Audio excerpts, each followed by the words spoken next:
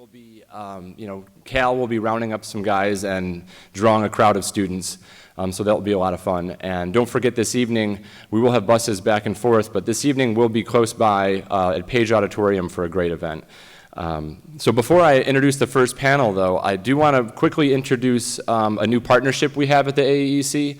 And to those of you Duke students or non-cartoonists in the group, I should introduce myself. I'm Adam Ziglis. I'm president of the Association of American Editorial Cartoonists. And we have a new partnership with Scholastic Art and Writing Awards. And they've come here as our guests for a couple of days. They have a table, and they're trying to recruit some students for our dual mission. So if they're here, I'd like them to stand up briefly. Deborah Sandpearl and Virginia McInerney. Are you guys in attendance? There they are. So look for their table. They have a new award for editorial cartooning in the Scholastic Awards. So they're really they're partnering with us in our mission for public outreach and education and recruiting the next generation of editorial cartoonists. So they have a small stipend available for cartoonists interested in putting on workshops in their area and teaching, spreading the word with what we do and generating some interest. So without further ado, I'll introduce the first panel. Our first panel here is called Making Satire Great Again. And it's discussing the challenges, joys, and oddities of covering the first celebrity billionaire and the first female nominee. Before I introduce the panelists, I want to mention we have Matt Worker up front, and he will be helping us with an interesting thing we're doing with the panels. I encourage everybody to sketch. We're cartoonists here, even the students. Sketch and react to the panel, draw the moderator, draw me if you want, and pass it along to Matt. And Matt has a digital projector, so during the Q&A period, he will be displaying some of the audience artwork. So, and I know normally in our conventions we sketch a lot, so this way we can actually show it off a little bit. So this first panel, Making Satire Great Again, we have three great panelists, Pulitzer winners Signe Wilkinson, David Horsey, and Steve Breen. Signe is the staff cartoonist for the Philadelphia Daily News and the first woman to win the Pulitzer Prize for editorial cartooning. David Horsey has worked for the Seattle Post-Intelligencer, winning 2 Pulitzer Prizes, and is currently with the Los Angeles Times. And then we have Steve Breen, who's the 2-time Pulitzer winner from the San Diego Union Tribune. This discussion will be moderated today by David Graham, who is a Duke alum, and he's a writer for The Atlantic, covering politics and global news. So as, this is one of our great front burner issues, this year at the convention, an election year in a swing state, and we have, a high caliber panel, 5 Pulitzers between the 3 of them. And get your questions ready and get your pens ready to pass to Matt toward the end. So go ahead, I'll let you take it from here. Mr. Horsey? Apparently I'm starting. So can we get the screen up? What I want to do, anyway, good morning everybody. It's great to see you all again. So many of you have been my friends for years and years. I want to start off with, this is a little video I put together. It's nothing like the amazing stuff that a lot of you do, especially Cal, but it's my meager attempt. I thought it would be a good way to kick this off. And I'll just say I did this, I kind of rushed to get it done last fall because I thought, I don't know how long Donald Trump's going to be around to play with. Mm-hmm. That's how much I know about politics.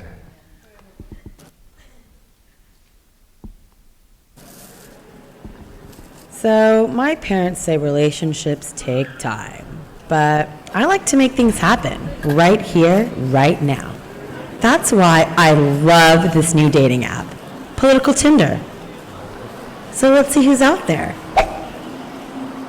Looks like the manager at Taco Bell. Okay, Stony McBonghit. Oh, look at that baby face. Grandpa? Creepy. Creepier. Not so sure I'm into girls. But maybe after a couple of drinks. Nope. Negative. Oh, hell no. Huh. He'd have to be rich to get away with hair like that. I'm thinking yes. Your other boyfriends, what are they? Mexicans? Chinese? They're weak. Losers. I'd be a tremendous boyfriend. Women love me, and you know why? Because I'm rich. I'm really rich. I don't even know how much. Are you f***ing kidding me? I should just listen to my parents. A really great wall. Better than the Chinese. With a beautiful doorway. You know, a gold door. Marble. And a bouncer at the door. A big guy. I know somebody. And he'll keep out the rapists and the drug pushers and only let in the good ones. It'll be terrific. So cool. Okay. So, one of the significant things about that was that we actually used the F word and got away with it, although bleeped out. First for the Los Angeles Times. Anyway, let me pull up this, and I think I will go over there.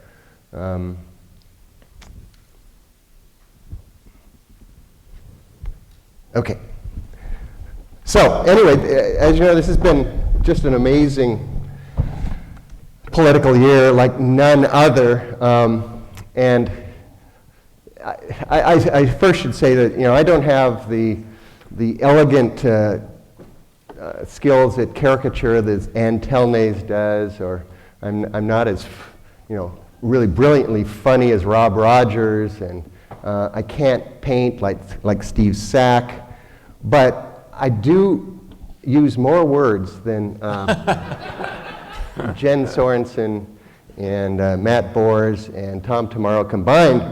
And that's only because these days with every cartoon I do, I also write a 600-word column, which has changed my work and how I work a bit.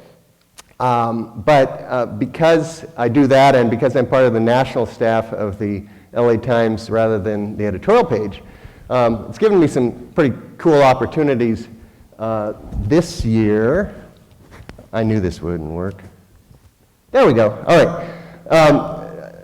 To get in on the campaign at the ground level, I went to the Reagan Library and to the Democratic debate in the Republican debate at the Reagan Library, and then the Democratic debate in Las Vegas. And I was tweeting and doing cartoons as fast as I could. So I did a whole bunch of cartoons. This is the only one I'm going to show you because it's the only one I actually liked, because I don't draw as fast as some of you.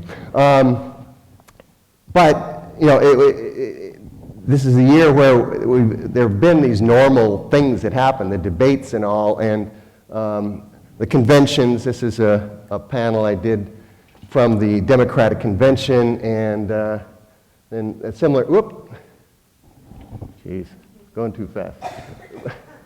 There we go. This is very sensitive. And a similar thing from the Republican convention. But the reality of this year is that it's been like no other. I mean, the Democratic convention was the first I've ever seen where people would be on the outside demonstrating, and then they would be inside because they were delegates. That does not happen. But many of the Bernie delegates were activists who were very uncomfortable being inside the hall, and it was a convention that at any moment felt like it could slip into chaos. It didn't happen. Meanwhile, at the Republican convention, the insurgents actually took over. People like Ohio Governor John Kasich were sort of orbiting the place in his own state, orbiting this convention, but never went inside. So a strange year in that way, and because of that, I did this cartoon not long ago, where I know some of you declared the elephant and donkey anachronisms years ago, but I have to join the crowd now. It's not enough.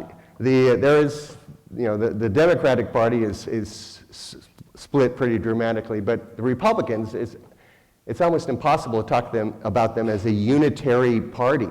To really talk about politics in this year, and really in many years, but especially this year, I tried to come up with just a few new symbols to use, but our politics is so fractured and so much more interesting than what donkeys and elephants can tell you. That I've joined the crowd who, I've only used an elephant and donkey once in the last 2 years, so whatever that's worth.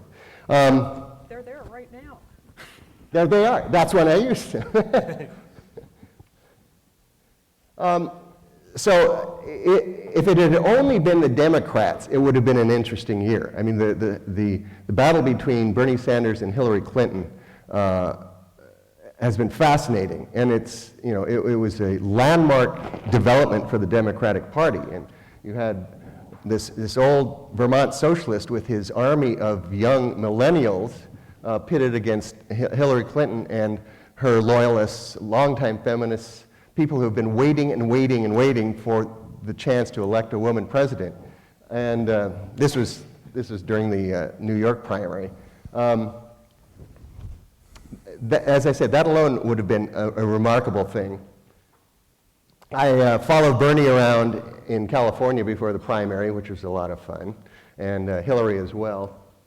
And this is my favorite cartoon of the year for Hillary, just because I thought it kind of captured her problem, especially with millennial women, that they kind of see her like their mom and they are not ready to listen to her. I'm going to let you read these cartoons, by the way, because I'm trying to stay on my 10 minutes here. So, pretty fascinating year just with the Democrats, but of course it hasn't been just the Democrats. On the other side, you have this phenomenon, this person named Trump, who has brought a lot of new people into the Republican Party, and the Republican Party will never be the same. David, can I interrupt really quickly? You bet. You were selling your artwork short earlier, but you are an awesome artist, and cartoons like this show it. And that would take me 3 days to draw that right there. You're really slow. That's exhausting just looking at that. Well, the time that really took a lot was watching all these old Roman movies, Ben-Hur and everything. Well, thank you. Thank you. Steve Breen, let's hear it for Steve. No, I'm just saying. Beautiful. Okay, now I have no idea where I was. So, yeah, Trump has been this amazing phenomenon, as we all know, but, you know, sort of God's gift to cartoonists in a way, and yet in another way, he's been a weird, difficult challenge. And even the editors at the LA Times weren't sure what to make of this phenomenon. And in May, before the, I think it was May, before the Arizona primary, they sent me over to Phoenix, and my task was to talk to Trump supporters. We ended up doing a 2-page spread of my caricatures of these people, and I simply went up to them and said, "Why Trump?" I was trying not to judge them or anything. I just said, "Why?" Because that was a big question. I really wanted to say, "Why in the world?" But, so these are some of the people I drew. I pulled them out individually, and when it ran in the paper and online, it had what they had to say. And it was quite well received. The one comment I loved is that somebody actually, talking to one of our reporters, said, "You know, that was a nice piece, but I thought he was kind of cruel the way he drew those people." And I had to say, I didn't change. This is as close to reality as I ever do. This is how they were dressed. This is what they looked like. So, but anyway, I think the main thing I learned from talking to Trump supporters was there is no way you will change their mind about Donald Trump.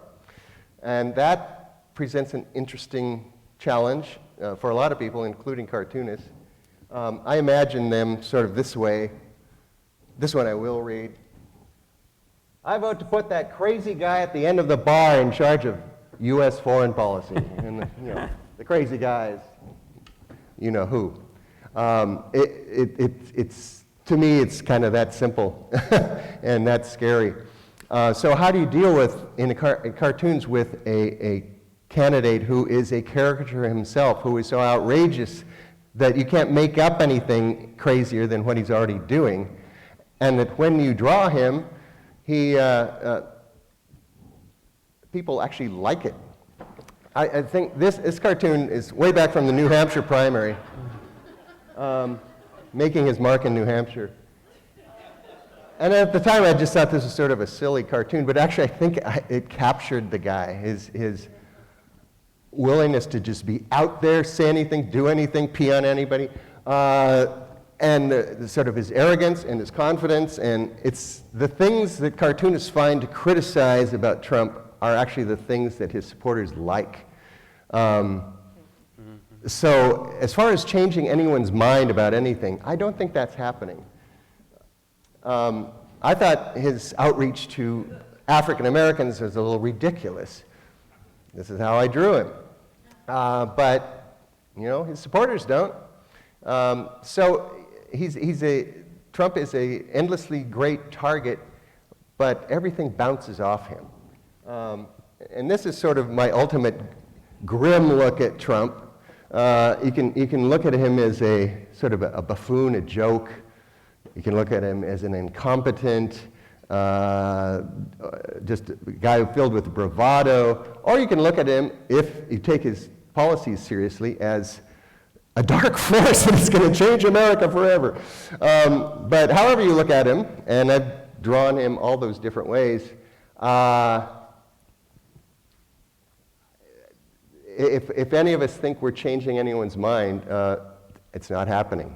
The lines are set and the battle is drawn, and whatever we draw is just, I guess, reinforcing the people who already agree with us. And I'm not sure that's that different from how life has been. Anyway, just throw out a few thoughts there. I'm going to turn this over to Signe, and from now on I'm going to be the AV boy. So we'll see if this all works. Thank you. Can you cue me up? Yes. Hi, this is my first time at Duke. This is an awesome campus, and thanks for having us. I'm going to talk about three things. I'm here because I'm a woman, and they wanted a woman's perspective on the campaign. So I'm speaking for all women of the United States of America. and I'll see how women do. But there are three things I think are kind of interesting in coverage of this. One is the technology and how it's changed, how we cartoon. Two is just a little bit about what David mentioned, like how do you make a difference with a cartoon when people are already so divided? And three, a little bit about women, you know, how being cartooning with ovaries changes your entire style. Any rate, you have to know that when I got started cartooning, there was no internet. I drew on paper. I handed it to a guy in the composing room who would take a photo of it. Somebody else would take the positive from that photo, take it over to the other part of the composing room. They would cut it out, paste it on a paper with all the editorials. That would be photographed, and then it would be transmitted to the presses. Things have changed. It's now me and the presses, as all of you know.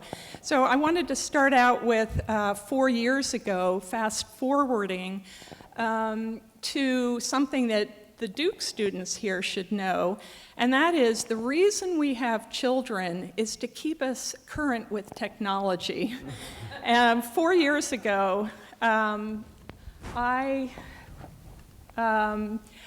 was listening to the debates with my daughter, who was out of college, and we had a chalkboard in the kitchen, and the whole binders full of women came up. I drew this on the chalkboard during the debate. My daughter took a picture on her iPhone, which of course I didn't have one. She tweeted it out, and that was my inauguration into social media. fast forward again, and this of course never made it into the paper, and it was my first recognition that a lot of what we do now isn't necessarily going to end up on our official websites for those of us who have bigger newspapers. So this year, when I listened to the debates, this is how I would learn what they looked like. This was one of my first sketches of Donald Trump. It was just in, can I have that yellow book? Yes. Yeah. I would just do them in books like this, take an iPhone picture of it, I now have one, and tweet it out during the debates. This one, the next one, is the first time I noticed how orange his face was. So I kept going with that. But of course I did all of them then. Ben Carson, remember his fruit remark, his basket of fruit remark. Ted Cruz, I loved his eyelashes. I missed them so much. And I always loved making him look as effeminate as possible. Yes, that is totally wrong, and I should not do it, but I did. Marco Rubio, who, let's face it, was stolen from the comic strip Dondi. And they wonder why more women don't get into politics. That was after the debate. That's a great one. That's really good. That's great. That was after the debate where everybody was comparing sizes. This was my first cartoon of Donald Trump that was over a year ago. I mean, has this been torture or what? It's way too long. But anyway, I don't even know what this cartoon meant, but when he came out with the whole wall thing and I saw his hair, that's just what came to mind. And this is a more recent one after his wife turned out to have gotten in. You're tired, you're poor, you're Slovenian models. A year ago, which seems like 5 decades now, in Philadelphia, something else was going on other than the debates, but we were already doing debates. And I thought this was, I mean, there's 1, 2, 3, 4, 5, 6 caricatures in one cartoon. And for me, that's a lot. But that's who was most popular this time last year by a wide margin. Even Donald Trump had to admit it. I did some negative ones on Hillary. This was actually my first one I did after she, into her candidacy. All my emails are backed up on the cloud. But I've been drawing Hillary since the 1990s, and when she first came on the scene, this is like 2 years, well, about a year and a half into the Clinton presidency.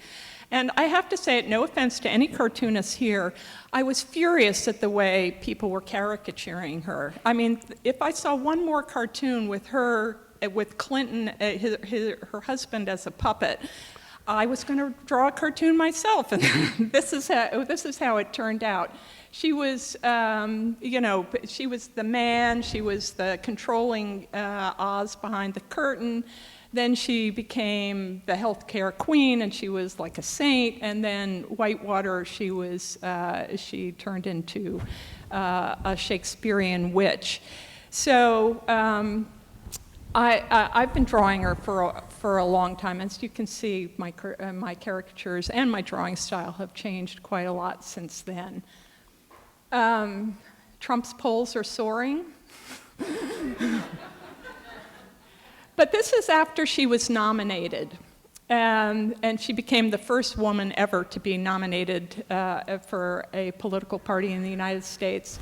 And I have to say, as a woman, it was thrilling. I happened to work on a project in North Philadelphia where Lucretia Mott and another woman who were two of the 7 people at the Seneca Falls Convention in 1848 are buried. And to think that these women have waited 160 years or so to see someone come to this position, it was just thrilling. And I don't mind doing one once in a while just saying that, even though, yes, I am a woman, and I am sticking up for the cause. But then there was this: the Democratic National Conventioneers meet their PA Democratic hosts. Half of our Democratic politicians in Philadelphia are in jail at the moment. So there are many ways to treat this. This is another one: hold these truths to be self-evident. All people are created equal. This was right before, or at the beginning of the DNC. This is another one I drew listening to what was going on. It never made it into the paper, but this went around really big on social media. This is off of Beyonce for you older people. Democrats, get information. You'll have to look it up at the Beyonce video for those who haven't. But it was fun doing the caricatures. And then at the end of the convention, I did this. Most people missed the fact that I was going, costumes, the sleeves were going from the suffragettes to modern. But I was criticized for being politically correct and having African American arms, because we know that no African Americans helped with women's rights. And my favorite email after it was, subject line, "Who gives a fuck?" This is a little bit about women and politics. A women's presidential cycle: year 1, all's well; year 2, coping, thanks; year 3, feeling good; year 4, suddenly irritable. Because we're all about our ovaries. And this was when Trump opined about abortion. The woman, the doctor, the dad. Ooh. And we must end all abortions. Okay. Done.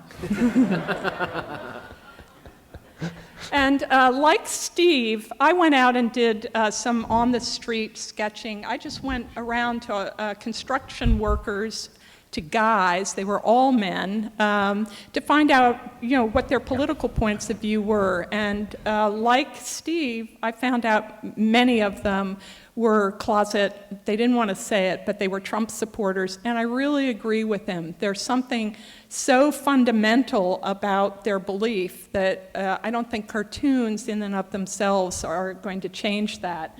This was a window guy, and he was socially liberal, so he was upset about Trump on that, but financially he supported him. And this was a different one. This was a union worker. He said, "I'm practically a socialist. I'm for Hillary all the way." But most of the guys I interviewed, and then I did like Steve did, I did a news story that went with it, and it ran in the news part of the paper. So this I'll finish up. This one is my most recent one. Speaking of crooked foundations, Donald Trump. I live really close to Atlantic City, and that city has been destroyed by casinos, 3 of which were Donald Trump's. So I feel like if people could see that, they would realize his great business acumen was actually getting out and leaving other people with the tab. But this was, again, one of the most popular ones I did right after the DNC. No dogs, no camping, no littering, no fires, no booze, no politics. People are sick of this whole campaign. So there you have it. And on my board, my chalkboard now is a well-worn Obama who's disappearing as he's leaving, with all of us brushing up against him.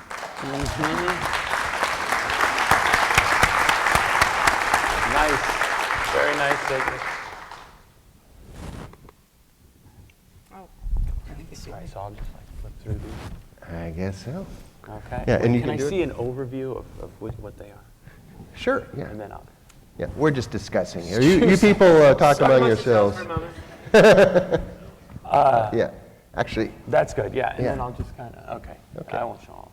All right. So I'm going to sit here because I'm using Dave's laptop. My name's Steve Breen, and I'm the editorial cartoonist at the San Diego Union Tribune, and it's a pleasure to be here. Thank you for having me and us, and it's a fun year for cartoonists.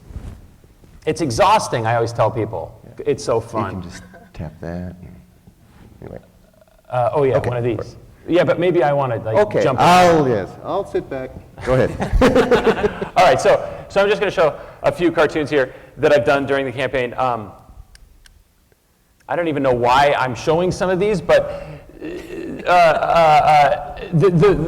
things have been so crazy. I mean, 17 people on the GOP side, that was a lot to deal with. Then you had all the craziness with Sanders and Clinton, and then, of course, Trump.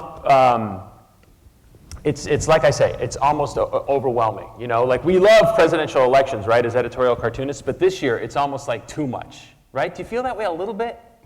I do. Well, when you have 15 people on a debate. Yeah, right. It's a lot of drawing. It's a lot of drawing. So there was a time when we were thinking Biden would jump in. You can scroll there. Yeah, here's Sanders. That logo was very convenient for this Sanders cartoon when we saw that the DNC didn't really want him. Let's see if I can find another Sanders cartoon. I like the here. socks. Oh yeah. They're like those old man black socks that. Let's see, another Sanders cartoon. Oh yeah, everyone was playing with the burn. Feel the burn. There's my take on that. Hillary was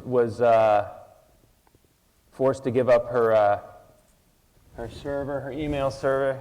Let's see, here's another server one. 1998, I hope they don't find any incriminating evidence on it.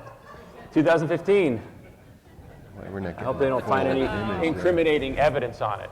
Make the whole page bigger. The whole page bigger? Here, look, I'll move this over. Wait, watch. There we go. I could tell that was Walt Handelsman. If you reduce the zoom to like 90%, I think you can fit it all on that screen up in the top left. Okay, I'm gonna. Isn't it great having people tell you from the audience? Take what? Take it down Take to that to 75. 75. Okay, we're gonna take this down to 75. Ooh. Yes. Nice. Here's another Hillary Clinton cartoon with millennials. I like it. And thanks. Let's see. And here's a recent Hillary one I did. We support Hillary Clinton. Ooh, that's unfair. Son of a Donald bitch. Trump. This is an old Donald Trump one I did. El Nino. Here's another one I did last year. Extremists. And here's one I did on the GOP, suicide vest. And here's a more recent one I did. Foreign policy plans, Mickey Mouse, Donald, and national security comments, Goofy. So there's a few of my cartoons. There we go. Now we can move on. All right. Nice. Yeah, nice and quick. Aren't you going to do the interview? Oh, the interview? Oh, well, yeah, I could show that. Do we have the internet? Can we get the internet on here? Let's see what we can do. See if you can do So it. we're going to work on this for a second. Matt, Yeah. do you have anything to show us? No. Get some drawings to Matt, guys. What are you doing? We're doing all the work up here.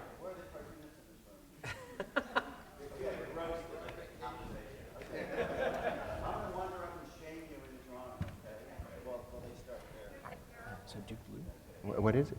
We're trying to find a video that I did for my newspaper.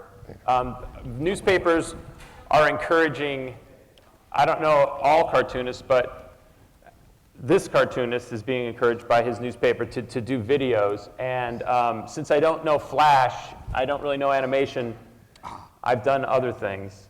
So we'll see if we can call up one I've done. It doesn't look like it's going to work. Oh, I think so. No, it's going to work. Oh, it's going to work. It might work. Well, so while we're working on this, I wanted to start off with a question. All of you sort of alluded to this. You know, Trump seemed at some moments to be kind of a fleeting phenomenon. At what point did you realize you were going to be drawing a lot of Trump and you had to deal with him seriously as an editorial matter? Seriously? Yeah. Actually, the reason I put in that first one with Trump at the wall was, and that again, that was over a year ago, it was July of 2015, if we can remember that far back. And I was worried about him then, and that's why I did the, that's why I started doing cartoons on him then. This program is we certainly didn't have enough time to do all the cartoons we've done on anything, but I've done dozens between now and then, including one Donald Duck stepping. Oh, that's good. Yeah. With him is, he did look like a duck, and his name is Donald. So, at any rate, I think that while I couldn't believe it in my brain, I mean, you could see it right away. The one with Hillary and her hair was also over a year ago, because I think people saw right away that he was attracting so much attention and support, despite the New York Times. All right, shall we? And all of us. Yeah, totally. Are we there? You should be there. Oh, okay. So this is a video I made a few months ago for the newspaper with Hillary. Probably interrupted by obnoxious pre-roll. No, yes. Okay, that's good. So, Madam Secretary, welcome. Have you enjoyed your visit to the San Diego Union Tribune? Yes, I have. So, do politicians like yourself appreciate the stress and the deadline pressure that an editorial cartoonist like me has to deal with every day? Because I know so much about the job and how hard it is, but I also know that the job has only gotten harder. I told you I was going to do this. Right. I have something to show you, and I think you are going to crack up. I can't wait. I know you have a thick skin. I know you could take it. I think you're really going to cackle at this. It's a drawing of you, okay, with Bernie Sanders and an FBI agent chasing you, because they're both on your tail as you're running for the White House. You see? You're sweating and looking worried. So I think this is pretty funny.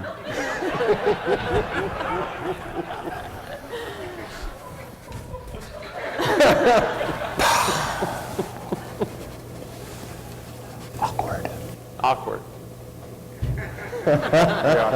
Brilliant, brilliant. Thank you.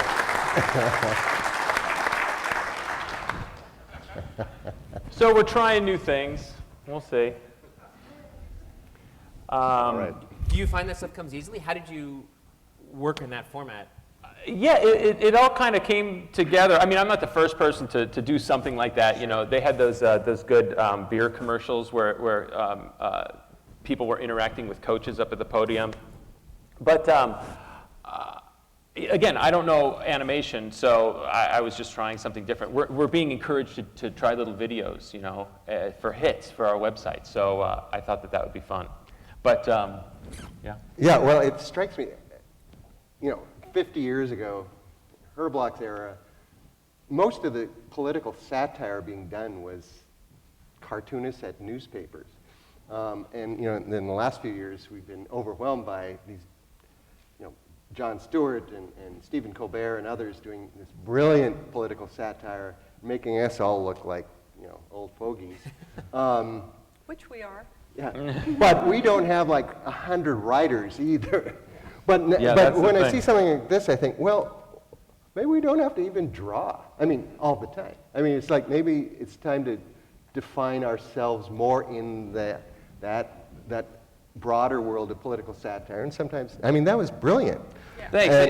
I've done others that weren't as good, just for the I record, believe but, that. but they're hard to do. But I think that's the exciting thing right now about our profession is there are actually so many new ways to go that it's good to get beyond thinking. This is a sort of broader journalism question. Obviously, is social media a boon or a nightmare?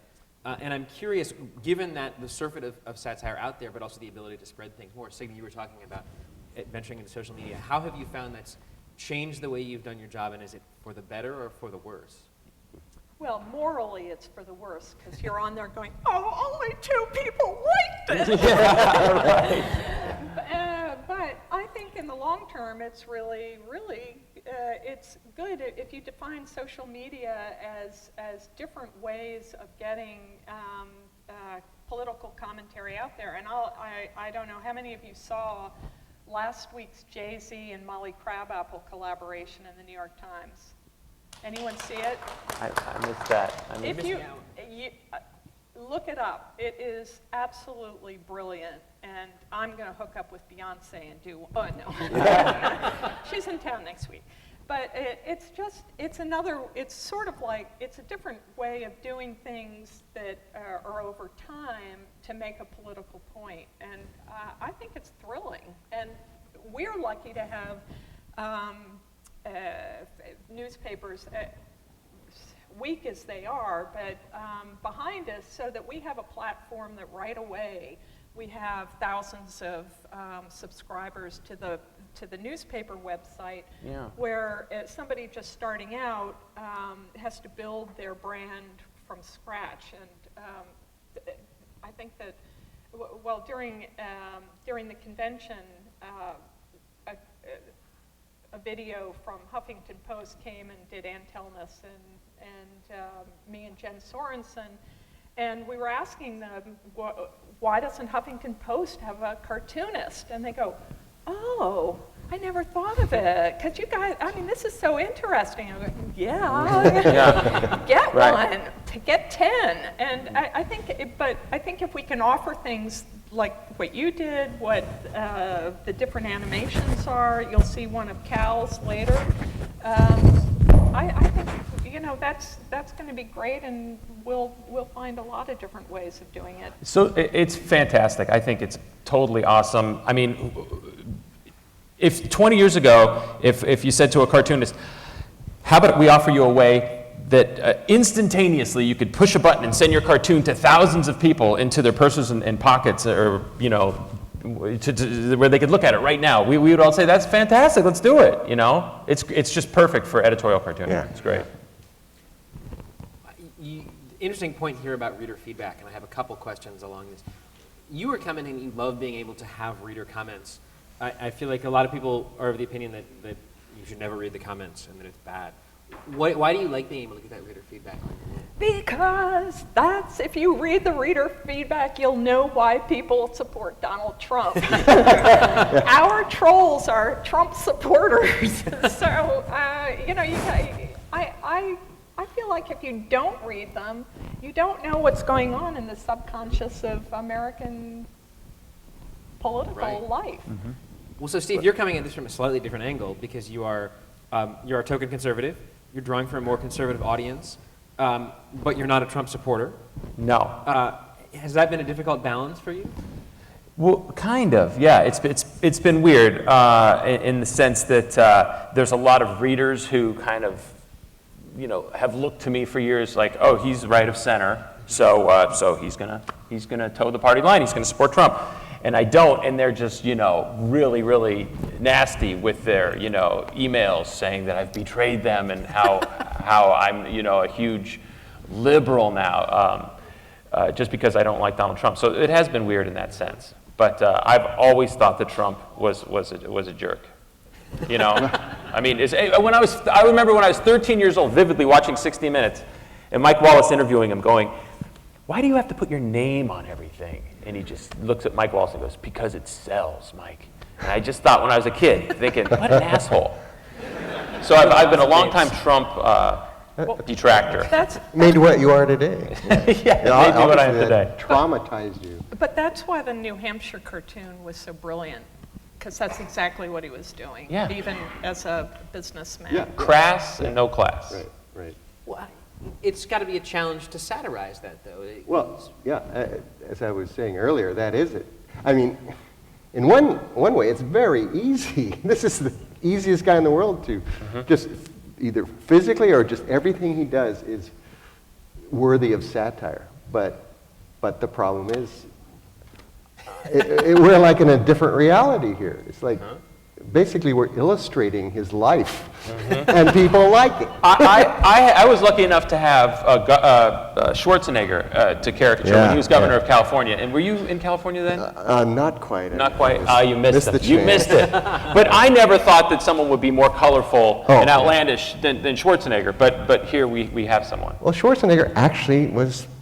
He was sort of an adult. Yeah, I mean, he... strangely. I mean, he did seem like the weirdest possible guy. Yeah. A joke candidate. So you're for Trump? Yeah, oh yeah, sure. Well, no. I mean, I have had the good for sick business, thought that, yeah, I mean, I know what I'd be doing for the next 4 years. I could draw all the cartoons now and then, but I don't know if I think I love my country more than that, but. Can we pause for a second? I want to see, I think Matt has some stuff to show us. Just shout. It'll be fine. I'll shout. Can you hear me okay? Yeah. Okay. Here's some of the doodles from the audience. Yeah. For the overhead projector. There we go. Here's Mike Jenkins. I think that a lot of people naturally, being cartoonists, like to draw characters. So, My forehead.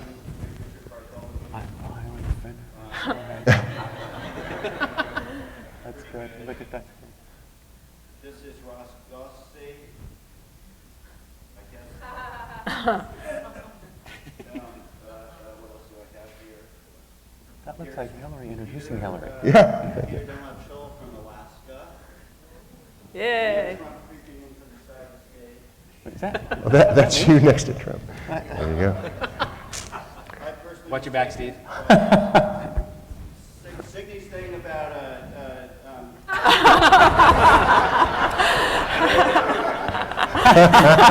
That's great. T-shirts. You need to make T-shirts. Yeah. I'm not stealing this from Matt Boris and the Avenging Uterus. Who did that? And almost as a rhetorical, I don't know. Steve Hartley caricature of Steve Green with a very big pencil. Thank you. I like that. It's huge. Okay, I'll see if I get more. So, Excellent. thank you. So, Those are great. Thank you. I had one thought about Trump. I mean, you know, Steve's in this interesting position, being a more conservative cartoonist, but you know, it's not unusual that he would be, you know, have bad feelings about Trump. I mean, you can make a. In fact, I did a column like this earlier this week. You can simply take conservatives' criticisms of Trump and, you know, just destroy him with that. You don't. It's really that kind of gets back to where I started with my presentation. That the old lines do not fit this election. Trump he's apart from conservative or liberal or anything. He is a phenomenon on his own, which has been fascinating to try to chronicle in cartoons. But the idea of destroying him is also out of date. I mean, you pointed out, Oh, yeah. you can't, nothing that anybody says sticks to him, and so to a certain extent, you're preaching to the choir. You said maybe that's not really much of a shift. Do you guys feel like? Yeah, I've only had one person in my life ever say, "You changed my mind." Either Was it this year? no, in my whole career. Yeah. No, and not this year at all. I mean, usually I'm either a total idiot because they disagreed, or I'm like a saint and a genius because they agree with me. And I was thinking, I don't think it has anything to do with me. Do you find that frustrating to not be able to reach people? You make these incisive comments and then only the fans listen. I do make a lot of incisive comments, it is true. But, there have been several columns recently about how the media hasn't been really on Donald Trump's, some of these more serious allegations against him, and they aren't covering them. And this was a column in the Washington Post. I emailed the guy and said, haven't you been looking at the cartoons in your paper? I mean, Tom Tolles has been on this every single day. Ann Telness has been on it pretty much every single day, and you know, she's paid a huge price for it with people attacking her personally. You know, and that actually concerned me because this was a journalist who has two terrific cartoonists in his own newspaper, and doesn't see us, doesn't see our commentary as part of the commentary on the politics. I think, we had, cartoonists generally have been really, really strong throughout this, including conservative cartoonists like Glenn McCoy's stuff. I don't obviously agree with any single one of them, but his cartoons are really, they're out there. They're devastating about his point of view, and they're, to say that, nobody is taking these things seriously, I think is really wrong. We are, the cartoonists of America. We're the most serious people. Yeah, exactly. Well, I talked to a couple of you about this, the idea that in an election so absurd, taking it seriously doesn't make a lot of sense. It makes much more sense to satirize. That plays a little bit uneasily with the idea that it's beyond satire. In an election where so much commentary seems to be pointless, do you think that these drawings can get through to readers in a different way? Well, I mean, readers certainly respond to them. I mean, that's one of the great things about the newspaper shift to online is we can now measure how many people are looking at cartoons, and it's a lot of people. Suddenly it's like, oh, I guess we won't fire you this week. Yeah. So, yeah, people are really engaged, but and satire is almost the only way to deal with this particular election, especially the Trump phenomenon, because reasoned argument goes nowhere. So you might as well have fun with it and just point out the absurdity. If people like absurdity, that's, if they're going to vote for it, I can't change that. But really, I think the most effective, and we're talking a lot about Trump, but he has so dominated this election that it's unavoidable. But that is the only thing I think that slows him down at all is ridicule. And anyway, a lot of Trump supporters here, by the way. I just wondering if we're getting in trouble. There we go. I'm here. There's Yes. Joel Patt, he's actually chairman of the Cartoonists for Trump. Cartoonists for Trump. In fact, he's the Now, I will say that for as horrible as Trump is, some of his points, and this is just me, some of the points that he's made are I don't want to say good, but because I'll have Sharpies and notebooks thrown at me, but are not without some merit. Like, we can't just have borders willy-nilly, people coming in, we all know the arguments, but just the horrible, obnoxious, toxic way he's gone about these arguments are just, I don't think should have a place in American politics, the way he's doing it. Like the deal with Iran, that was horrible, and that's one of his big talking points. So there are, in my mind, some legitimate points that he's making, but it's just that the messenger is beyond imperfect. Well, that reminds me of all these Trump supporters I talked to over in Phoenix. Most of them were very nice people and had real concerns that were totally valid.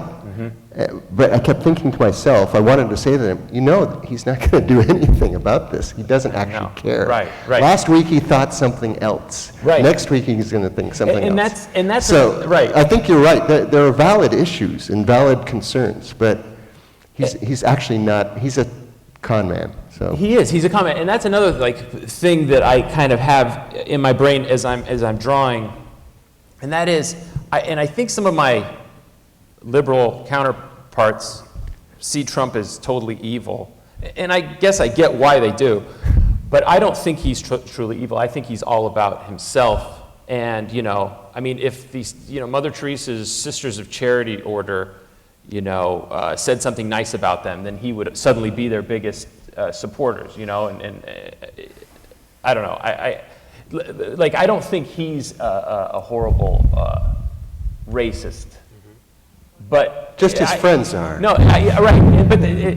But there's people supporting him who are, and he's not denouncing them, which is almost as bad as being a horrible racist. Do you know what I'm saying? It's a fine line, and I'm sure that there's people here who think I'm an idiot and disagree with me. But Signe, possibly.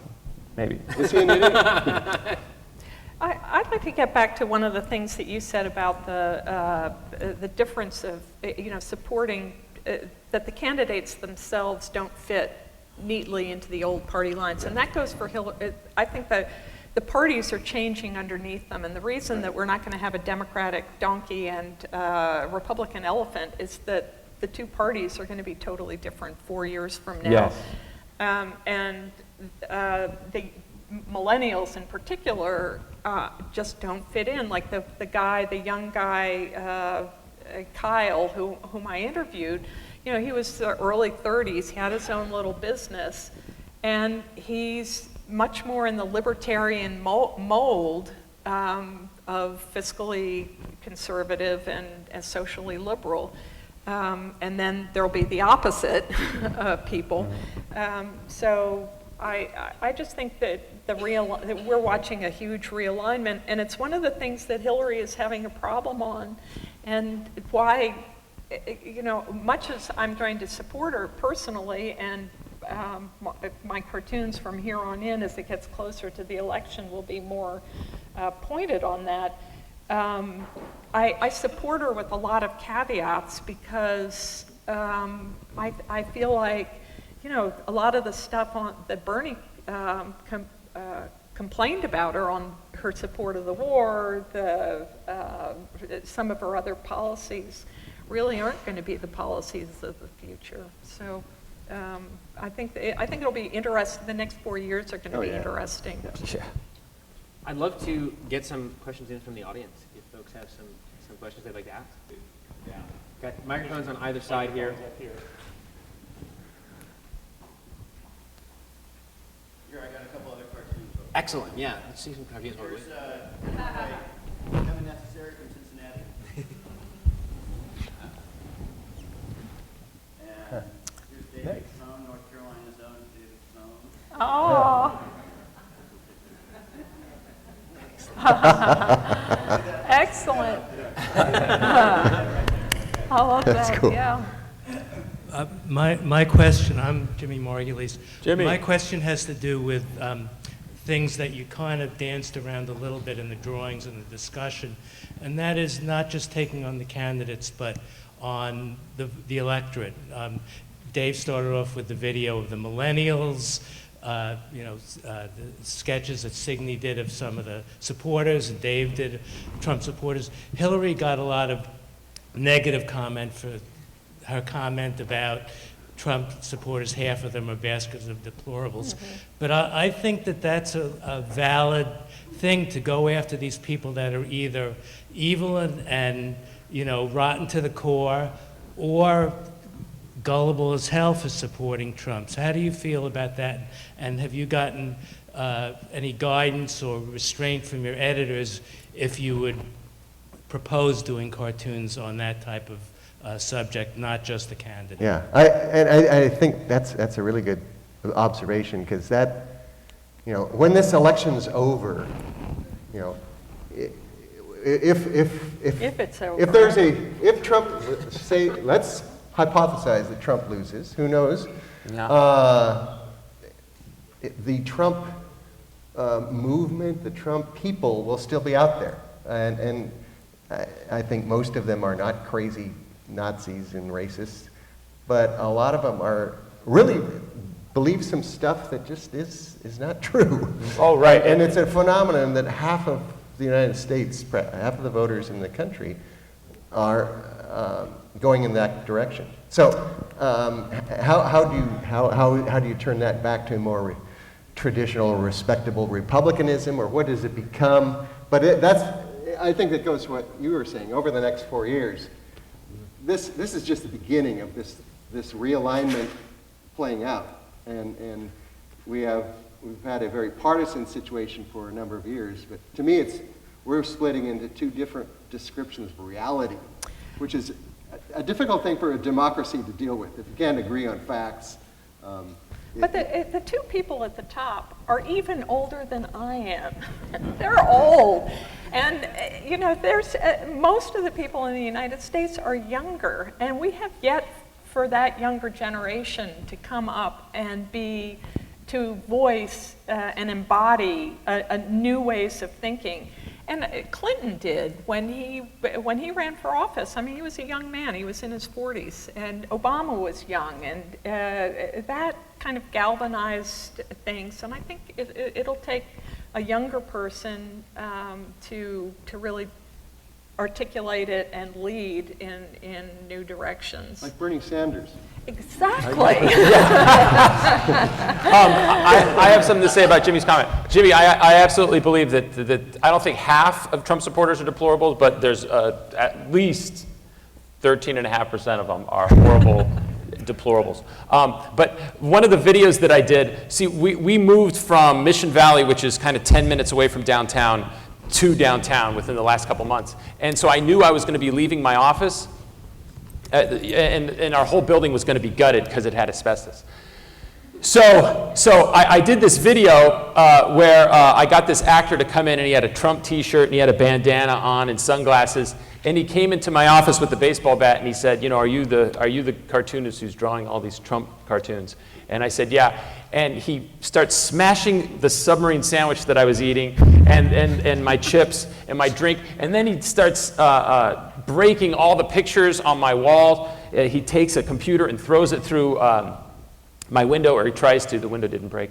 And he takes out a can of spray paint and writes all over the wall. So he was trashing my office because we were moving, and I got permission from the building manager. So anyway, I did this video of this angry Trump supporter, and I was going to do one. We were getting set to do one of an angry Hillary supporter coming in with a voodoo doll, and it was all elaborate. But my editor said, no, we can't go after Trump supporters and Hillary supporters. Let's go after the candidates themselves. Which I don't know if I fully agree with. No, but, I think that you're they're fair. ignoring the real phenomenon. Yeah. You know, Well, the candidates are. Yeah. Matt Davies just had a terrific cartoon on that, saying three figures criticizing the comment basket of deplorables, and they're all in Ku Klux Klan outfits. With one's alt-right, one's I don't know, the three are racist or whatever. And that was pretty straightforward. I mean, that was criticizing the people who were his supporters in a very, very vivid way. Mm-hmm. Well, there's been a fiction that TV anchor men and women perpetuate every year, talking about every election year, talking about the wisdom of the American people. And I always think, well, 39% of people voted for Abraham Lincoln. That means 61% of people had a different idea in 1860. It's just amazing. We've lucked out basically over and over again. So I think I have no trouble going after voters because, you know, they're political actors. Mm-hmm. Unfortunately, they're also readers, but hey. Do we have another audience question? Come on down. Step right up. Meantime, here's another one. Cities inspired more cartooning ovaries here. This is by Hannah, who's a student here too.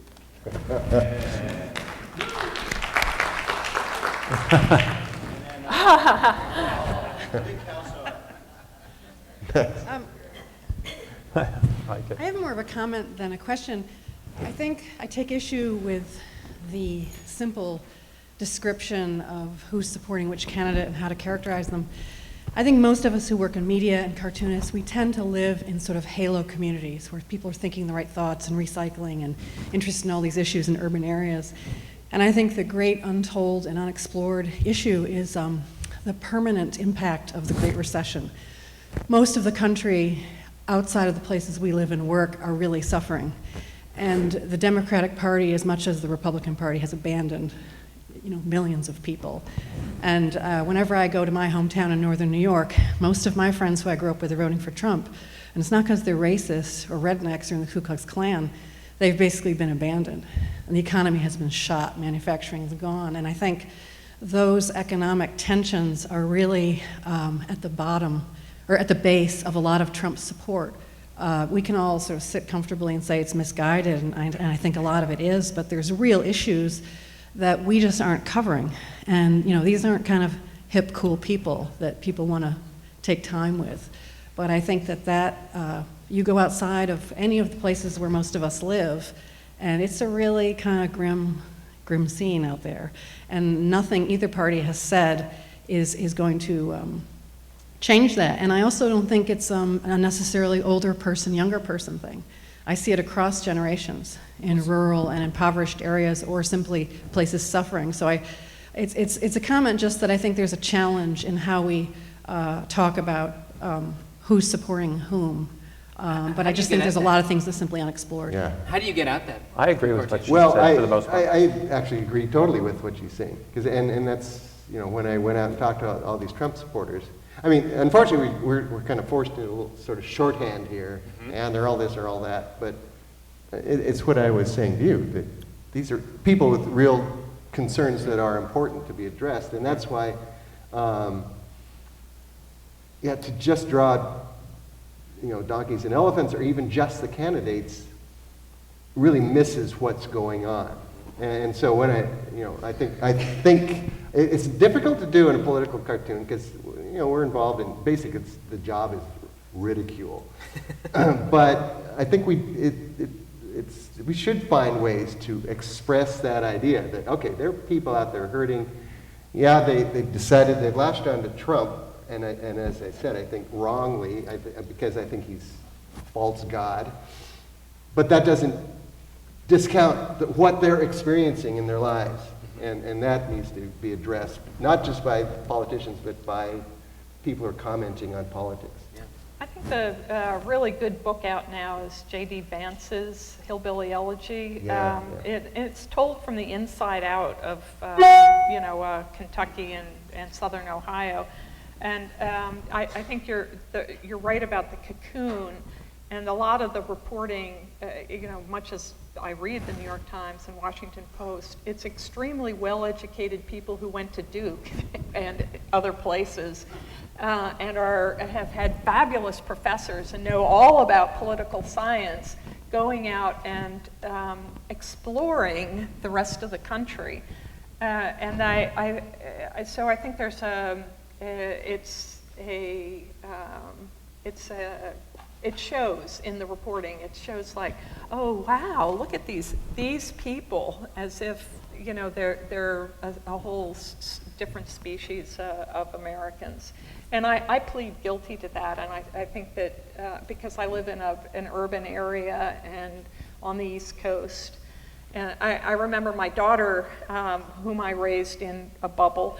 I sent my little bubble baby to Texas for college, and she was at the Baker Center at Rice University, a conference there where they have a lot of people from NASA and the astronauts and stuff, and she's in the audience and talking to one of these guys.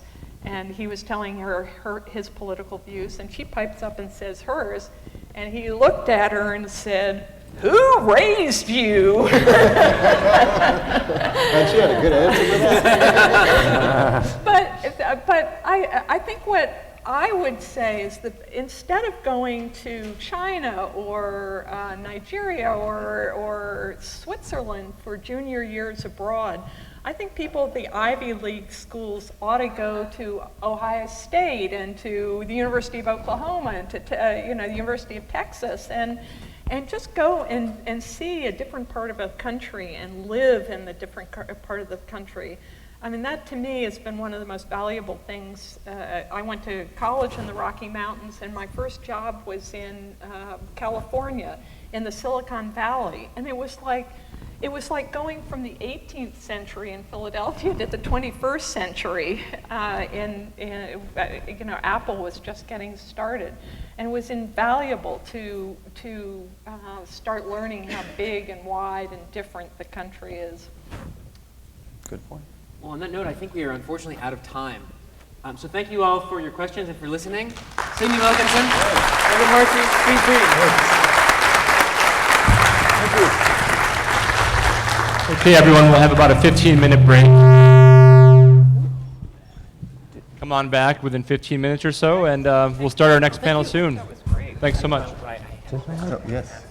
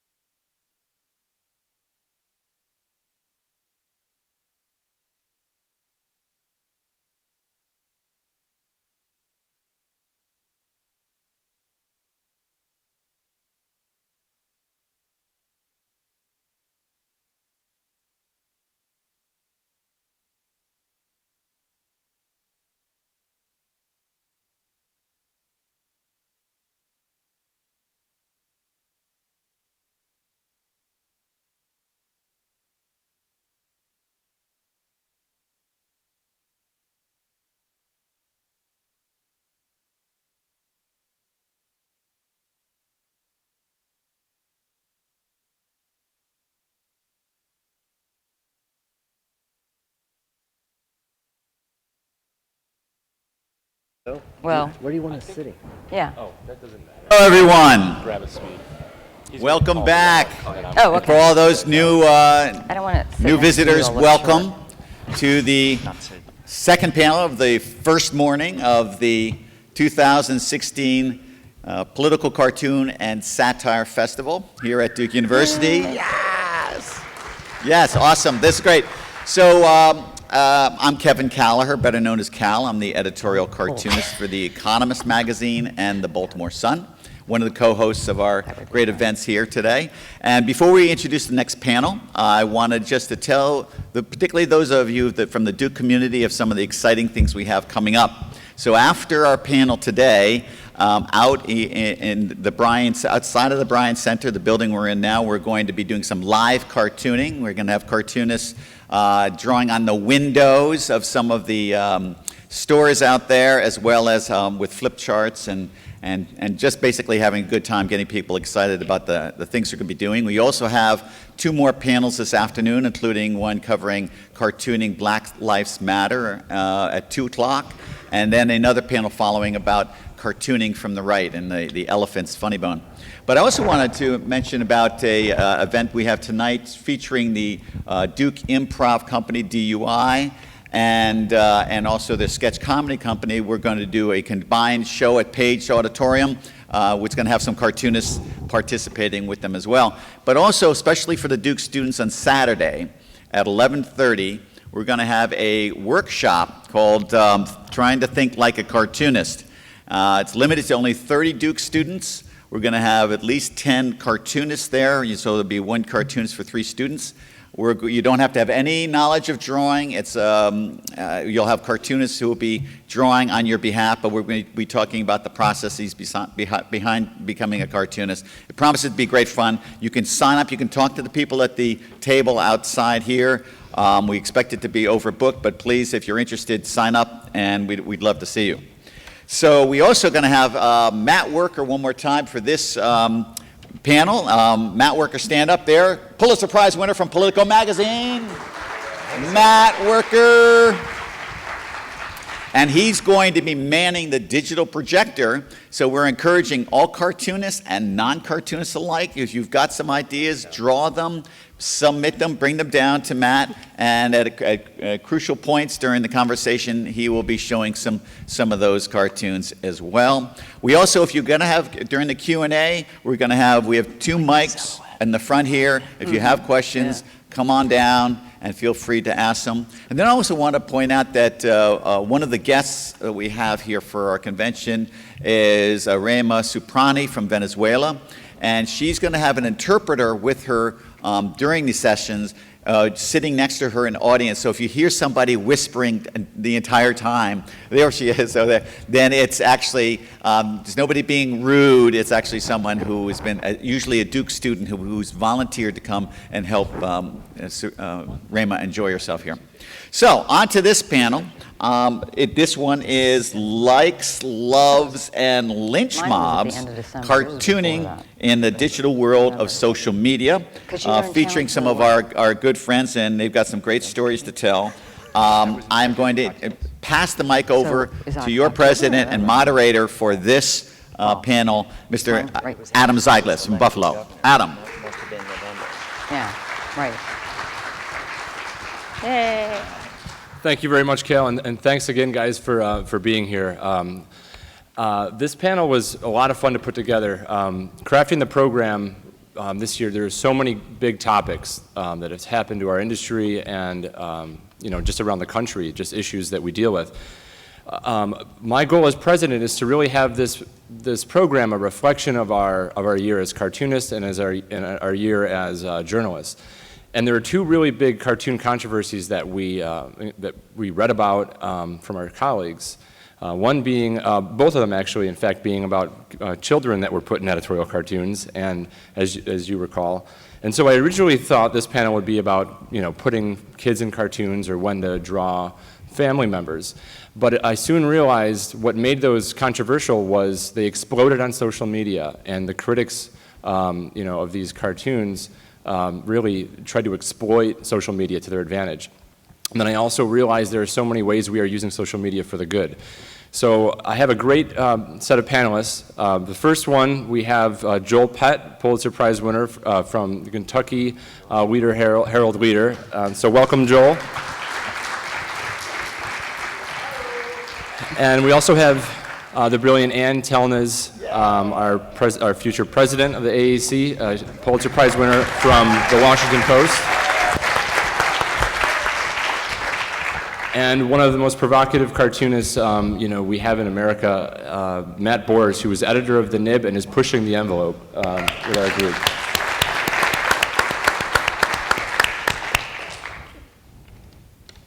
So, can everyone hear me? Do you want to sit sound here? like my mic is. Do you want to sit here? So, to start, I wanted to tell a quick story. I originally thought I would put this panel together and find a good moderator, and then it hit me that I was, kind of involved in the controversies of both of these two colleagues of mine. So I was last fall, I think it was October or November, Joel and I found ourselves. Mike! Is the mic not working? How about this one? This one? Is this good? Test? Yes, that's good. I think he wants you to come back as well. Sorry about the technical difficulty for just a minute. So yeah, I found myself last November, I believe, last fall, at our colleague's Matt Worker's house for the Cartoons and Cocktails fundraiser.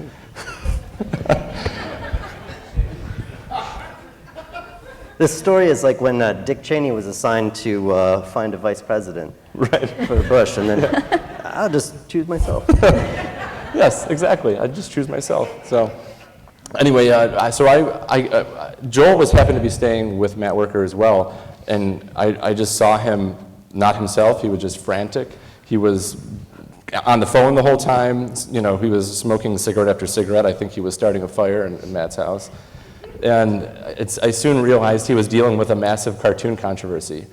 So I witnessed this whole day of him going through this and grappling with it, and he can tell the story about that. And then, go ahead. You're on a roll. So I'll let Joel begin, and we'll transition to Ann. But Joel can tell it much better than I can. All right, don't start that yet. Is this working, the mic? No, it's not working. Like 20 people said yes and one said no. Is it working or isn't it? Fuck you, man. Shut up. So I just wanted to first say another little appreciation for our earlier panel. David Horsey getting the F word in, or Steve Horsey, as Signe was and Breen, who if I heard it right, the best thing he could say about Trump was, I don't think he's a terrible racist. He's a pretty good one. Signe, anybody could have made that mistake. I know your aging ovaries probably got the best of you there. I wanted to say she's only invited because of her ovaries, and I'm just here because I've got big balls. Anyway, so I thought I was on a vacation, right? Because I'm going to Washington to goof off with my cartoonist buddies. So I banged out 2 or 3 cartoons, before I left, and I didn't really have time. I'm not really used to showing them to anybody anyway, and we get to Washington, and I think Matt and I had already cracked out the bourbon. It was like noon when the shit hit the fan. I remember that. We were all drinking bourbon at noon. Yeah, we started When early the controversy that day. hit, or you just were already? We didn't know it was hit. No, we didn't know yet. Okay. It's just a normal noon. So I want to play something that, where's Eric Shansby? Is he here? There he is. Okay, so Eric was kind enough to listen to, I'm not making this up, 45 minutes of my hate mail from that day and put together this lovely little vignette. It's, Okay. Can we make sure the projector is... It's not the projector, it's just the sound. Joel Pett? Yeah. I am disgusted. Absolutely disgusted by you. Mailbox? Your mailbox is full. Message 1 received Wednesday at 8:55 a.m. Can you liberals go any lower? You're unbelievable. Just unbelievable. Anyway, just thought you needed to hear that. End of message. Yes, I'm calling about a cartoon that's in your damn newspaper. This paper is so democratic that it's not readable sometimes. I'd like to have about maybe 5 minutes alone with you just to discuss this. It won't take much more than that, I'm almost sure. Shame on you. You are hateful and mean. You progressives believe that you are intellectually superior. You know, you're the reason, and others like you, that I don't even read most newspapers anymore. My respect for you as professional is no longer there. Joel Pett, how could you do what you did? I know the liberals are low lives, but I never realized how low. You are lower than whale shit. How disappointing. Whale. I wanted to say I'm very upset about your cartoon today. I always enjoy them, even though sometimes I don't understand them.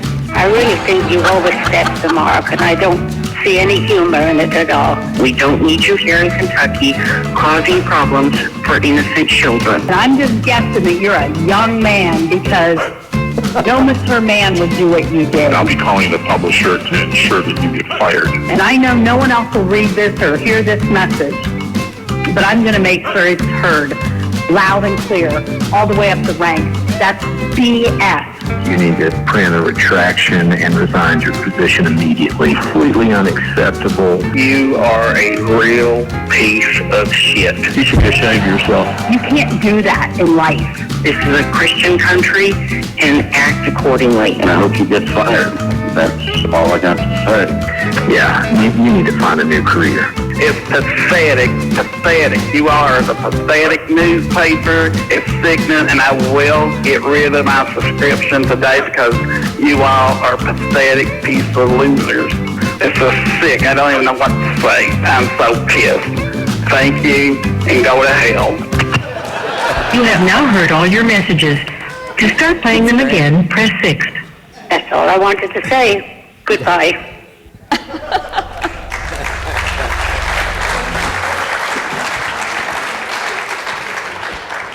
Okay, so Just so we have the full story, what is your phone number? So this all happened because Kentucky had the wisdom a year ago of electing a Tea Party governor because it had worked out so well in the Congress, shutting down the government. We thought, hey, I'll have what he's having.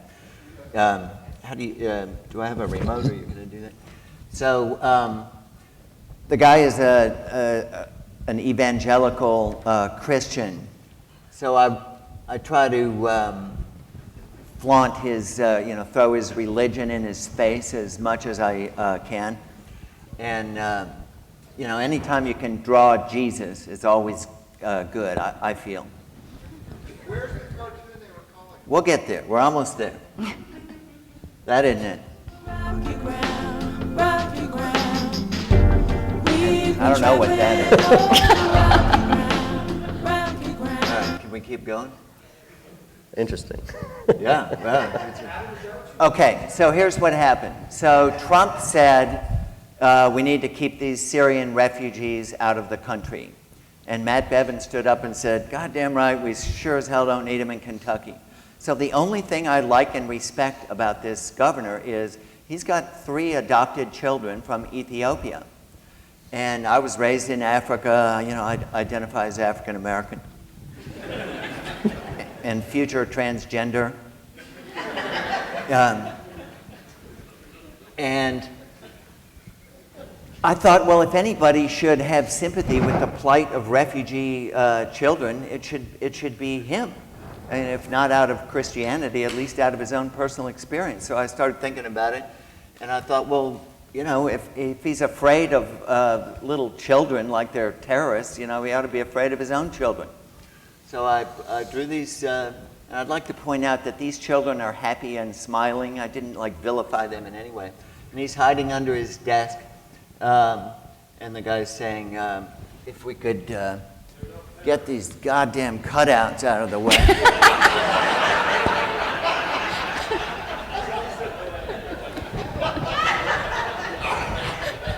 Cal just drives around with him in his trunk and sets him up. Fucking public parks and shit. So the aide says, you know, those aren't terrorists, those are your own adopted kids. And there was another piece of it, which was like we had switched over systems at the paper that very day, like gone to a whole new publishing system. And because of that, nobody saw this but me before it went in the paper, which, so what? I mean, they never tell me you can't do that or whatever anyway. So I didn't even think about it, to be honest with you. So then I drew something else, and then I went to Washington, and then I stayed up too late with Matt, and then we started drinking. And then we get this, all of a sudden I'm starting getting these phone calls from my editorial page editor going, hey, there's a real shitstorm here. I'm like, really? Why? And so it turns out that the governor had made a public statement, issued a public statement saying that I was a racist and that the newspaper had a racist ideology, like we invented the Klan or something. Like, not just you made a mistake, stay away from my kids, like just totally overboard, very Trump-esque. And so then it got out over the right-wing blogosphere or something and onto something called, it was a website, redstate.com. Redstate.com. And so once that guy got it, I think I don't know. So anyway, those messages, that went on for 2 days. As fast as I could empty it, it'd fill up again. And everybody else at the paper whose phone number they could get, people, there's some poor bastard named Jared Peck, whose name sounds almost like me. He's like a not a copy editor, right? And they're like, you fucking piece of shit, Peck. God damn you. So anyway, and I had a relatively new publisher who didn't come up through news and had never really dealt with something like this. So it was kind of bad, although not really. Can we go to the next one? That's not it. Okay, so then it was almost Thanksgiving. So then my first reaction, I think almost all cartoonists, is, okay, how do I get back at him? We've now declared war on each other. So I wanted to draw his kids, and by the way, it turns out that I got a bunch of mail from people going, weepy middle-aged people who had been adopted themselves. And seriously, they're crying in the phone going, I don't know what you have against adopted people. I was adopted, and I think my real parents love me, but I know my adopted parents did, and I was just like, what is wrong with you? I'm not your therapist. And then there's this whole other group of people who really are against foreign adoption, who don't want any more Ethiopians raised here and stuff, and they were calling me up going, yeah, good job. So anyway, the next time I had the chance to draw him, and I hadn't realized he had that, you're going to see the evolution of my caricature of him in these things too, because I hadn't realized he's got a Nixonian 5 o'clock shadow, and I just didn't get it yet. He was brand new. He won with 16% of the vote because it was very fractured. I didn't expect him to win, so I didn't try for a while. So anyway, the next thing was Thanksgiving, and just to needle him about his kids, because the whole thing pretended to be about his kids. How could you do this to my kids? The guy had paraded these kids around to every damn political event in the state forever, and held them up, and all that stuff. And then I draw him one time smiling, and I'm, okay, you get it. Okay, so more. Okay, so then I just laid into him as much as I could. all this stuff about what a bad guy Trump is, unapologetic, racist, liar, all this crap. And he will solidly carry Kentucky. Nobody is putting in any resources to Kentucky, I promise you. Now, I know that you're not supposed to. I did a thing like 25 years ago about like hack cliche cartoons, and the Pinocchio was one of them. But I feel you get an exemption for a local one. So I did this. Connect was Kentucky's. We had the most successful transition to Obamacare of any state in the country. And we got 400,000 people. There's only 4 million people in the state. A tenth of the state got health care that didn't have it. And believe me, this is not a healthy state. This is a big deal. And he wants to trash the whole thing. I mean, he is trashing the whole thing, or trying to. So anyway, Connect was what it was called. So this is a connect the dots about all the shit that he ever said or didn't say, or walked back or anything. And so this is on the day of his inauguration. He, like Trump, unlike Trump never said he'd release his taxes, but Bevin did. So on the day he was coronated, I had the guy going, yeah, spit out your pacifier, place your hand on the Bible, blah, blah, blah, blah, blah. So this is when I first realized he had the 5 o'clock shadow, which I did. It looks like his lips are stitched together or something. Frankensteinian, sorry. David Horsey was shit-talking his own drawings. We're not going there with me. So then the next thing he did was he closed down the only 2 abortion clinics in the state of Kentucky. He found some legal thing, sort of, I forget the exact details, but it was just like, in Texas where they're like, you have to have a hallway that's 8 feet wide in case, 75 people on gurneys get brought in at once, and just some bullshit medical reason. So I've got him out there with the, the Bible thumpers. This is very popular in Kentucky, by the way. And the Your Body, Myself guys, and then the legislature with their pants down, and then the, the creepy gun dudes. There aren't any of those in Kentucky. And he's like, yeah, we all do our little parts. All right, so then I had the second time in my 33 years cartoon pulled. My publisher just thought this was a bridge too far. You can't show somebody beating up women. I'm like, sure you can. I had like 8 of them that I'd done in the previous 30 years. Same metaphor, but in this state legislator, he's going to be our next governor, by the way, Damon Thayer. His girlfriend claimed that he roughed her up on Christmas Eve and then threw the tree out in the snow. So whenever I draw him, he's got the Christmas lights around his leg. So anyway, next one. So this is, my nod to the bathroom controversy around here. It's actually the executive bathroom where you need to worry. And there was like no talk of Matt Bevin being vice president at all. I just wanted to draw him naked in heels, swimsuit. So there's the contestant from Gingrichia back there, and he's from Bevinistan.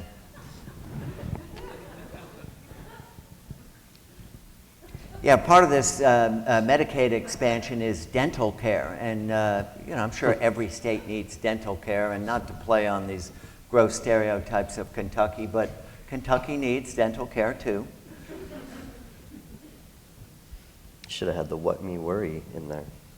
Didn't I? I don't think so. It goes with it. People assume the what me worry. You'll learn this as you grow older. You have like 50 slides here. This is a good. This is a good almost done. Or you give it what? You said 15 minutes. I'm just messing with you. Yeah, this is actually the last one. So last week, he was speaking in Washington to this conference of, I think it was called values voters.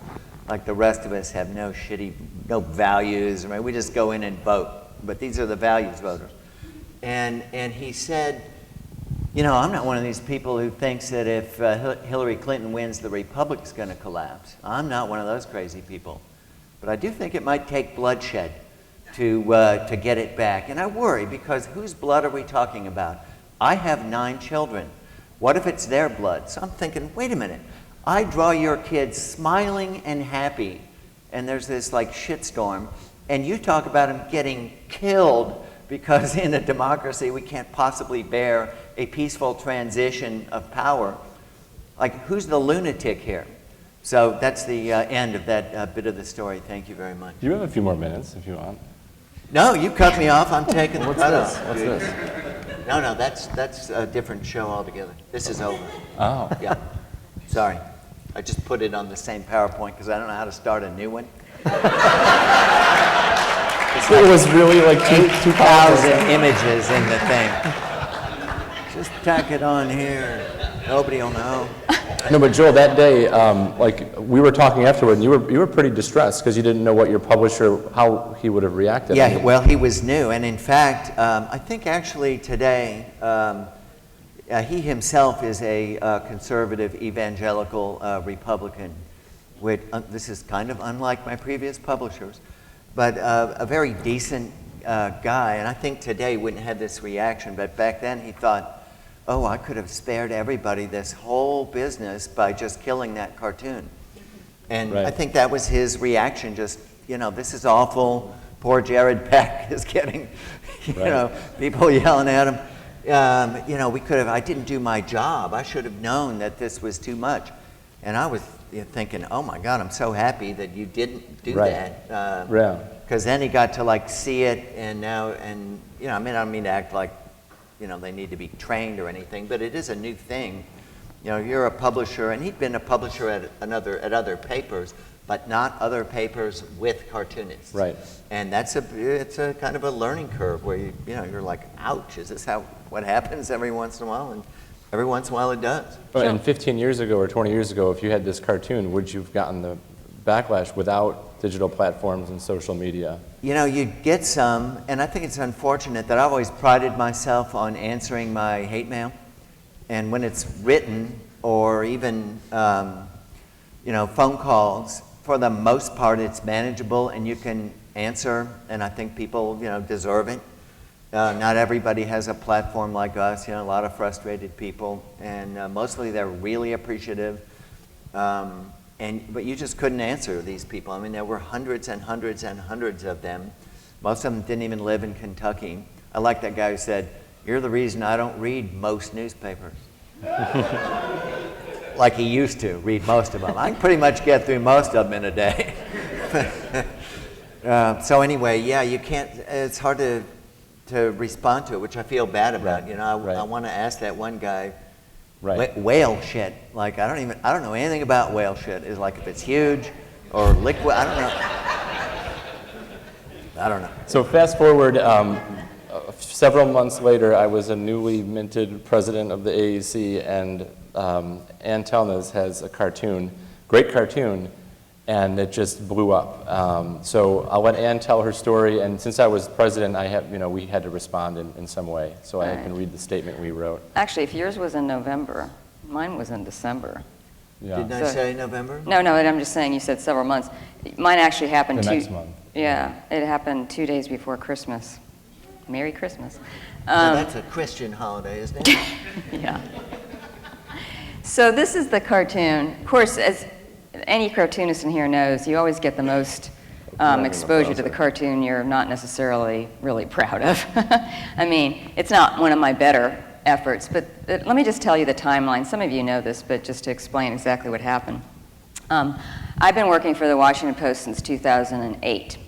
I do basically animations. I mean, and I started off just doing animations. I do a blog now, so I do sketches, animations, usually animated GIFs, which is this, and traditional print as well.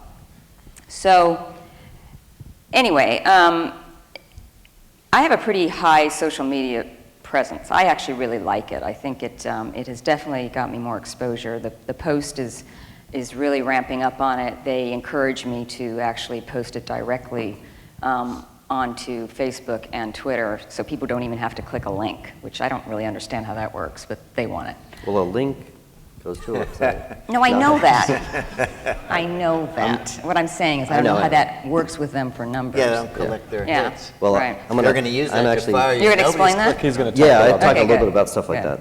So anyway, 2 days before Christmas, I was, working as we all do. I had the Post website up, and I was looking at it, and I happened to notice a holiday-themed video that the Ted Cruz campaign had put together. And I believe they had originally made it for viewing during a Saturday Night Live time slot, during the commercials. And what it was is, the typical happy Christmas setting of the Cruz family, and the Cruz family consists of 2 young girls and his wife and Ted Cruz, sitting around with a Christmas tree in the background and reading, traditional Christmas stories. However, they were doctored Christmas stories, against all the Democratic contenders. One of them was called How the Grinch Stole Emails or something. You can look it up and play it. Sure, go if you can find it, yeah. So, yeah, anyway, let me continue telling about it. So I was watching it, and no big deal. Oh, another stupid Ted Cruz ad. And, most cartoonists go by the rule that you don't attack children, and I do too. However, during this video, I noticed that it wasn't just Ted Cruz reading from these attack ads, which were the books. He actually had his eldest daughter read from the script. And I remember very clearly sitting there and thinking, oh, that's different. Do you have one? You want to see it? So. Lost her emails. I know this. What I'll do. What is going on? And no one will be the one. Turn your iTunes off, bro. This is Cal's iTunes. This is not my music. Cal's This is music. not- Cal. Music selection here. Does he have videos? Commercial, we were getting to know Ted Cruz. Wow. But as Yeah, it that was turns out, intense. There's a whole lot more of Cruz to learn about. And he's... So just, The Grinch who lost her emails. I know just what I'll do, she said with a snicker. I'll use my own server, and no one will be the white. The Grinch who lost her emails. I know just what I'll do, she said with a snicker. I'll use my own server, and no one will be the white. Okay, so that was just a piece of it, but that was sort of in the middle of the video after Ted Cruz read from the books. So anyway, I perked up and I thought, oh, that's really different. I've never seen that before. We're all used to obviously having the kids as props or even saying, vote for my daddy, he's great. But I've never actually seen that, and I thought, I could criticize that. And so I did. I have 2 editors that kind of go back and forth about checking over what I do, and I don't publish directly, contrary to what some of the reports were in the media. I upload it, and it is published by an editor. So they knew about it, didn't have a problem with it. So my stuff tends to go up right away. I will post it directly on Twitter within minutes. And I remember standing there and thinking, wow, I've never seen my Twitter reel go so fast in my life. It was like a slot machine reel going. And all of a sudden it just kept going, and I quickly sent off an email to my editor, and I said, I think you need to look at this really fast. So I have to tell you, and the reason that I've started talking about this, and I've done it at a number of presentations, I've given an interview, I've written about it in the Columbia Journalism Review, is because I want you to understand how important it is for you and your editors to understand the different dynamic that social media now puts into what we do. And you just better be ready for it, because we weren't. So to make a long story short, the editorial page editor pulled the cartoon.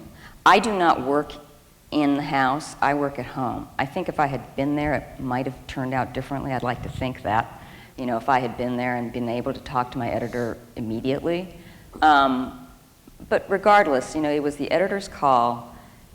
He has a policy of absolutely nothing about children, regardless of what you're criticizing, because as you can see, if any of you know this visual metaphor, it is an organ grinder, and organ grinders use monkeys. The criticism that came out of this was it just kind of devolved to children and monkeys, and that's it. I was making his children look like monkeys. And then they threw in the whole Hispanic thing, and it just it just went off the rails. And you can see from the video that those girls are people of color. Right. Yes, that's another thing. So anyway, what ended up happening was I got 4 days of continuous emails, Twitter, and then on my own personal website, you can submit comments that I have to review before they put up. I just had hundreds. They're still in there somewhere. And I mean, it ranged from everything that Joel had. However, I got the most, and this has happened recently. It's not just with the Ted Cruz. It happened a little bit before in a couple of other cartoons. The misogyny has been absolutely amazing. I mean, you know, I've been an editorial cartoonist for only over 20 years. I am quite used to this stuff. I'm not, you know, it doesn't hurt my feelings when people tell me how stupid I am or how bad my cartoons are. You know, I take it with, like the rest of my colleagues. We just say, okay. But I had people, I mean, bitch was probably the nicest thing they called me, and cunt was the regular. I'm sorry, what? Thing. C-U-N-T. Do you know what that is? Yeah. Okay. Now, you know, so that was going on. It took me 2 days to look through all my emails. And the only reason I did it is that I was looking for threats. Because, you know, there were threats. One guy wanted to hit me in the head with a baseball bat. Another guy said I needed to be raped to death. And all sorts of things. Fox News helped them by putting my photograph on their nightly news and showed exactly what I looked like. So the next time I stepped out into the street, they could identify me easily. The thing that bothered me the most wasn't so much that, yes, it would have been nice if I could have convinced my editor not to pull it and explain why. The thing that bugged me the most was the next day, was the media coverage of it. Because I can tell you there was absolutely no one except, I think it was the Daily News, who wrote a long, extended piece about what editorial cartoonists do, you know, what it is an editorial cartoon is supposed to do.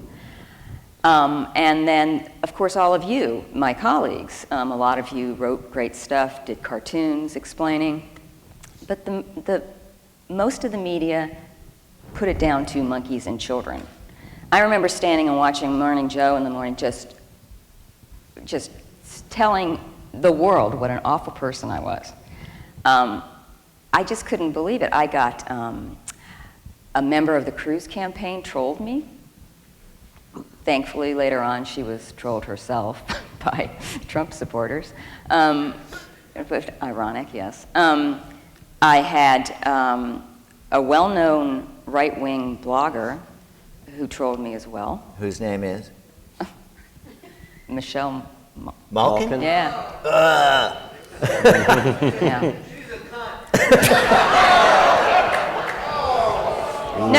No, she's not. I mean, just, I know we're all laughing about that, but that's the thing, is, you know, that kind of stuff is, you know, it's just not appropriate. You know, I am all for free speech. As you all well know, I've talked out about it. You can say anything you want, as long as you're not threatening me physically. But, you know, misogynistic stuff, it's violence, frankly. You know, it's not anything that is just saying, oh, you're a bitch. You know, it means to harm you physically. So anyway, so thankfully as... Well, we were seeing this happen, you know, as colleagues, we were seeing what she was going through, and we were on the board, we realized we needed to come up with a statement right away, and Right. much of what you got at earlier, the lack of understanding of what it is an editorial cartoon is, the lack of education, the way they were covering it for a headline, we wanted to get at that. So I'll briefly read my statement, and this gets at both of your cartoon controversies. The digital platform exposes us to an audience that normally doesn't consume cartoons. So on the editorial page, people know what cartoons are, what metaphors are, but if you're just on a Twitter feed and somebody retweets this and you have no idea how to read or decipher satire, you might completely misinterpret it, and then, you know, that's where we run into trouble. Yeah, especially if it's spelled out for you. Right. Can you believe that, you know? So we wrote a statement, the Association of American Editorial Cartoonists stands in support with Ann Telnaz and her right to call out presidential candidate Senator Ted Cruz for politicizing his daughters in a campaign attack ad. While it would be in bad taste to arbitrarily go after a public figure's family, it is fair journalism to criticize a senator for using his own children to attack a political opponent. And that's precisely what Anne's cartoon has done. It does not stray from the time-honored tradition of cartoonists using satire to speak truth to power and protect the powerless, in this case, children. Cruz ventured into new territory when he had his 7-year-old play an active attack role, reading from a script in a campaign ad criticizing political opponents. The media should draw a distinction between this and when elected officials merely use their family in photo ops and positive campaign promotion, as has historically been the custom. Cartoons speak in metaphor, and the monkey image is integral to the age-old organ grinder symbol. Taken in full context, Cruz was clearly the target, but he and his supporters deflected the message by claiming his children were the victims. This is a technique many employ when in the crosshairs of satire, and the media must be careful not to fall for the argument hook, line, and sinker. While the editors of the Washington Post are free to edit how they see fit, in our view, it would have been best to defend the cartoon once it has been published. Retracting it risks the appearance of caving to political pressure. So we must be careful with this kind of thing in the future, and like as you said, be prepared for what social media will do. Yeah, and I would just encourage you to have a talk with your editor about this, just to finish off what Cruz ended up doing. He used the cartoon again. He sent it out to various news outlets and prominent people, you know, used my cartoon without my permission, and he raised $1 million off of it. Well, he also put out, I saw he put out a, like a remix of your cartoon that was, it was like you, or no, it was like the organ grinder was labeled like Hillary. liberal media or something. With two little dogs, yeah, he went. And another thing about, you know, talking about what people, how they manipulate stuff, you know, online in social media, people went into my archives, they took a photograph of me and they labeled it, hates kids, aborted all of her own, and circulated it, took some of my original work and doctored it to look a different way. I mean, they'll just do everything. So it makes you realize you really have to talk to your editor about a very strong response, you know, if something like this happens, because it's not just the Cruz campaign that's capable of doing this. Just a month ago, my mother got a call from a Trump supporter, my mother, and he told her, first said, "Are you related?" And my mother, not knowing, said, "Yes." And he's like, "Well, tell her she needs to lay off Trump and go after Hillary." My mother's like, "Who is this?" You know, and he hung up. But, you know, it's like, this is where we are, and you need to be ready for it and what they do. Oh, this is Trump as an anglerfish. You know, those great fish that are deep, deep down under. So I'm just going to end by saying I still think social media is great. For me, it's been amazing to get my work out there through social media. I mean, to be honest with you, the whole Cruz thing ended up me getting 16,000 followers on Twitter. So Totally something good came out of it. That's and what then, I'm going for. And then just recently, the burkini episode that we recently had about the women in France being told they had to take off their coverings on the beach. So this is a GIF that I did about this, and the title on the Washington Post website was "Men, Stop Telling Us What to Wear," and this got 1 million views on the Washington Post's Facebook page. Nice. And yeah, I mean, it was great. I mean, and it was a lot of great conversation back and forth. There wasn't hate mail on this one. I mean, there was some, you know, people saying, oh, you know, they'd use horrible words like, we don't need those people here. But most of it was great. You'd see people that you knew were women from the Arab world talking about, yes, you know, we want to, you know, don't tell us what to wear. And then the same thing in the Western world. And I thought, well, this is great. This generated a really good discussion. Well, that's why you publish on Twitter and Facebook and not try to get them through to the website. Well, it does eventually go on the Washington Post, but they encourage me to put it on social media right away. It goes much farther and travels quicker. Yeah, and it's really weird. For some reason, they accept more on social media than they do directly on their website. I'm not quite sure why. What do you mean they accept more? Well, they'll tolerate more. You know what I mean? Right. They had me pull the it's Cruz not under their cartoon. masthead. Yeah, it's out there in the ether. Yeah, right. This is a family website.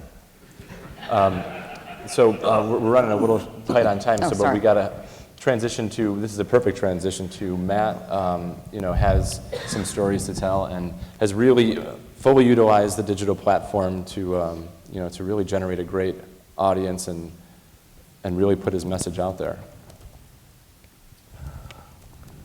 Let's see if I can find this real quick.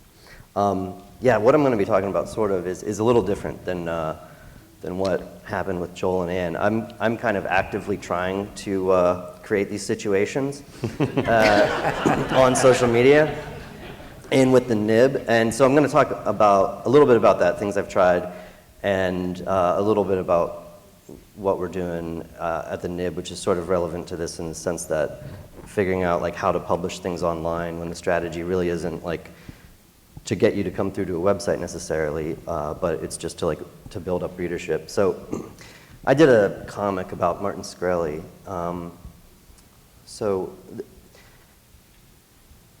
I did a comic about Martin Shkreli. It was like, I don't think it's in here. Let's see. The problem is that I deleted all my tweets a year ago, so it's hard to. Oh yeah, it was this. So I did a comic on Martin Shkreli that was like,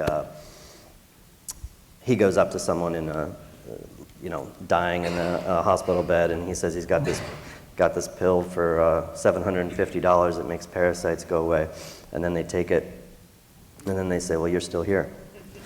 So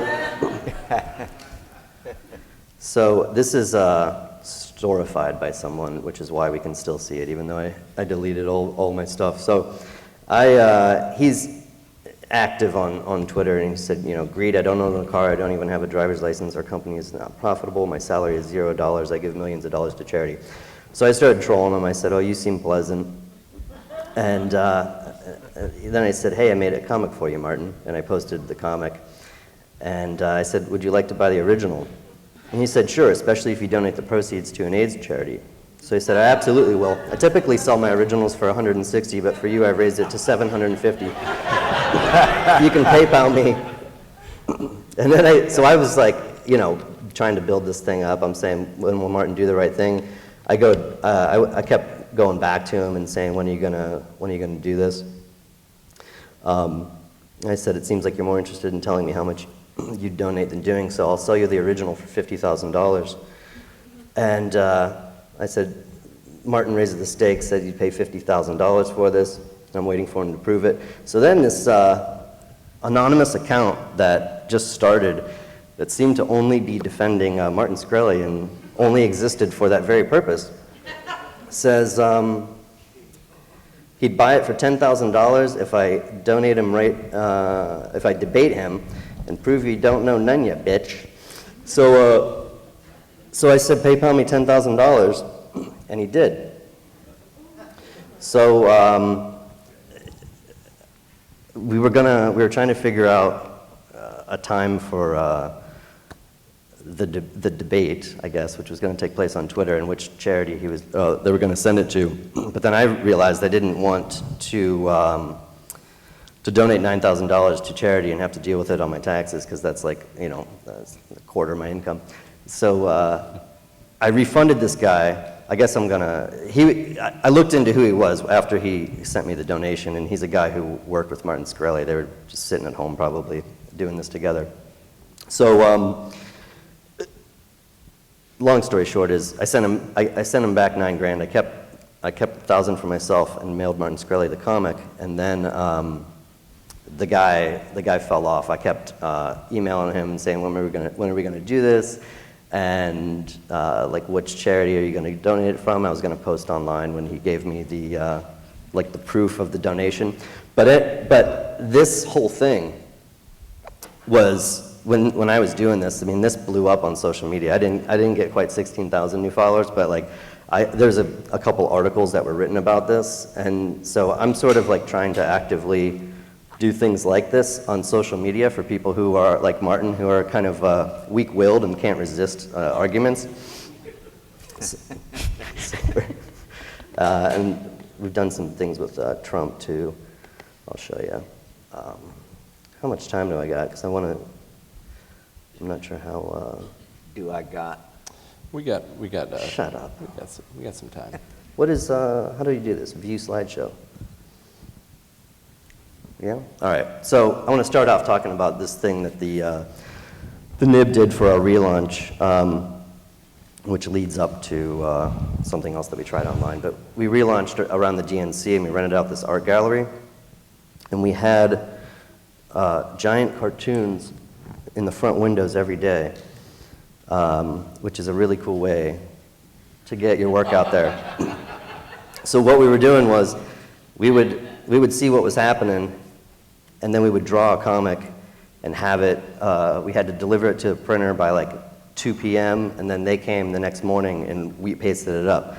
So when the blow-up happened with Debbie Wasserman Schultz, on like the first day, the second day in the window at like 11 a.m., we had this on the streets of Philadelphia.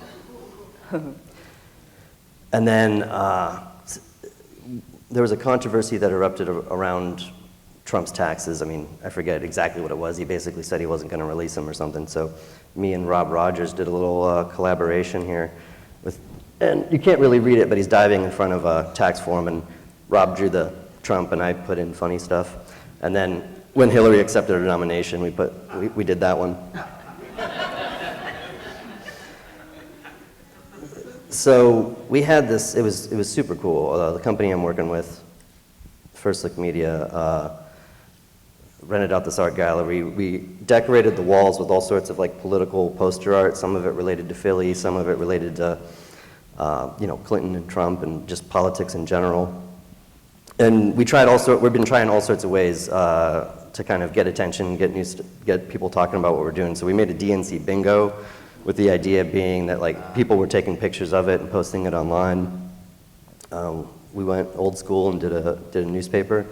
And then I just want to show you this next slide. I'm very proud of myself. I got this in an art gallery wall.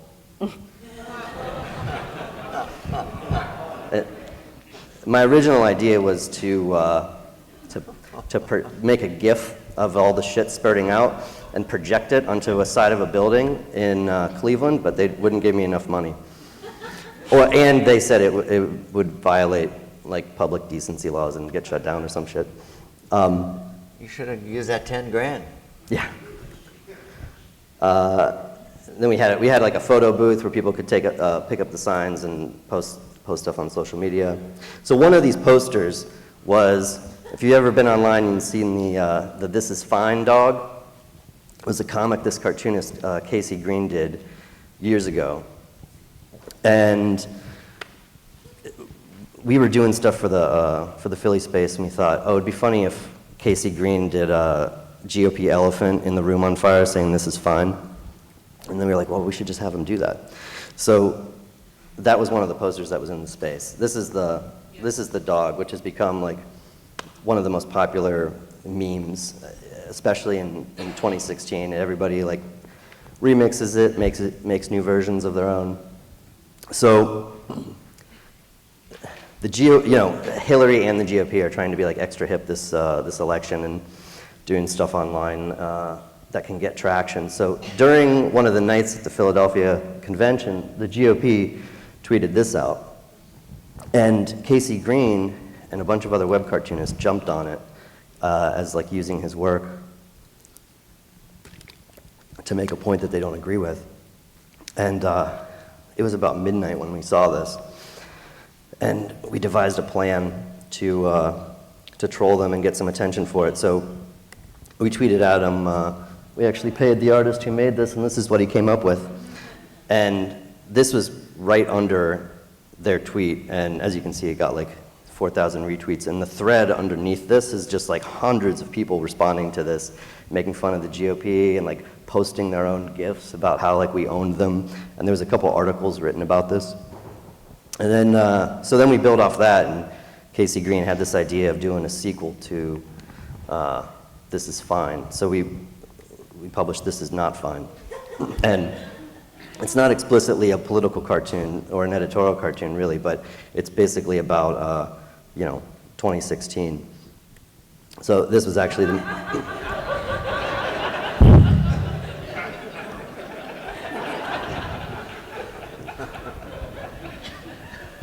Wait. Wait, did I go to the next slide?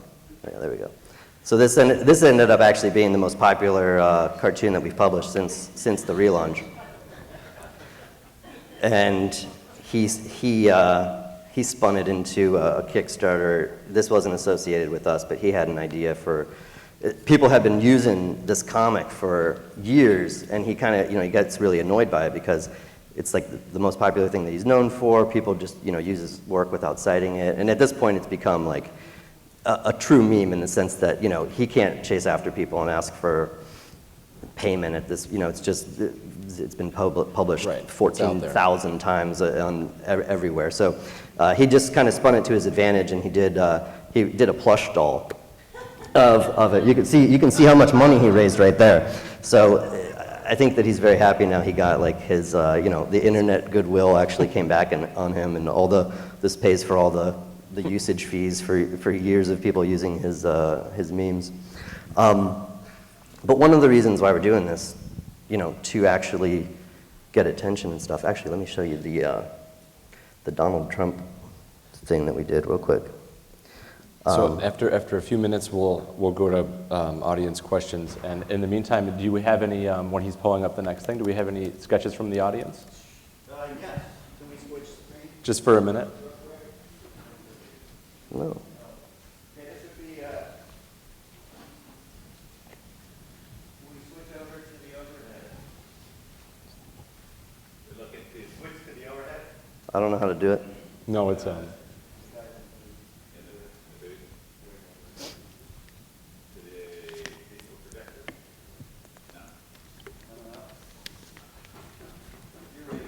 Well, yeah, I would say, oh, here we go. There it is. Nice.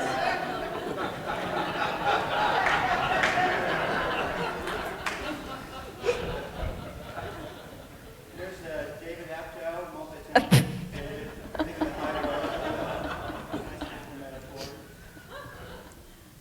Richard Bartholomew, a couple more of the presenters.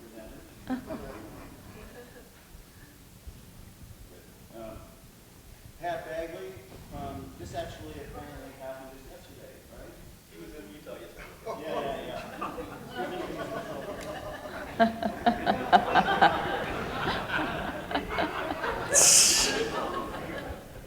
That's great. There's Phil Hand.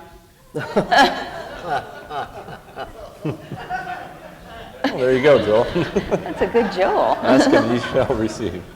Ed Hall doing a nice trunk. Oh, wow. Never stopped giving. This is Steve Artley.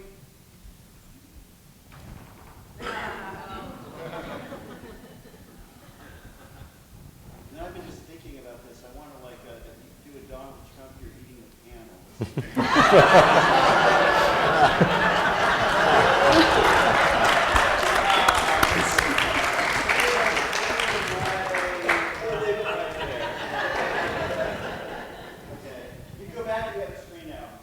That's good.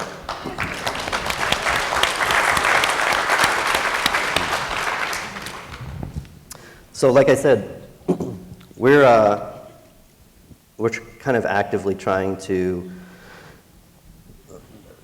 create controversy, not just for the sake of controversy, but we're trying to take editorial cartooning to where people are at, which is on Facebook and Twitter, and actually instead of the goal being publishing things that you try to get people through to links on your website, we actually just do it right there. And using candidates' mentions is a really good opportunity to do that.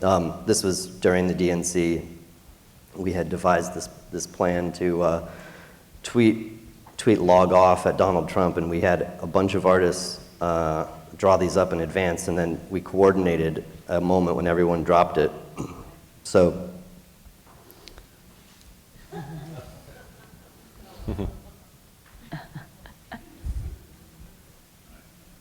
This is me using the kids. You see he's got the 3 older kids, but you see the young one? That's the one we got to watch out for. That kid's Now, what's the cutoff age? 35 for what, president? When you can dump on people's kids. Oh. 21. I don't know. And these are some people that joined in on the fun. This didn't go insanely viral or anything, but this, like the tweet of this URL, a lot of people were sending this around, and we were getting a lot of readers and new followers, which is basically the strategy for trying to run an online publication in 2016. So let me go back to my slides here and finish up. I guess I have to just fly through these. I saw some stuff this morning that I wanted to show, which kind of explains why the Post wants you to publish natively on Facebook and Twitter. This is Upworthy's traffic since Facebook tweaked their algorithm, which has had a huge effect on the amount of click-through traffic. It has to do with more people being on their phones. If you notice, like when websites take 5 seconds, 10 seconds, 20 seconds to load, I mean, you start losing insane amounts of readers.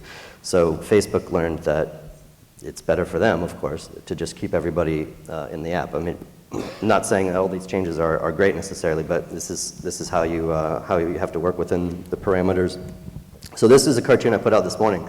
We're running some old stuff. This is actually hilarious. It's a cartoon about guns from 135 years ago. It talks about police shootings and idiot gun nuts being able to go get a handgun whenever they want. It's great. From the, it says the Pistol Emporium for Cranks. I love these like old-timey, and the dealer says, well, you look a little crazy, but but of course, you may have all the revolvers you want. So I published this in full on my Twitter feed, and I put the URL to the website, to the nib where we posted it. And like immediately, like this was within a couple minutes of posting it, I think that's 90 retweets, which is a fair amount. But now, you can see Twitter analytics. So I took a screenshot of this just to show you that it's like, you can see how many link clicks there are and stuff like that. The fact of the matter is, if I would have just sent it out with the link and the text and not attached the image, it wouldn't have traveled around, and I would have got even less, so it's getting around, and when it gets around, you get more people that come through. And they're doing things like, signing up to our newsletter and stuff like that. And these are just some screenshots of some comics, of some traffic for comics. And you can see how many people are reading stuff on phones. When a comic travels, it's usually blowing up because of Twitter and Facebook. And so many people are on Twitter and Facebook because they're on their phones, they're standing in line, they're in bed at night, they're waking up in the morning. And so, I don't think a lot of people are thinking this way, but imagine that, 60, 70% of people sometimes are actually encountering your comics on a phone. So we're starting to, not starting to, we've been designing for that. And like everything being adaptive to a phone and being a vertical scroll. And this is supposed to be our newsletter. You can't really tell because of the screenshot I took. But we're sending the comics in full to people in inboxes every day, which, we don't even care if they visit the website, because if we get 50,000, 100,000 people that open an email every day and spend 2 minutes reading our comics, that's better than actually getting them to come to a website.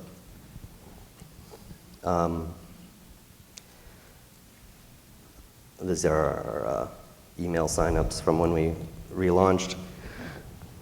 So, people are reading comics in all sorts of places, and it's very hard to get them to come to a website. So, last thing to finish up though is like, what is the point of all this? Like, how do we make money and all this stuff? So, when we build up, our social following and we get people to sign up for our newsletter or follow us or whatever, they don't ever have to come to our website. They can we can sell them stuff. So we developed an app that we just launched called Nibmoji, which is political emoji, and it's like a keyboard that you download for 99 cents. So this is the type of stuff we're trying, and we can get stuff out really fast. If you have the app, we could draw something and have it upload in the app as soon as possible. So we did Hillary's and Trump's, and we had a sick Hillary out like immediately. We got Casey Green to do the "This Is Fine" dog. the first like official licensing of it ever. Yeah, you got to have a dumpster fire for 2016. We did a kneeling Copernic. So the goal is, thinking about this stuff a little differently. Like when the binders full of women moment happens at the debates, we're going to have an emoji for that out like the next morning.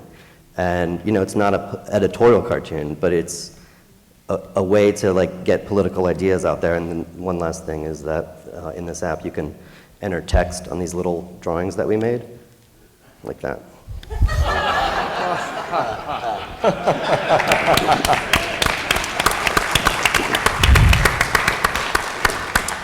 At this point, we'd love to take any questions from the audience. If anybody can walk right up. I don't to the think we have the microphone. microphone set up down there. Oh, are they not longer? Are they no longer up there? Just yell.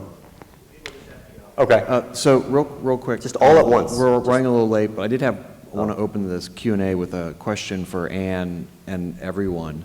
Do you think if the cartoon had not been pulled, things would have been better or worse? Because in a lot of the reporting that I saw, especially on Fox, was this gloating about the fact that, we made the mainstream media cave. Mm-hmm. Right, and then that added to the fact that you, not necessarily weak, but the pile-on moment. Mm-hmm. And I realize this is gross speculation, but do you think that if you had, or the paper had stood its ground and you'd been able to stand your ground, would the attacks have gotten worse, or would they have, it's like you're not moving? Well, I mean, I think first of all, if the media had actually taken the opportunity to explain about editorial cartooning, you could have definitely softened it, The problem that I see with this is, and I know someone, a couple of people removed, who Ted Cruz actually said to this person, "I want to drive the Democrats crazy through social media." So he already figured he was going to do this. He was just looking for the opportunity, and I walked right into it. So yes, I think that and I think you guys did a great job. I mean, the AEC and the members, fighting back and writing stuff to kind of set the record straight about what we do, because frankly, a lot of people don't know what we do. We've always had that problem, even when we were in newspapers. We do editorial comments through images. And if you're not explaining, that image of the organ grinder, then people like, dummies on MSNBC.com, they'll sit there and go, "Oh my God, it's monkeys and children, monkeys and children." So yeah, I agree with you. I think that if you'd maybe stood your ground, maybe this wouldn't have taken off as much. I don't know, because now we've kind of opened it up. I mean, I'm kind of waiting for the next one to happen. I think it's a terrible precedent. Yeah, I really do. And this is why I tell you guys this story, because frankly, it's not a lot of fun for me to rehash all the time. But because I want you guys to be aware, and I want you to talk to your editor about this, because it's going to happen again. So with the cartoon, did you hear any thoughtful criticism of it that was from someone who wasn't a Cruz supporter? It seemed like it was all Cruz people mad at you. Were there any thoughts? Oh, sure, and some of you guys don't think that I should have done the cartoon either, and sure, there is. For me, I thought it was totally fair game. I liked it, but Yeah. I was wondering if you guys did. Yeah, and I got some of that, but I have to tell you, the majority of the feedback was just garbage, Oh, am I, yes, Signe? I would have been much more clever about it. I still would have commented on it, absolutely. We'll take one more question. Can I just say something, though, on that? Speaking of drawing it again, I was really struck by Matt saying, we do these things about, this thing blew up. And Matt's like, yeah, that's just what I want to do. How can I do this? So because we switched over those publishing systems that week, this is McClatchy-wide, right? Every other paper in McClatchy had suffered an immediate decline in their online readership when they didn't do these all in the same day. They staggered them over months and months. And just because it's different, it takes people a while, and so it all went down. But because like 18,000 people went to my cartoon on that day, it actually, we were the only paper that had more readership. And I was like, you may have noticed that. And right away I thought, well, I should just own the Matt Bevins Kids space forever. And I wanted to put every time I drew him, I've done it once, but I was like pitching this. I'm like, okay, every time I draw him, I should put like photographs of his kids face down on the floor, so that you just can't see them. I did do it once, but I'm like, yeah, I should do this every time. Just like go back at them with the same stuff. And it's just not in the sensibilities. Like if you pitch that to Matt, he'd be like, oh yeah, not face down. Pictures of them, their school yearbook, every damn thing you can think of. Their future school yearbook when they graduate from high school, like, yeah, let's do it. But it's just not in the mindset, wouldn't you? Not quite. I'm not like. Oh yeah, Mr. Editorial Balanced standards. Fair. Yeah. Right. I think just Walt had one. Yeah, one more with Walt. I wonder how many people saw the animation and didn't know it was referring to the ad, number one.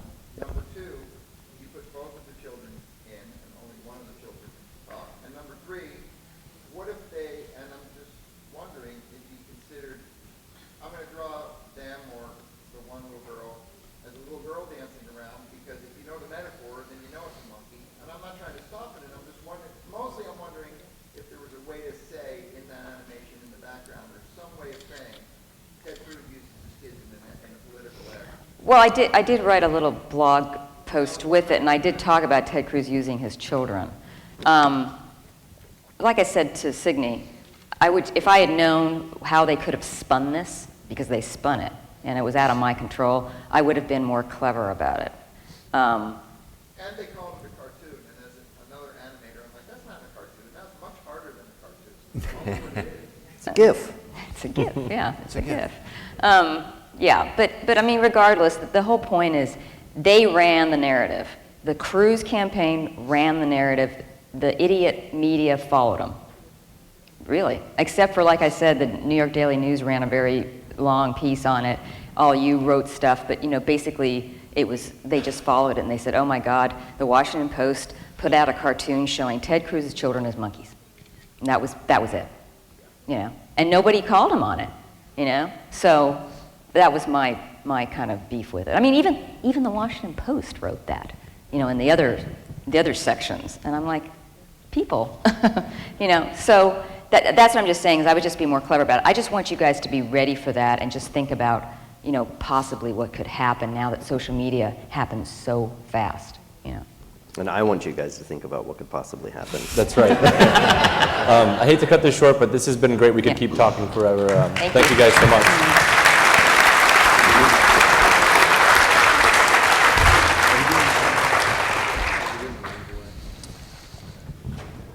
So real quick for the AAEC members, there is a bus going back to the hotel. It's going to leave in about 5 minutes, and it'll come back to campus at 1:30. So if you need to go back to the hotel for any reason, you've got that trip. Yeah, and make sure you guys stick around. As Cal can tell you, we have box lunches for people here right outside, and we're going to be doing some live cartooning. Right outside, center, grab your lunch. If it's nice outside, I hope it is. Go outside, sit out, and join the party. Yeah, There thanks you so go. much, guys. So Don't go far. food and drawing. Yeah, could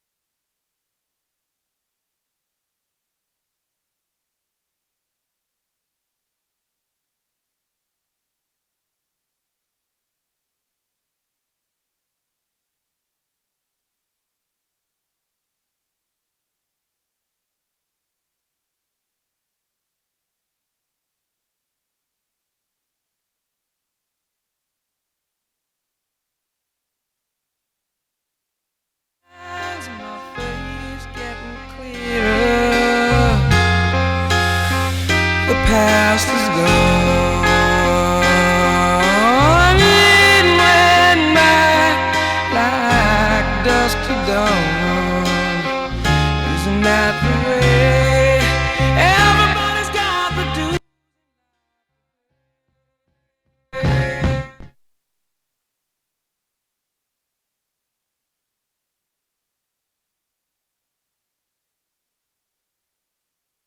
I know everybody seems to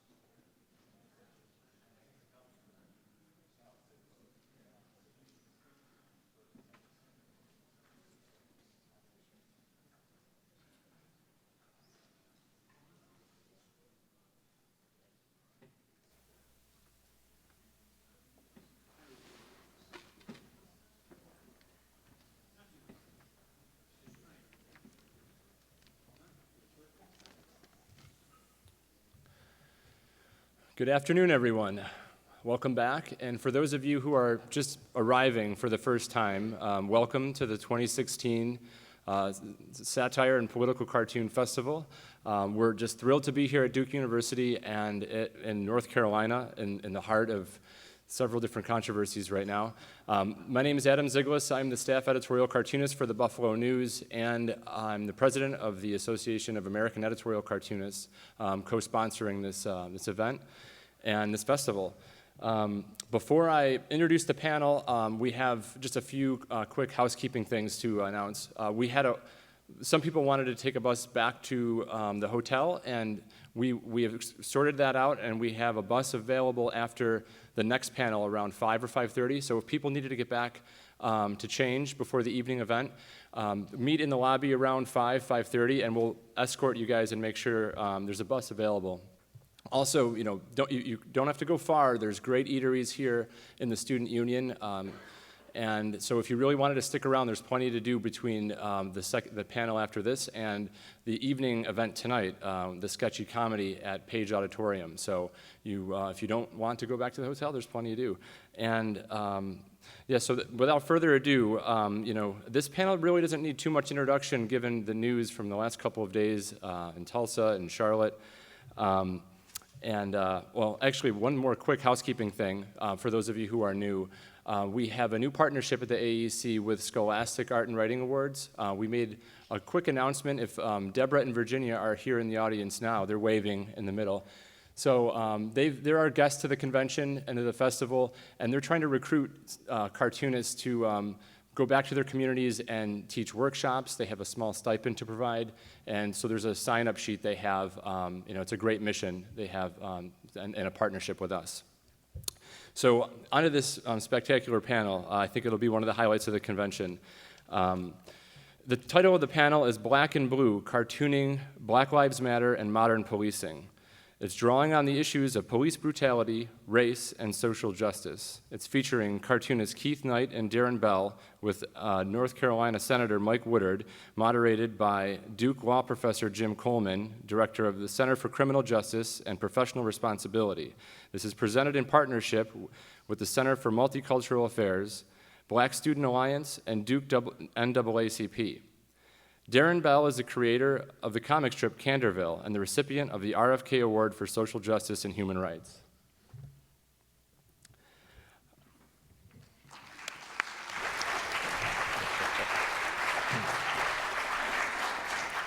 Keith Knight is known for his provocative feature, K Chronicles, and is a leading cartoonist on social justice issues. Let's welcome Keith. I'll get booed.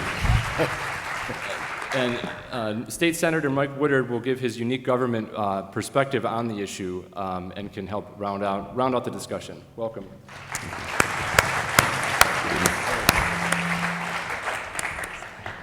So everyone welcome our moderator, Jim Coleman, Duke Law Professor, and he'll take the discussion from here.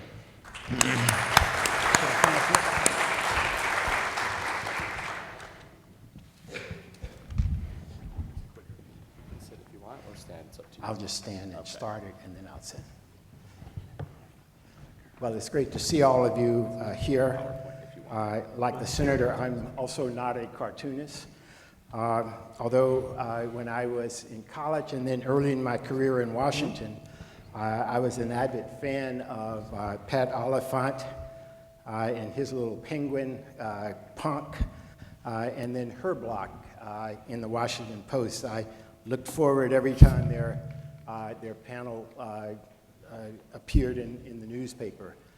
It's somewhat unfortunate that I think my students have no idea what, for the most part, what political cartoons are and how powerful they can be.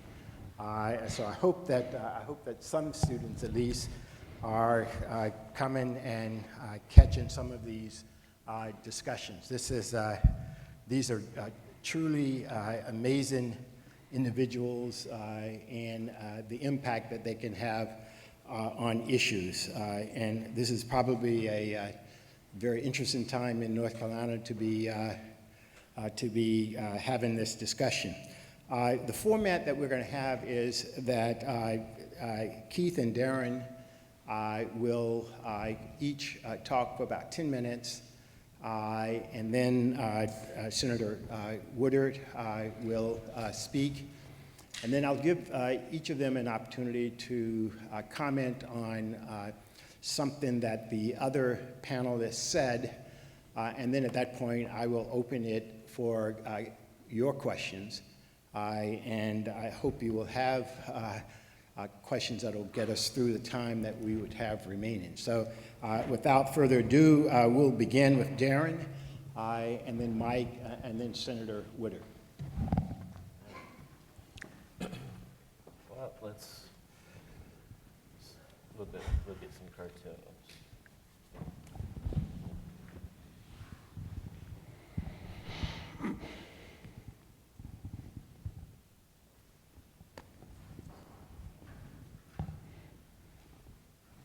Now, question I get all the time is, why do I have to make this about race? I mean, people are shot all the time.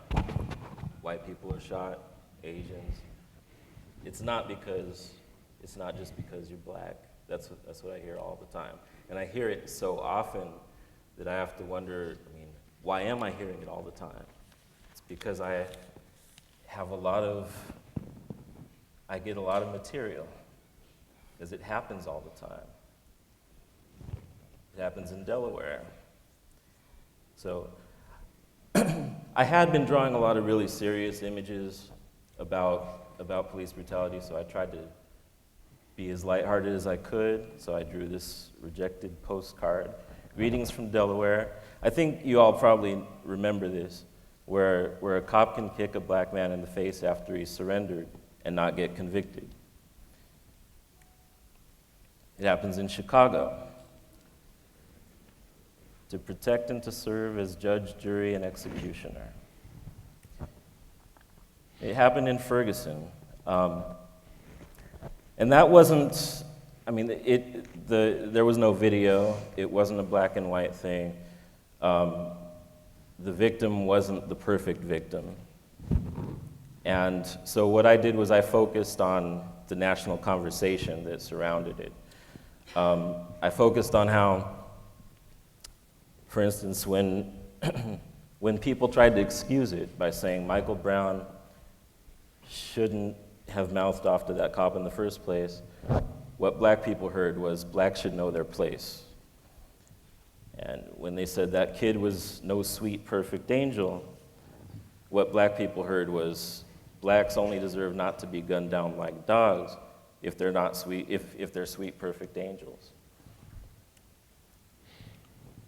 And then it happened again. You might all remember this one. A family was pulled over because they were rushing to get to the hospital because one of their mothers was about to pass away. And this is basically exactly what happened. The cops pulled them over. You weren't wearing a seatbelt. Please, we're going to the hospital. The doctor called. My mom is dying. Show us some ID. Okay. I can't see its hands. That makes me fear for my safety. We'll have to smash your window and tase you in front of these children now.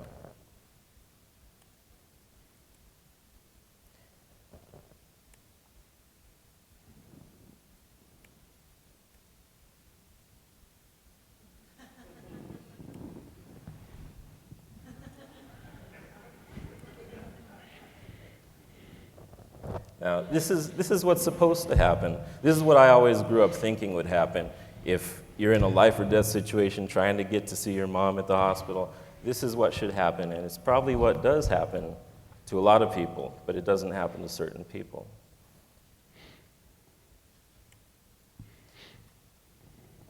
And it goes both ways.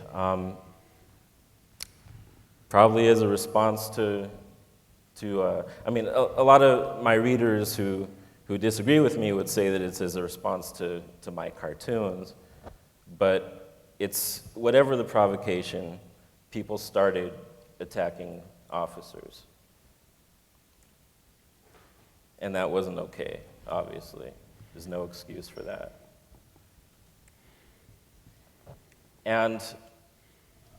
In response, the NYPD came out thousands of officers strong, they all in formal dress, and they had very somber ceremony and commemorating the fallen officers, which they should do. And that's the kind of thing that I wish they would do when innocent people are gunned down. I mean, they should be just as sorry for shooting people for shooting innocent people as they are as they think we should be for them being shot. And Bill de Blasio, mayor of New York, mentioned that maybe the NYPD should look into their policies, and maybe they should stop shooting so many people they don't have to shoot. And in response, everywhere he went, officers turned their backs to him.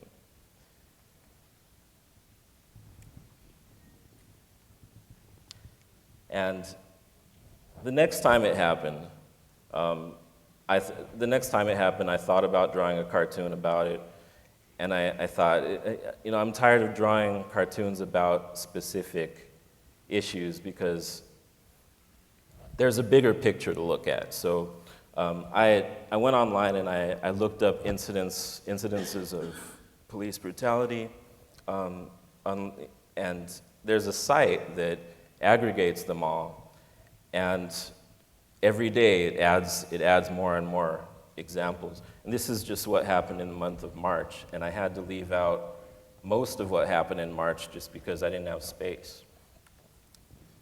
So on Sunday, an officer punched somebody, broke their ribs, choked them for running a stop sign. The next day, someone was kneed in the torso, rupturing his spleen while in custody. The next day, someone was shot because he was mentally ill and running through the streets naked by an officer who could have used his taser. But as happens too often, and it's inexplicable, and there are officers who, I mean, most officers probably would go for their taser, but there are some officers who their first thought is, let me get my gun. The next day, a university student, his face was bloodied for saying his zip code incorrectly. The next day, someone was slapped for asserting the right to refuse a car search. The next day, a cop choked a woman unconscious for refusing to remove her belt unless a female officer was present. Now, this one, we'll never know what happened to her. And this one I drew this morning in the hotel.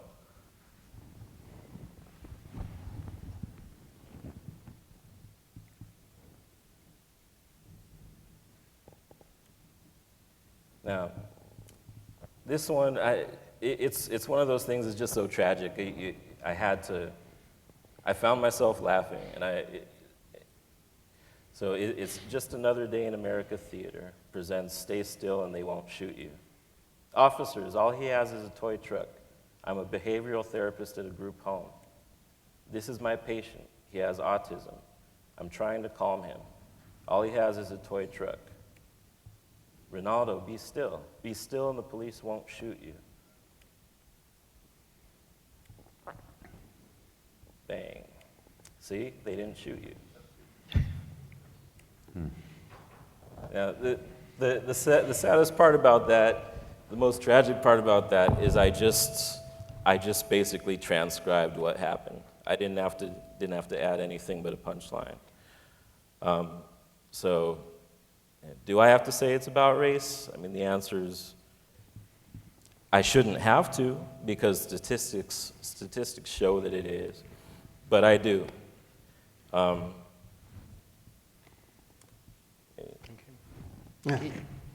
You know, at this point, when people bring stuff up like that, we talk about, you know, do you really have to make it about race? I don't even engage with people like that anymore, because at this point, you have to quadruple your blinders to be ignorant to the fact that race has something to play in all this. And what's interesting about being back at this Satire Fest is 2 years ago I was in San Francisco. Was it in San Francisco was the Satire Fest? And I presented what was the beginning of, I talked about this slideshow that I'd be doing. And on police brutality, collected my police brutality cartoons. Basically 2 years ago when I was in, I was drawing something about Ferguson, and I came across this picture of this woman holding up a sign that said, "I can't believe I still have to protest this shit." And the look on her face was like exactly the way I felt. For 20 plus years, I've been drawing police brutality cartoons. And every time I drew one, I was like, is this the last time I'm gonna have to do this? And certainly it isn't. So I put this slideshow together, and the first, one of the earliest times was at Satire Fest in San Francisco. And it was such a downer when I was showing this stuff that I was like, okay, I gotta throw in some humor here because it was such a downer. But for your own well-being, it's not even worth. Anybody who sits there and says it has nothing to do with race is so in denial that it's a joke. So I'll show you what I do. I do 3 different comic strips. I do The Nightlife, which is a daily cartoon, runs in the Washington Post, San Francisco Chronicle, a few different places. I also do an autobiographical strip called The K Chronicles, and then I do a single panel called Think. So this is a combination of the 3. This is the cover of one of my latest books, which is basically a compilation of the stuff from the slideshow. And every time I did the slideshow, they say, do you have a book with all those cartoons? And I say, no, but now I do. And this is the firing range where police officers do target practice. How come all the targets are black? What do you mean? They're silhouettes. They're supposed to be black. I'm talking about the afro and the FUBU logo across the chest. Well, I'll be. So that thing up in his hand is a basketball, but it works as a watermelon too, so you can work it either way. So I did this in 2008.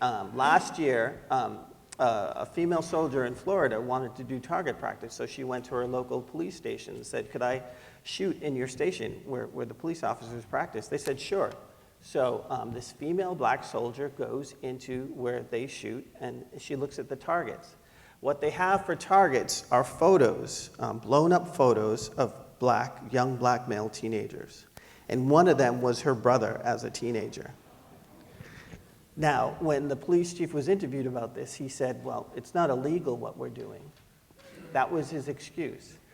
Now, if you think that that is sort of an isolated incident or just like some random thing where it just happened to just get caught, I mean, this is the mentality of I'm not saying it's everyone who's thinking that way, but there are police officers who have the right to kill people who are doing stuff like this. And the only time we're getting mad is when we see it. Every time we see it, every time it gets caught on camera, how often do you think it's happening not on camera? That's the question I ask. One of my most popular strips was how to discern an innocent gesture from a gang sign. It's really subtle, so look closely. Peace. Vice City Vagrants. 3-point signal. Tri-City Bloods. Okie dokie. Oaktown Crips. Rock on, bro. West Side Ballers. Misguided Youth. And Thug. So this went viral and just went all over the place. And about 10 months later, it was really popular again, and I looked to see why, and this is what happened. This is a small town. This is a picture of the mayor of a small town outside of Minneapolis, and she was doing this cleanup, this neighborhood cleanup. And one of the people that was cleaning up was this former gang member who is now a community activist, and she took a picture with him. And they took this picture, and they're pointing at each other, and the local newscast basically did the story, mayor makes gang signs with gang member. And they interviewed the local cop, the police captain. He said, she's putting at risk every officer's life in the community. It was like this huge, crazy thing. The great thing about Twitter is they got back at it and started posting all these people making gang signs in their photographs. And this is my favorite one.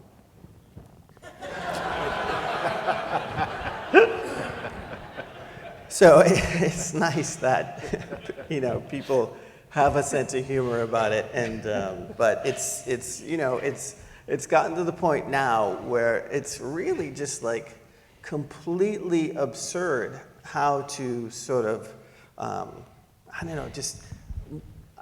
not justify the anger that is really palpable, and it's happening all over the place, and there really is.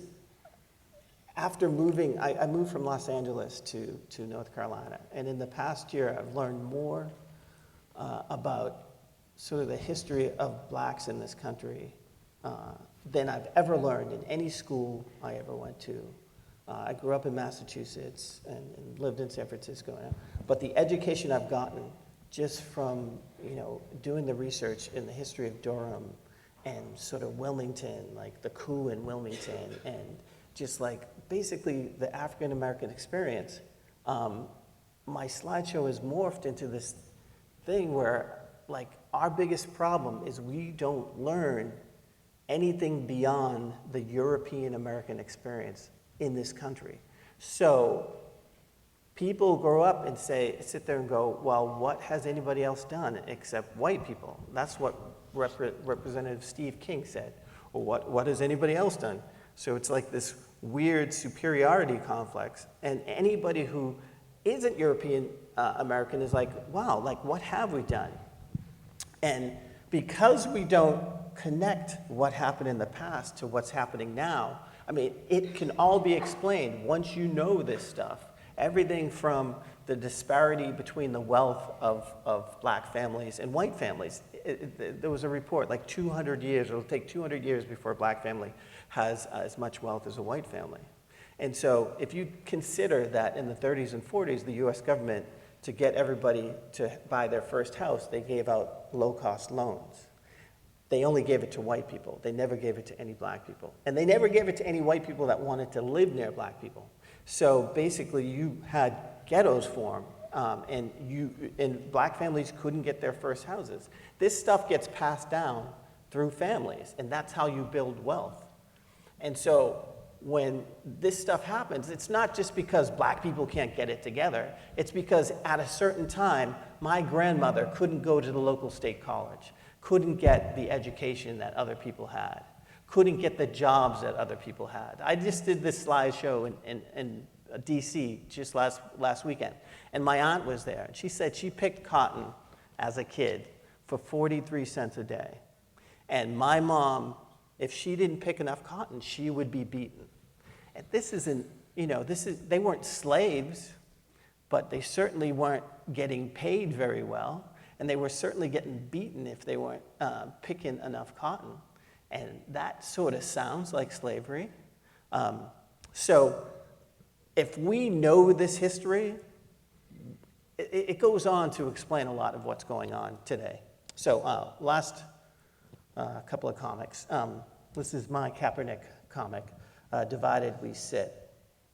And it's funny because so many people get bent out of shape with the rioting and the blocking traffic and holding up. And people are always like, oh, why don't you just have a peaceful protest?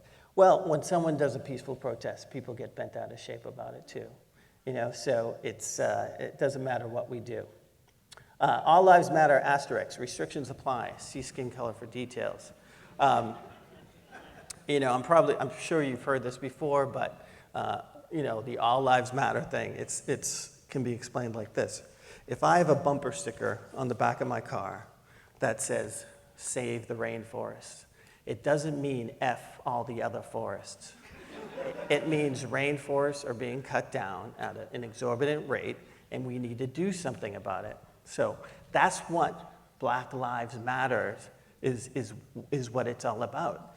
So, the idea that you're like, all lives matter, it's the same as you're pulling the race card. It's the same as, if you're jogging or walking for breast cancer. You don't sit there and go, all cancers matter, all cancers matter. You don't do that, you know? The last thing I just want to leave you with is a quote from Sean King, who is a writer who's just his posts inspired me a whole lot. He said, listen, if you ever wondered what you would do if you were alive in the civil rights movement, now is the time to find out. Now, right now. And this is that moment where you sit there and, like, if you're sitting on the side and just sitting there going, oh, you know, I'm not racist. I teach my kids not to be racist. That's not good enough, okay? To me, it's similar to saying, like, I don't litter. I tell my kids not to litter. Well, this system that we live in, there are plenty of people littering all over the place, and we collectively have to work to clean it up. And that, to me, is extremely, extremely important. We have a system that is in place that allows police to do whatever they want, and they're not punished in a way that would make them stop, okay? Just a couple of quick ideas for solutions. I'm going to cut your mic off. Okay, just a couple of things. I swear to you, if you punished cops, not only with jail time, but with taking away a portion of their pensions, like if it came down to money, you would see reform so quickly it would make your head spin. And I'm not just saying just the one cop, the cop whose precinct it comes from. If all those cops somehow got, you know, it's the blue line, they're all a team. If each one of those team members suffered because of the mistakes, the lethal mistakes of a bad cop, they would be on them, and they would get rid of them faster than anything. So I think that's very important. I appreciate your time.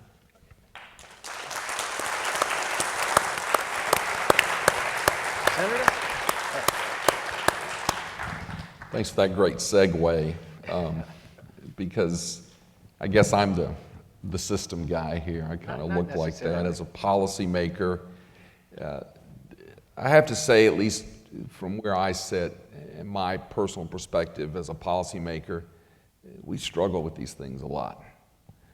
And I just want to say thank you to these two guys whose work I really admire, and to others of you who bring this issue to us on the pages of our comic pages and editorial pages and on blogs and things like that for challenging our thoughts. Because as we,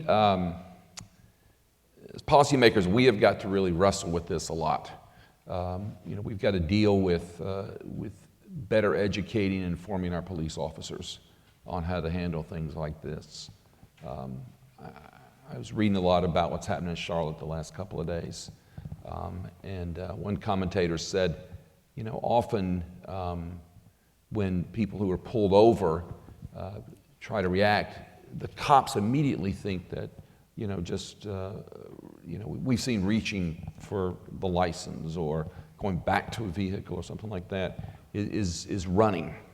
And we've got a lot of training to do with our police officers to educate and to get them out there. You know, we wrap it up in community policing and things like that. But the level of distrust between our residents and communities and our police, I think, is hit an all-time low. And I think that's really a very tragic thing. And our police officers are paying the price too, the two officers in New York, the shooting in Dallas. And it's tough for these police officers to go to work every day as well, not knowing. I mean, you all saw the scene in Dallas. I mean, there was a Black Lives Matter rally. You had some of the Black Lives Matter folks embracing the police officers before that assassin started shooting. But it is incumbent upon us as policymakers to do a better job working with law enforcement, to train them, to better prepare them, to be aware and conscious of a lot of the things that they're dealing with. And I thought a lot about Charlotte in these last 48 hours. And it seems to me another thing that we as policymakers have to do, and you all as observers of our society have to help us do as well, is get to the underlying issues. I look at so many of these cities. I sat down yesterday. The Guardian newspaper has this website which tracks these cop shootings and beatings on a regular basis. And there are 2 or 3 a day. And that's a scary thing to see. There have been 4 shootings just this week alone that have either killed or severely injured a black person. Just this week. We know the 2 that we've seen, Tulsa and Charlotte, but the other 2 were there as well. But the underlying issues, these cities are tinderboxes.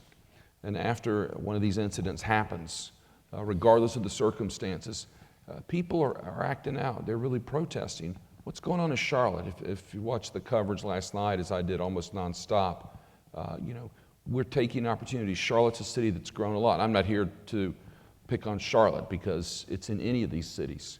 And this could happen just as easily in Durham. It could happen just as easily in Raleigh. We had a shooting back in the spring there. But when we're denying groups of people opportunities like affordable housing, when we deny them the achievement gap in schools, we deny them health care opportunities, it takes one incident before these people are going to take to the street. They're going to take to the street. And when a shooting like this, Mr. Scott in Charlotte, or the gentleman in Tulsa happens, or it's going to drive people in, and it's going to bring this whole flood of social issues that we have really got to start dealing with as a society and as policymakers. It brings that whole flood of things out, and people are very frustrated with that. We see one side of the political spectrum and the angry rallies that that guy over there in the corner has facilitated a lot this year, but we're seeing as well with African Americans in these urban settings as well, and not so urban settings. We're seeing smaller communities. I mean, Minneapolis, Ferguson, Missouri, Baton Rouge. It's not the size of the city at all. Charlotte has always aspired to be a great big city, sports teams and banks and businesses and things like that. And now with the protests this week, those have rolled up into their streets as well. So there's a lot of work for us as policymakers to do.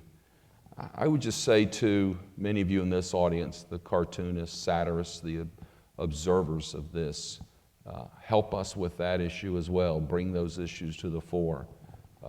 I know Darren in Canterville, when Lamont's dealing with his daughter or Sea Dog, his friend or whatever, if you read the arc of those three main characters in there, there's a story about what's happening in our urban society.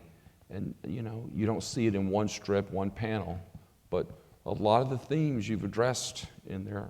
I'm a fan of Canterville. I read it every day at 6 o'clock in the morning with my coffee. But you're addressing a lot of the societal things, the systemic things that we've got to get to.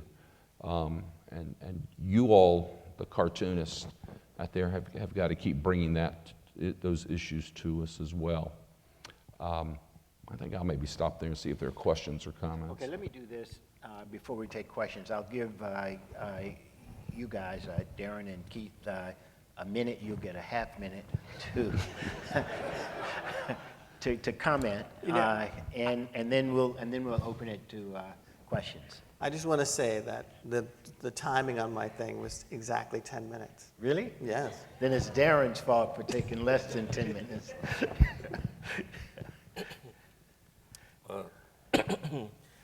I was just thinking about how I actually wanted to be a police officer the first few years of my life until I was 7.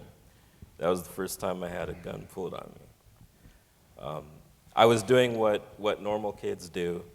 I had seen Empire Strikes Back and Return of the Jedi, and I was walking to the corner store to get a comic book, and I had a water gun.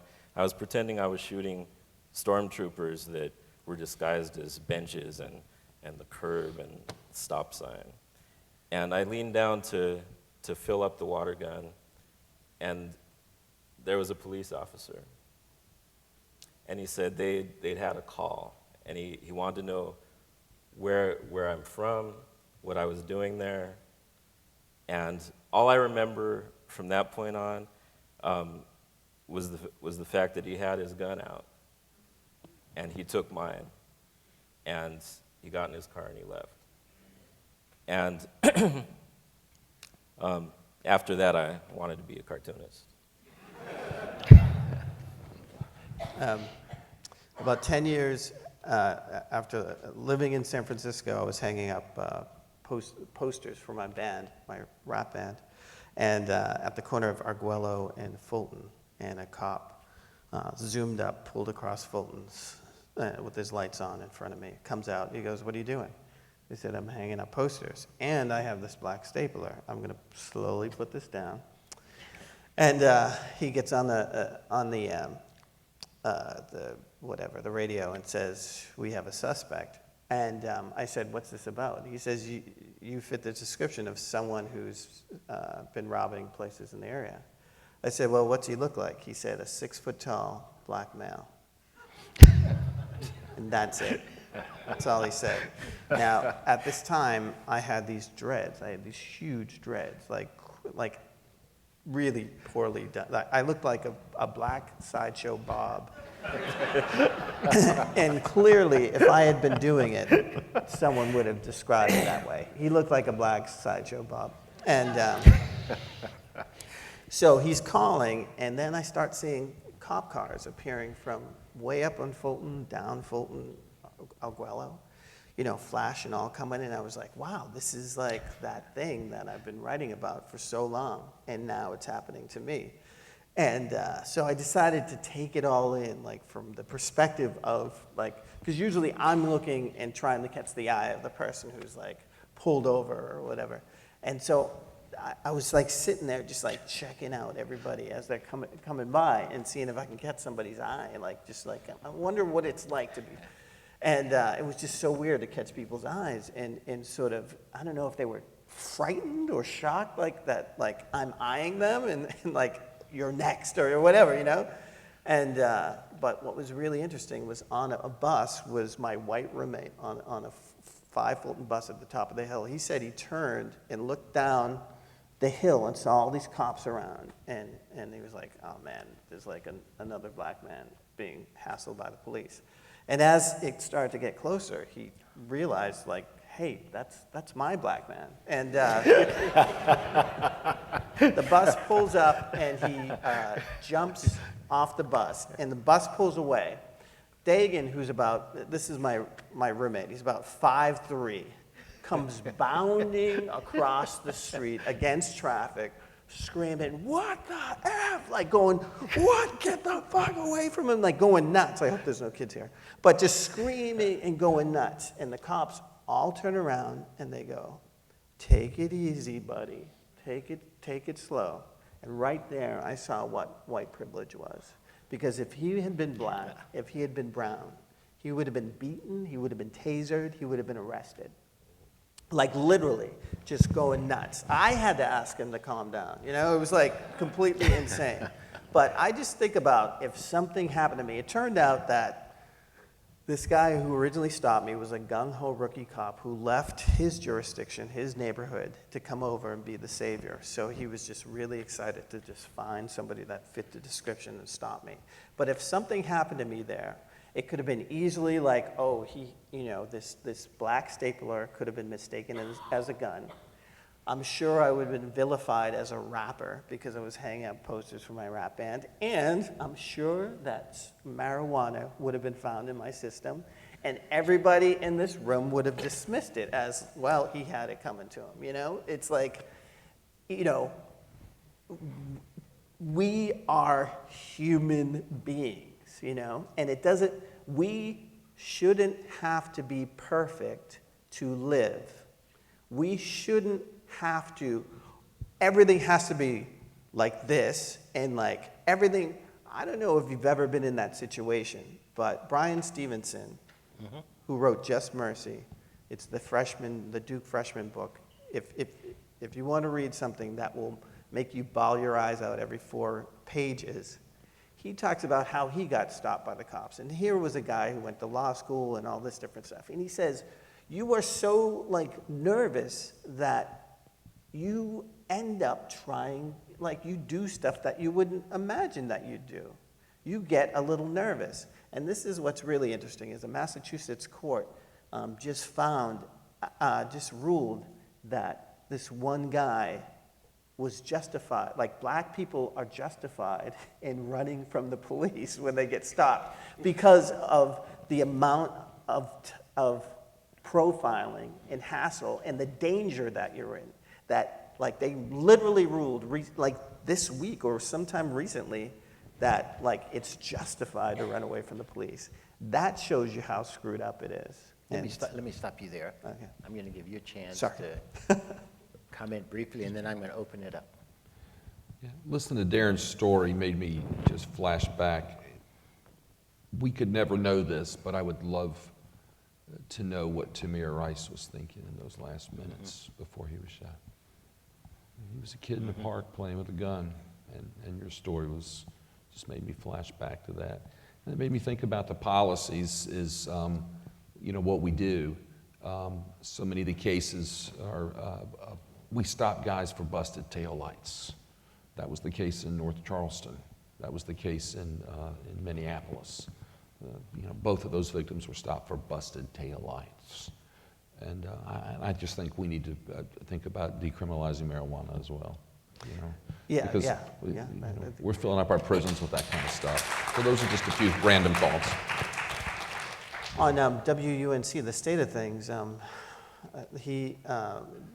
I think the police chief of Greensboro was on, and he was saying that he has instructed police not to pull people over for broken taillights and just like looking for excuses to pull people over. And I think that's a huge step into like just de-escalating, completely unnecessary stops. If my taillight's busted and your taillight's busted, which one of us is going to get pulled? Exactly. Okay, let's take questions. Are you here to ask a question? Where's your license?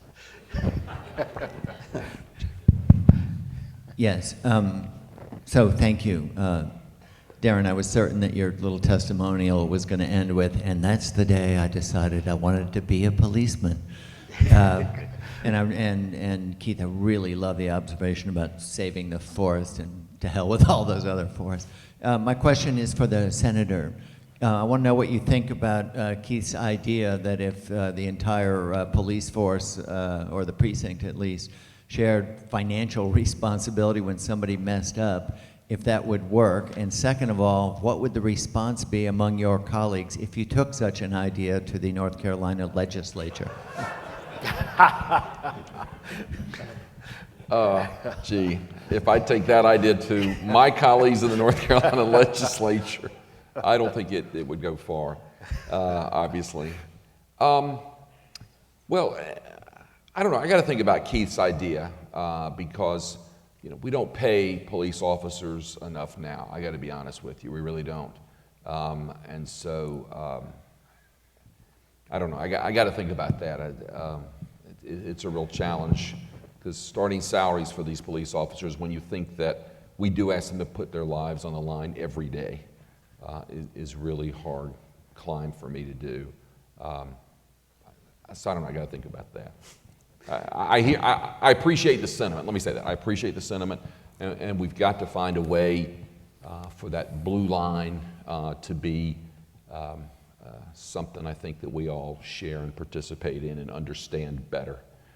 And that's why it sounds trite. I mean, Mayor Roberts was there in Charlotte yesterday talking about the communication and things like that. But we've got to have that. The dialogue's got to get not just walk the beat, show up at things, but we've got to really have these law enforcement officers sit down in the communities and talk to the people in their community, engage in ways to understand what those guys are going through. So I'm going to put on my system hat for a minute here.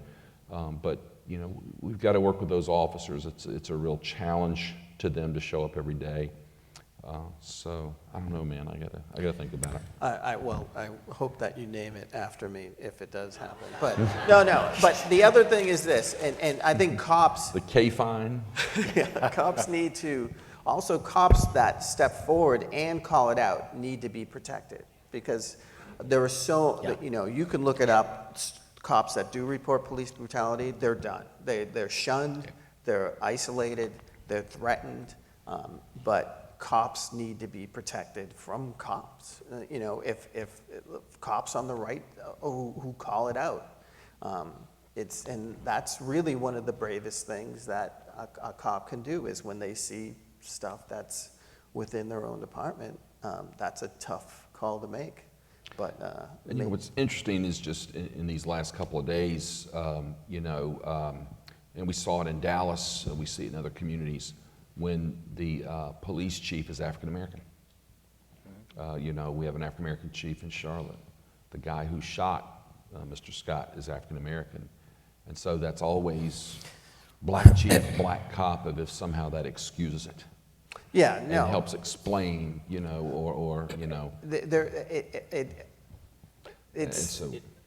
got to address that too. It's not about white officers shooting cops. I mean, officers are blue before they're anything. Yeah. Yeah, and I will tell you this: I've been hassled in L.A. I was the cop that hassled me the most was a black cop, and he was just. I've never seen so much attitude in a cop, and I was jaywalking. I'm from Boston, and that's what we do. And I even said that to him. I said, "I'm sorry, I just moved here from Boston." And he said, "What do you think? I'm an asshole?" That's the first thing he said to me. And I didn't answer that, but let me keep it. Sorry. Yes. Hey, I wanted to thank you guys for coming, especially Darren. When we set this panel up a year ago, I didn't know it would be this timely. But I wanted to thank you guys for coming. I did. Yeah, me too. Yeah, I'm sorry. It's Tuesday, time for a black. Now I've got an institutional question, specifically related to, you have police departments that are spending so much money on buying military gear, militarizing the police, but very little on actual training. There was I think an NPR piece a while back. A lot of the post-academy training has been outsourced to private firms. A lot of these private firms, ex-military, these guys are coming in, and the entire lesson is they want to kill you. You got to shoot them first. So it's this attitude issue. But the other thing is, just like football players, cops are getting bigger and bigger. And I know someone who works with police and say, yeah, a lot of these guys, they're taking steroids. They're pumping up because they feel that they need to keep up. I mean, would you be for drug testing for police, not for illicit substances, but for steroids? Roid rage is a real thing. I guess that was addressed at me. Yeah, that was more of an institutional question. I'm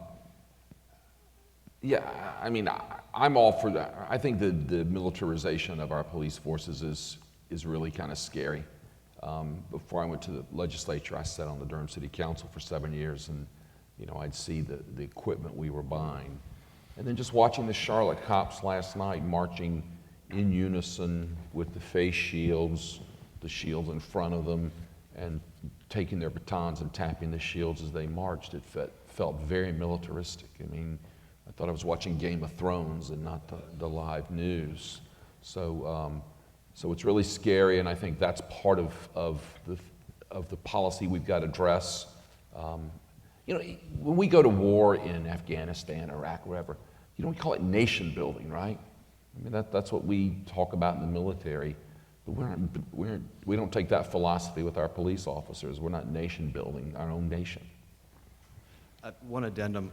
3 years ago in Durham, when there was the shooting with Chewy, and there were some protests and rioting in the streets, a newspaper photographer that I worked with, he was shooting the incident. He knew some of the policemen, and he had overheard one of them saying, "Oh, glad we got to test out this new riot gear." They just saw it as, hey, we have it, we may as well use it. Yeah, and I think you see that with the tank-like vehicles that police departments insist they have to have now, and things like that. You know, but then as soon as you have a shooting in Dallas or Baton Rouge or New York, I mean, these guys feel under siege, like they need protection too. No easy answers there, but I understand the sentiment.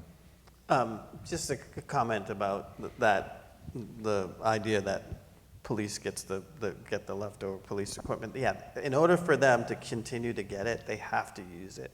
Like, that's one of the requirements. That's why they break out that stuff.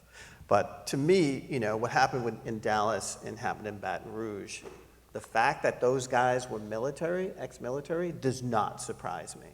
Because the shooters, the yeah, the shooters. Because they go overseas and they're told that you're killing people to give people freedom. You know, give people freedom. And this harkens back to World War II and Black World War II veterans. They went overseas to fight to give freedom to people, and then they came back and did not. They experienced segregation and mistreatment. And it's like those guys go overseas, they come back here, and they see what's going on with police and stuff, and they don't see justice. And in their heads, they're saying, like, I was taught that, like, you know, I am fighting for freedom that I experience. And so when they come back here and don't see the freedom that they're supposedly experiencing, I think something in them says, well, you know, I know how to solve that, you know? I don't know if you've looked into a couple of these shooters about what they had to say on their videos and stuff, but it was just like, oh, protesting's not enough, I have to do more, you know? And I think it harkens back to what they learned in the military. And I think that it's terrible, it's the worst case scenario, but if we don't put in jail, and it shouldn't have to be, video shouldn't have to be relied upon. I'm glad that there's cameras everywhere, but we need to be as transparent as possible. Like, these guys in Charlotte need to release the video so we can at least, because right now it just looks like they're trying to figure out, like, the fact that you say there's a gun, he could be legally carrying a gun, but if he's not pointing it at anybody, if he just has a gun on him, he shouldn't be killed. You know, that's not, if he had pulled a gun and they said drop it and he doesn't drop it, that makes sense to me. But the idea that they're not showing any video, but this is the fact that we have to continually rely on the video to show it, and 9 times out of the 10, they get away with it anyway. It's just completely frustrating. And at this point, I don't expect justice to come out of anything. And I think, as a person who's optimistic, like, if you lose me, if I don't think justice is going to be served, you're losing probably most of the people here. I'm a happy guy. Just before we came out, the senator said that there may be some question now whether there was a gun at all in the Charlotte shooting. And if it turns out that that's the case, that there in fact was not a gun, I think the police and the mayor have done a great disservice to Charlotte.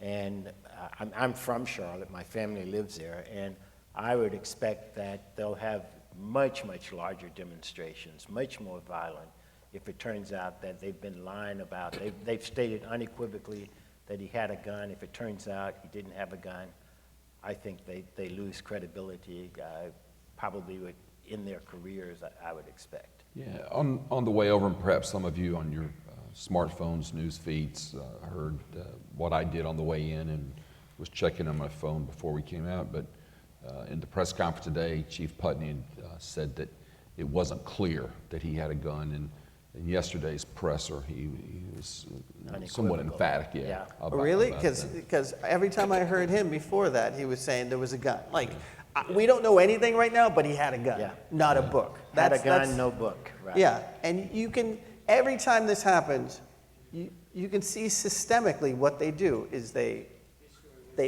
vilify the victim and they praise the cop. Like, they say the cops, you know, this, like, family, wonderful, this, that. and then they say the victim, had a record, this, that, like I can almost expect to see what they're gonna do. Just like, okay, here's when they start, saying some bad stuff for what he might be doing, or, oh, he's got a kid out of a wedlock. Oh, he, dropped out of high school, stuff like that. And it's just, it doesn't matter. It doesn't matter, Let me call you.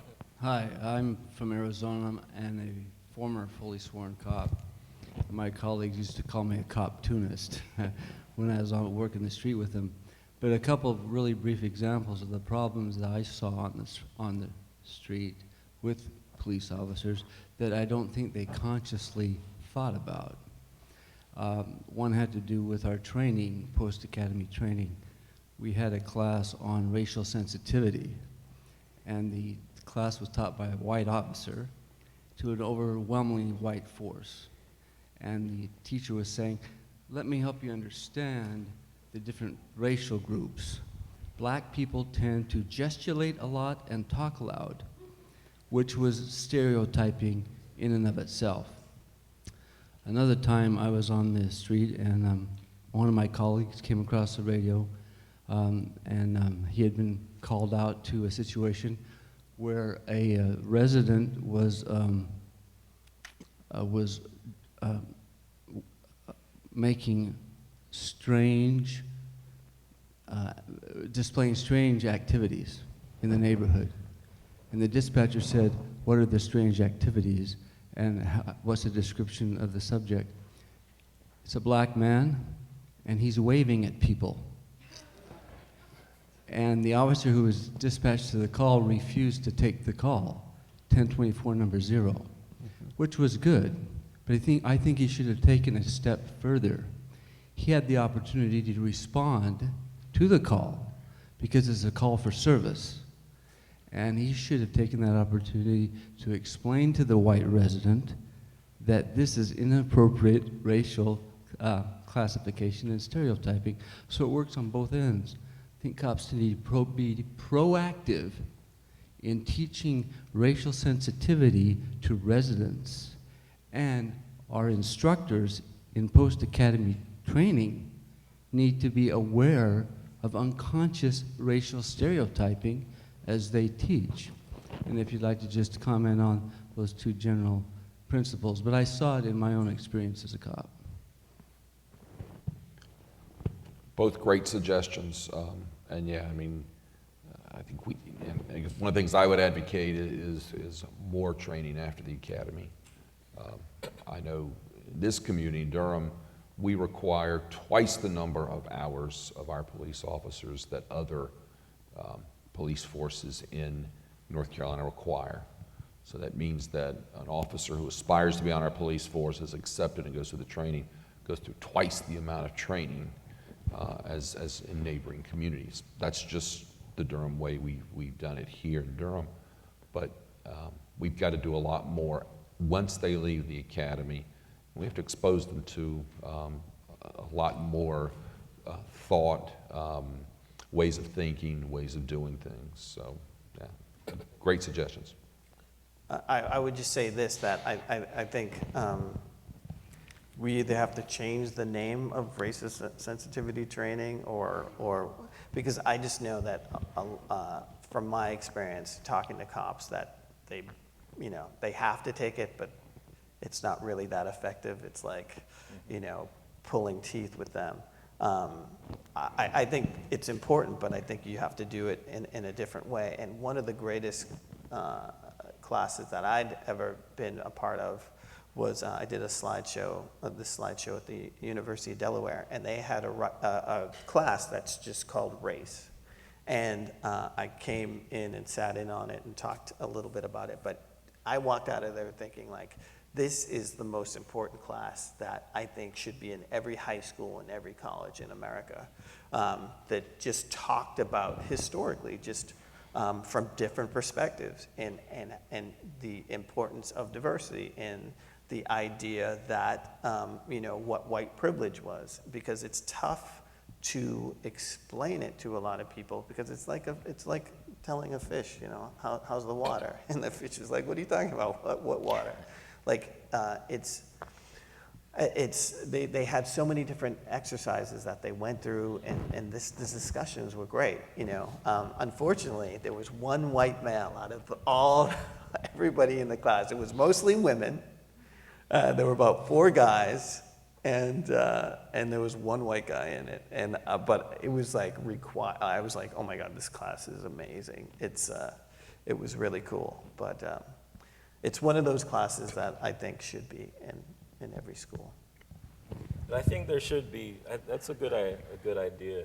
That the officer should respond to the call. I think there should be repercussions for people who call 911 when somebody's doing something normal, and it leads to somebody's death.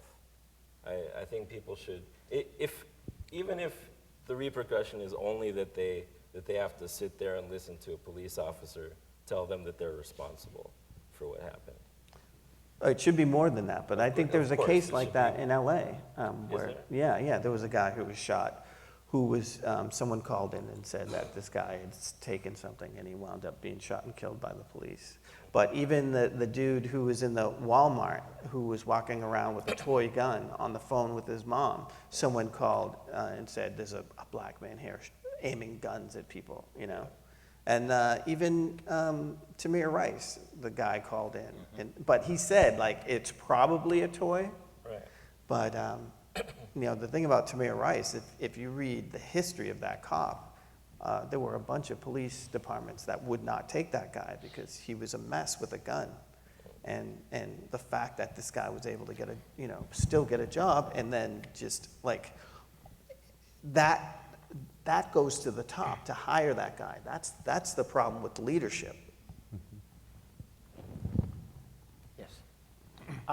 What time are we supposed to end? Okay, I just want to make sure. Yes. Thank you. I think one thing that Keith and Darren and Mr. Wood have been talking about is this is a deep problem, and the police violence is sort of a symptom of something far deeper. And, you know, Keith talks about the history of the country. He mentioned the coup in Wilmington.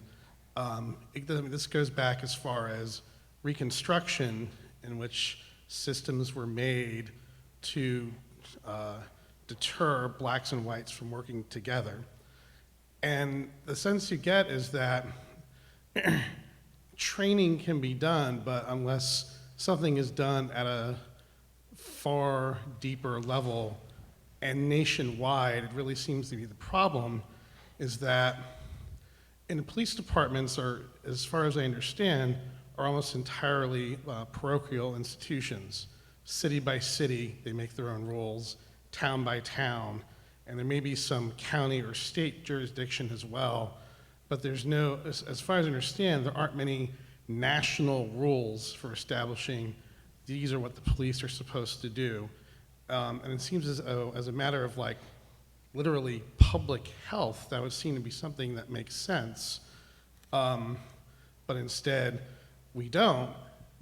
And I also wonder, in terms of the sort of people who enter the police academy, I wonder how much screening is done of someone's background, of someone's attitudes.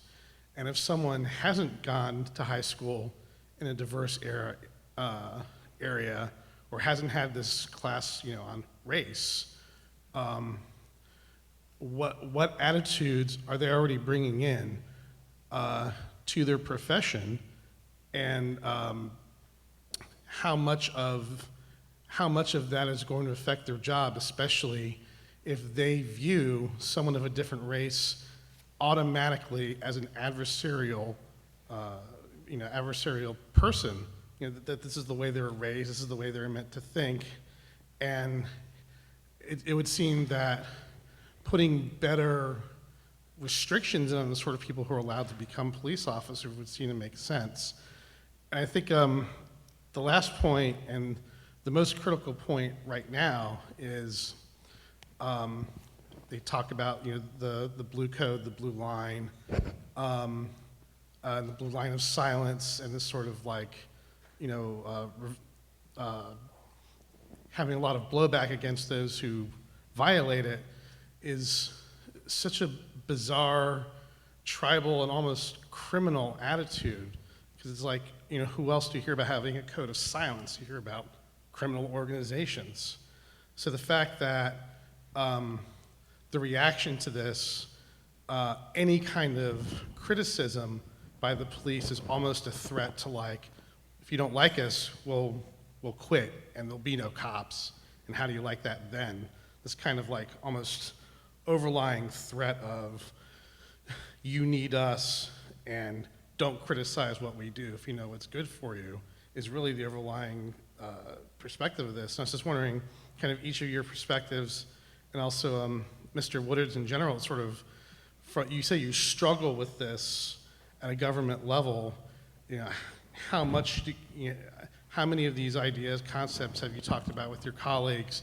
And certainly in this state, I know it's very difficult, but certainly within the city, I wonder how much of that you discuss. Thanks. I'll react to the first part, or well, it's to your point. Yeah, it's a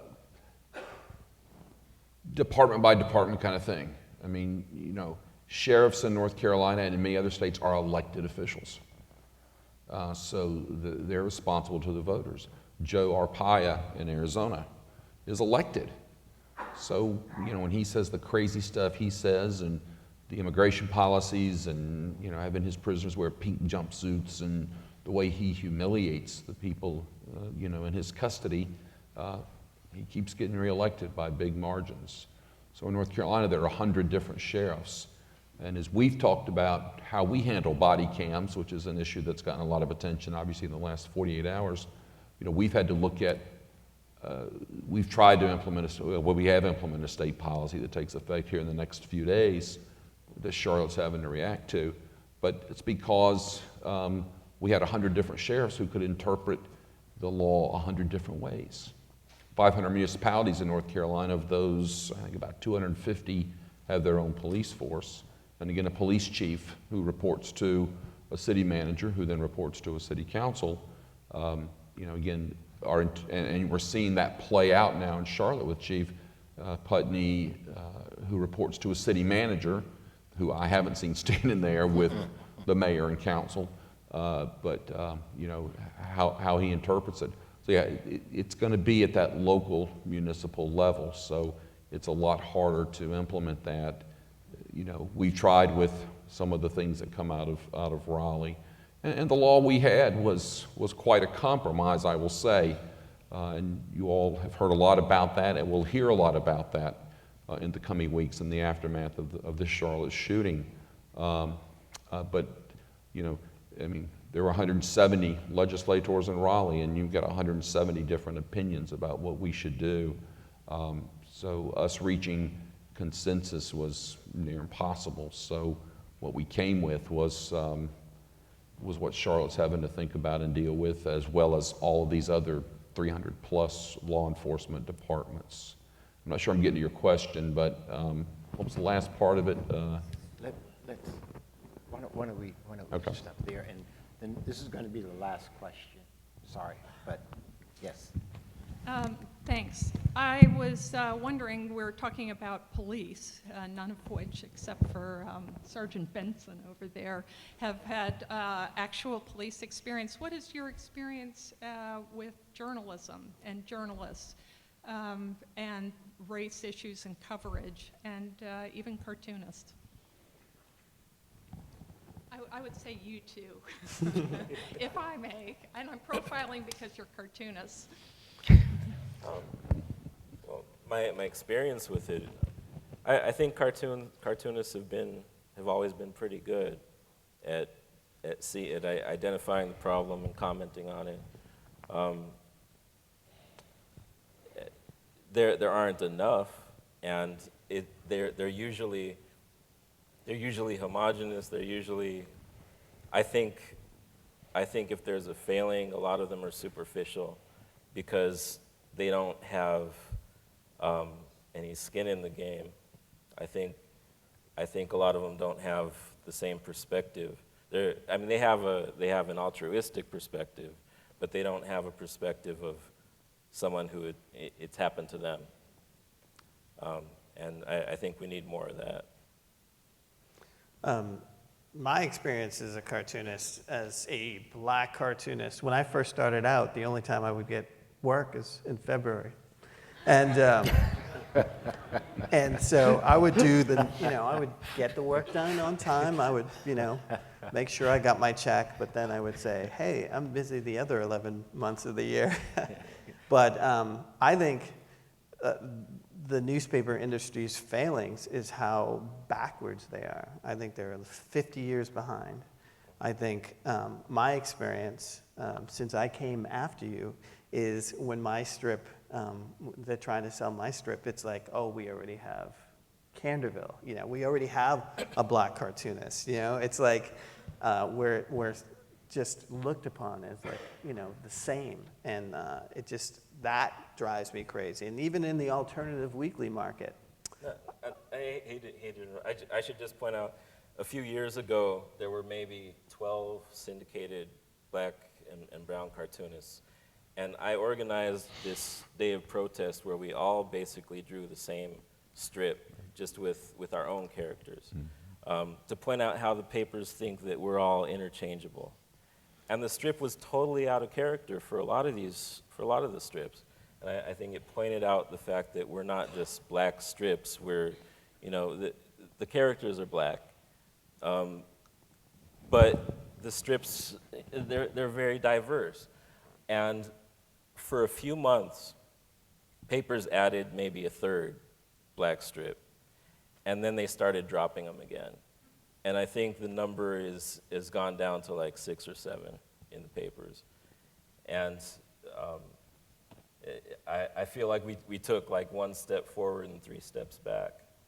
Yeah, definitely. And you see strips that are running where the creator died like 50 years ago, and like, just people are just running those strips. If newspapers were interested in gaining readerships, you would think they would add newer strips. Plus, I think they're cheaper, right?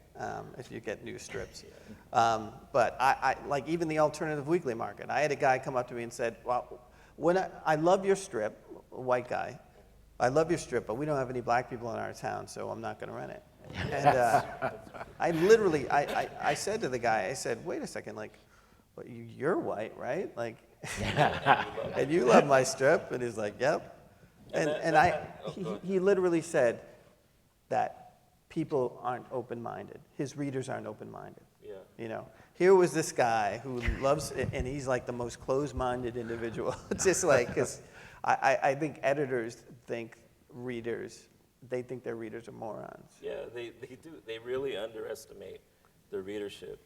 At every book signing I've ever done, I have like a line of white people waiting to tell me that they come up, like I hear this all the time, I'm probably not your typical reader. Yeah, I know. My typical reader is the 53-year-old white man. And he announces that whenever I get a letter. It's always like, I'm a 53-year-old white man. And I can't believe that my favorite strip is from an African-American male. I say, well, Star Wars is my favorite movie. It's done by a 53-year-old white male. I can't believe that that's my favorite movie. And then they never write to me again. But it's, it really is sort of just, it's the gatekeepers that are really the issue, because you can connect with anybody, and we all have more similarities than differences, but it's the gatekeepers that are kind of preventing it. But that's the great thing about the internet, because we don't need stinking newspapers anymore. I'm sorry, who's here from the newspaper? Okay, and with that, we're going to end it. Cheers. Hey, good to see you.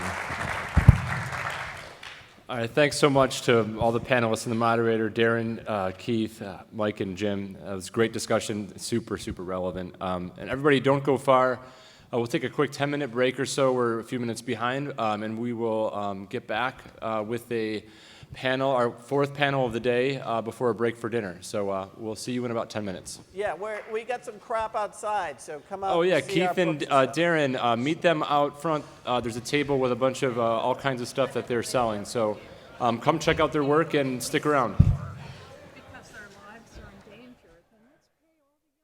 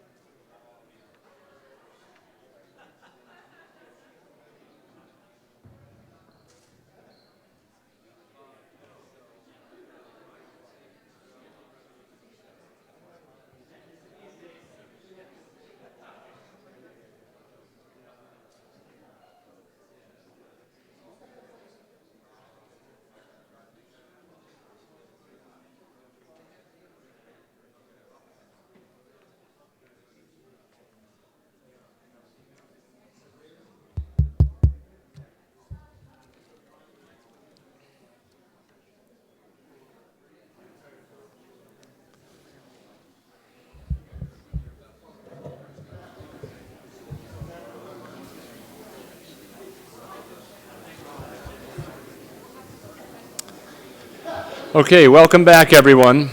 I'll give you a minute to find your seats, and for anybody that's just arriving at the moment now, welcome to the fourth panel of second day of the 2016 Political Cartoon and Satire Festival, co-hosted by Duke University and the AAEC. We're honored to be here. We've had 3 great panels so far, and this will be actually a great change-up, a little bit more lighthearted after the great discussion from the past hour. A few quick bits of housekeeping.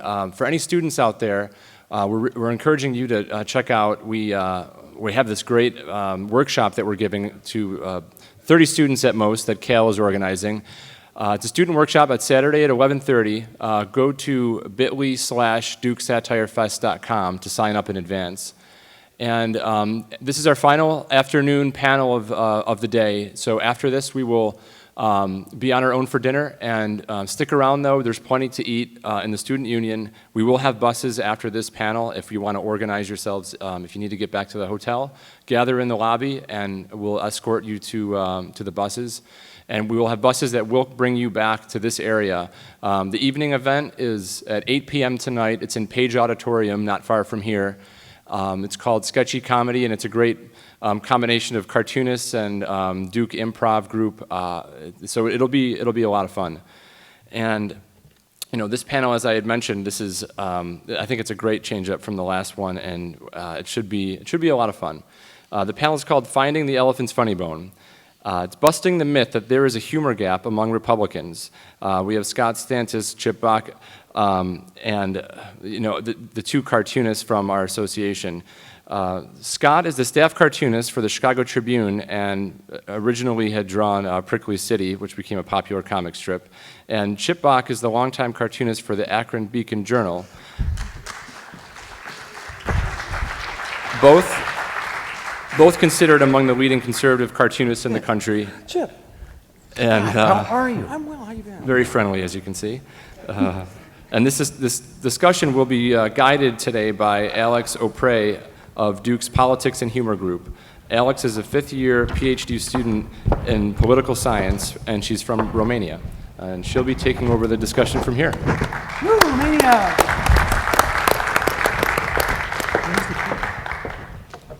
Wonderful. Thank you very much, Adam. It's an honor to be here with Scott and Chip to talk about tickling the elephant's funny bone. If you've been here all day, you know how this is going to go. I'm going to just say a couple of sentences and then give a chance to Chip and Scott to each show you a slideshow of their work and impress you and tickle your funny bones. And then we'll have a discussion with the audience. Hopefully all of you know that you can come forward to those microphones and ask your question and get an answer. Maybe heckle them a little bit, depending on your preference. So I'm Alex. I'm a representative of the class of academics, so my role is to bore you just a second at the beginning of this to set it up for the comedians. And the lesson that I want to maybe throw out there for those of you who may be more inclined to do humor from a more progressive, left-leaning side is that, at least in the West, the beginnings of political satire in Greece came from a conservative political satirist. His name was Aristophanes.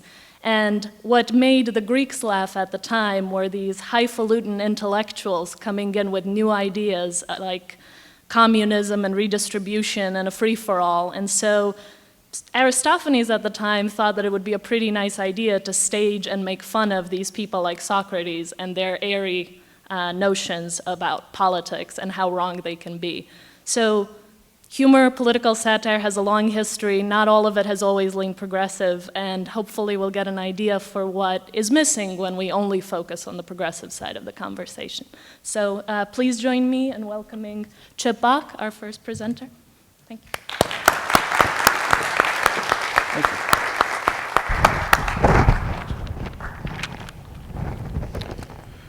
Well, it strikes me as funny that only at a convention of editorial cartoonists would conservatives thought to not possess humor. I think the rest of the country thinks that the left is humorless because of political correctness. And that certainly doesn't go for the brilliant cartoonists here, most all of whom are from the left, except the two of us. However, I was struck by the session this morning. We had Signe, David Horsey, and Steve Breen, who are really great cartoonists and very funny people. But they are all three from either the West Coast or the East Coast. Nobody from in between. And so Scott and I are from what used to be flyover country and is now deplorable country. Although I've been called adorably deplorably. Anyway, I'm going to show you some cartoons here, and we can talk about this. This is the very beginning. I started out totally skeptical of Trump. I didn't think there was any possible chance that he could be where he is now. And I thought that the establishment Republicans may have made a mistake. And what I was struck by in this morning's session was the discussion of Trump. Most of the cartoons were about Trump. They were hilarious cartoons about Trump. Trump deserved every bit of it. But there was no sense of understanding why people vote for Trump. And that may just be beyond comprehension for any of us. But I do think I have an idea about it. And I think it's because the country is ruled by the East and West Coast elites. And that's the media, popular culture, movies, and cartoonists. And I think it's come to a head with political correctness lately. The vast, deplorable middle has just had all it can take. I think that a good example is gay marriage. Not that there's anything wrong with that. Hillary was against gay marriage until very recently. Obama was against gay marriage until very recently. Now, all of a sudden, if you have some kind of principled or religious reason for not being in favor of gay marriage, it's not just a difference of opinion, you're a bigot. And that's been carried over to this crazy restroom issue. If you have a difference of opinion, you're a bigot. And so I think that people aren't understanding each other. It's like we're almost talking two different languages. And that's really the sense I got from that this morning. This is kind of interesting. Bernie Sanders has really dragged the party left, and David Brock actually called him a socialist wackadoodle. So I thought that's pretty crazy. Now he's a victim of a vast right-wing conspiracy. This is to show as a conservative cartoonist, it's still a cartoonist's job to not necessarily just promote an agenda, but make fun of people who do stupid things. And Ted Cruz had big donations from Wall Street. His wife works on Wall Street, and so I thought that was a appropriate thing. And here's the Donald. Got to win by 2. The system is rigged.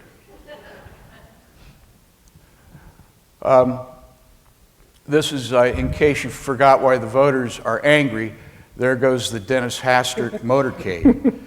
And Dennis Hastert did terrible things, molesting boys, but this is really about the fact that Dennis Hastert was a Speaker of the House, and before that he was a wrestling coach, and yet somehow he was able to pay millions of dollars to buy the science of these boys. And I think there's a sense that that goes on with every politician in this country, the so-called ruling elite. Trump, not only am I sending illegal immigrants to Mexico, I'm driving annoying celebrities to Canada.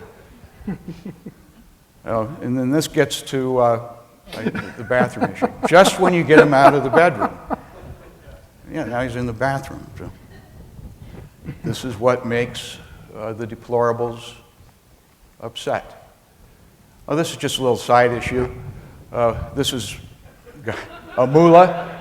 We have free elections, but I choose the candidates. Oh, you're super delegate. This is Trump bashing the press. He's kicked every one of those people out Why haven't I taken your press pass? Okay, and then I just wanted to get away from the campaign. I thought this was funny. Like the Tesla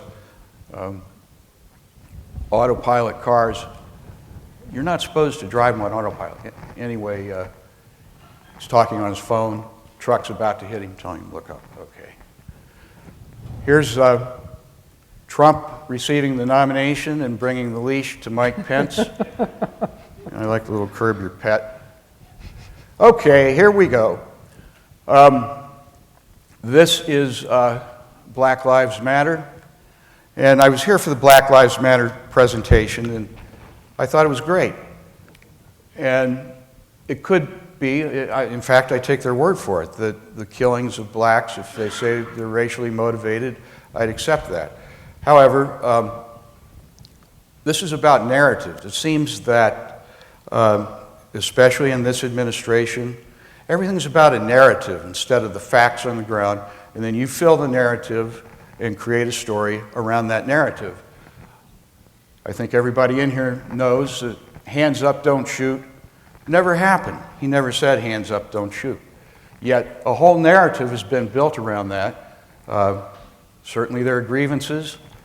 Maybe all the black people that have been killed by police were killed for racist reasons. I don't know. But to say that it's disproportionate is simply false. And Heather McDonald has written extensively and done extensive research about this. Blacks are not killed in a greater proportion to the manner in which they commit crimes. In fact, whites are slightly higher, not that it matters. And I don't want to be in the position of having to defend police. I've had plenty of problems with police by my own. In fact, my next door neighbor's son-in-law was killed by police. And they mentioned this, I don't know if it was the same case. It was in Arizona. He flipped out. He was an Iraq veteran. He was last seen going down the street naked, and he was shot by a policeman. He was white. It means nothing in the discussion, totally anecdotal, but so are all these other stories. So there's that. Oh, then back to Trump. Don't vote your conscience, vote for me.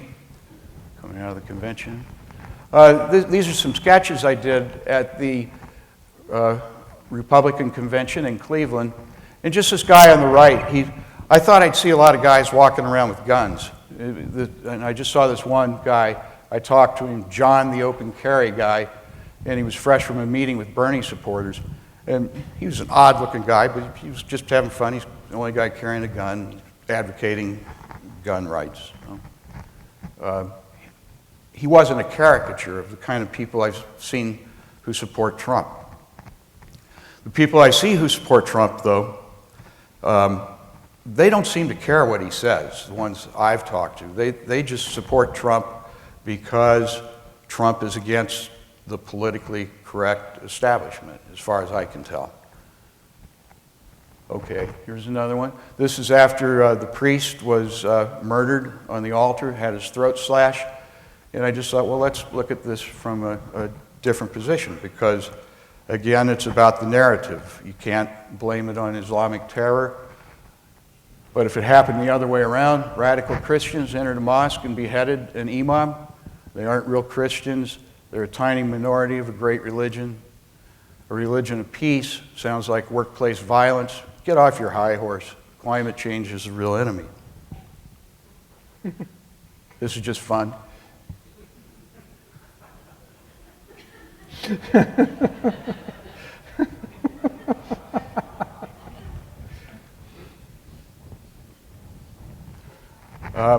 More of the narrative. And I do think this is getting upsetting to the terrorists, the ISIS people, whoever the enemy is. First, Obama calls us the JV team. Then he says we're not Islamic. And then Trump calls Obama our founding father. I don't get no respect. And I think there's a lot to that. The narrative is that if you offend the Islamic religion, of which a very small part are terrorists, that the terrorists, that's going to create more terrorist recruits and so you can't come after them. There's a large body of thought that thinks that's not true, that they're coming after us because of who we are. It's got nothing to do with what we say. Maybe that's true, maybe it's not, but it doesn't get a lot of attention.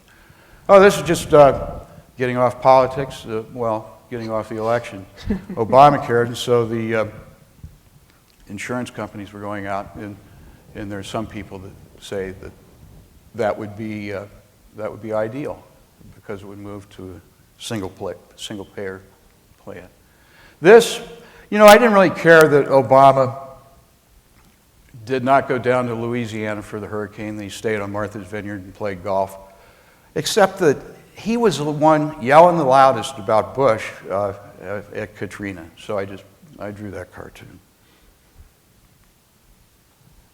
And paying ransom, it's not really ransom, depends on the meaning of the word ransom. Cheers, Satan. That was my favorite part. This is the media.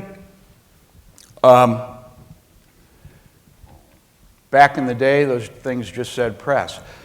I've never seen, everybody knows the media generally leans left, but in this particular election, there are elements of the media who think that Trump is so bad, and maybe he is, but that they have a duty to become more activists, more actively attacking him. And Matt Lauer, what happened to Matt Lauer, I think, is a good example of what happens when you don't attack him enough. Trump goes in the inner city, and really what connection does Trump have with inner city black people? Like, as he would say, zero. But under his new management, he's reaching out, which is a smart thing to do, I think. And I hope he keeps doing it. And Democrats said to him, you never come to the inner city. He goes to Detroit, a church in Detroit, a church in Philadelphia, reaching out. Sure, it's trying to get votes, but the Democrats have been there forever, and things are not good. So, the U.S. Navy don't get no respect anymore either, or the Air Force. It's the Iranian Navy, sir. Fire cash pallet #1. Hillary. I hit her a lot, but if you remember in the 2012 election, Biden affecting his best Hillary black voice said, they're going to put you all in chains. And so I just tried to bring that over to this. Here's Hillary running for president, and people are running around using hammers to destroy evidence that has been subpoenaed and bleach bit to destroy it. So destroying evidence, subpoenaed evidence. But she's not going to. Oh, here's Hillary. Get well, Hillary. The deplorables, a basket for you. This is Trump. I will build a beautiful child care plan, and the children will pay for it. What? This is again about the narratives. This was just, I just did this earlier in the week. We are in a war of narratives. And then, of course, the guy doesn't give a shit. He just cut his head off. You can still say we're in the war of narratives all you want. It's a message. This guy, Obama. I'm sorry. It's a message to African Americans from President Obama. Is he going to cut crime, give a school choice, maybe increase youth employment? No. He's going to be personally insulted if we don't vote for Hillary. What president talks like that? Oh, Scott, you're up. I'm up. Well, good luck. I never had to duck behind that thing once. So. You never what? Hi. Nice to be here. And thanks for listening. Yeah, I mean, my first reaction when I heard about this presentation, can everyone hear me okay? So I'm doing the mic all right? Awesome. Is that, first off, I'm a conservative. I grew up in a Republican household. I actually worked on Nixon's re-election campaign in 1972 when I was 13 years old, which explains the strictly adhered to do not date list, apparently.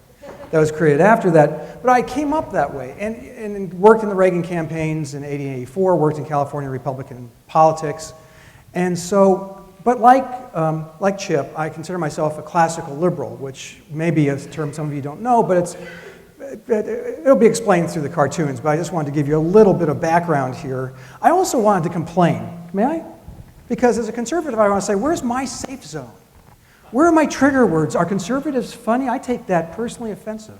I think Chip does too. Do you? Trigger words? Well, I like pulling triggers. Anyway, well, that's Chip again. Isn't he brilliant? This is my comic strip. It says taking umbrage. It says go ahead and take some. Everyone else has. So you guys are going to take umbrage at what you're about to see, because humor is something that happens. Humor always has a victim. A joke always has a victim. You slip on a banana peel, it hurts. Someone else slips on a banana peel, that's kind of hilarious, if not just, a metaphor and a cliche. So you are going to take umbrage, some of you. This was one, drug testing in our schools. They want to do it randomly. I think that's a bunch of crap. So I have one teacher saying to the other, I liked it better when they left apples on my desk. This is just one of my favorite cartoons just because Dick Cheney, I'm showing you some of the oldies and then we'll get to the current politics. Dick Cheney shot someone in the face. Stay with me on this. So this is sorry, I thought you were the Bill of Rights. And so this was in USA Today. I drew it for them. And I got a ton of emails and calls that day from conservatives asking me, seriously asking me, why is this an issue? Because the vice president shot someone in the face. Every 230 years this happens. And it's a big deal. This was when President Obama had just taken office and was awarded the Nobel Peace Prize. You can read it. It says, presented to Barack Obama for... They say, well, we'll fill it out later. I am also deeply Catholic and believe in life at both ends. So I think you have to be consistent on this issue. So I strongly oppose the death penalty. So the first issue here is, they've executed another one, sir. And God said, I say it over and over again. What part of thou shalt not kill do they not get? Says, looks like they're strapping down another one, sir. And God just goes, ah! It's days like this when I really regret the no new floods pledge.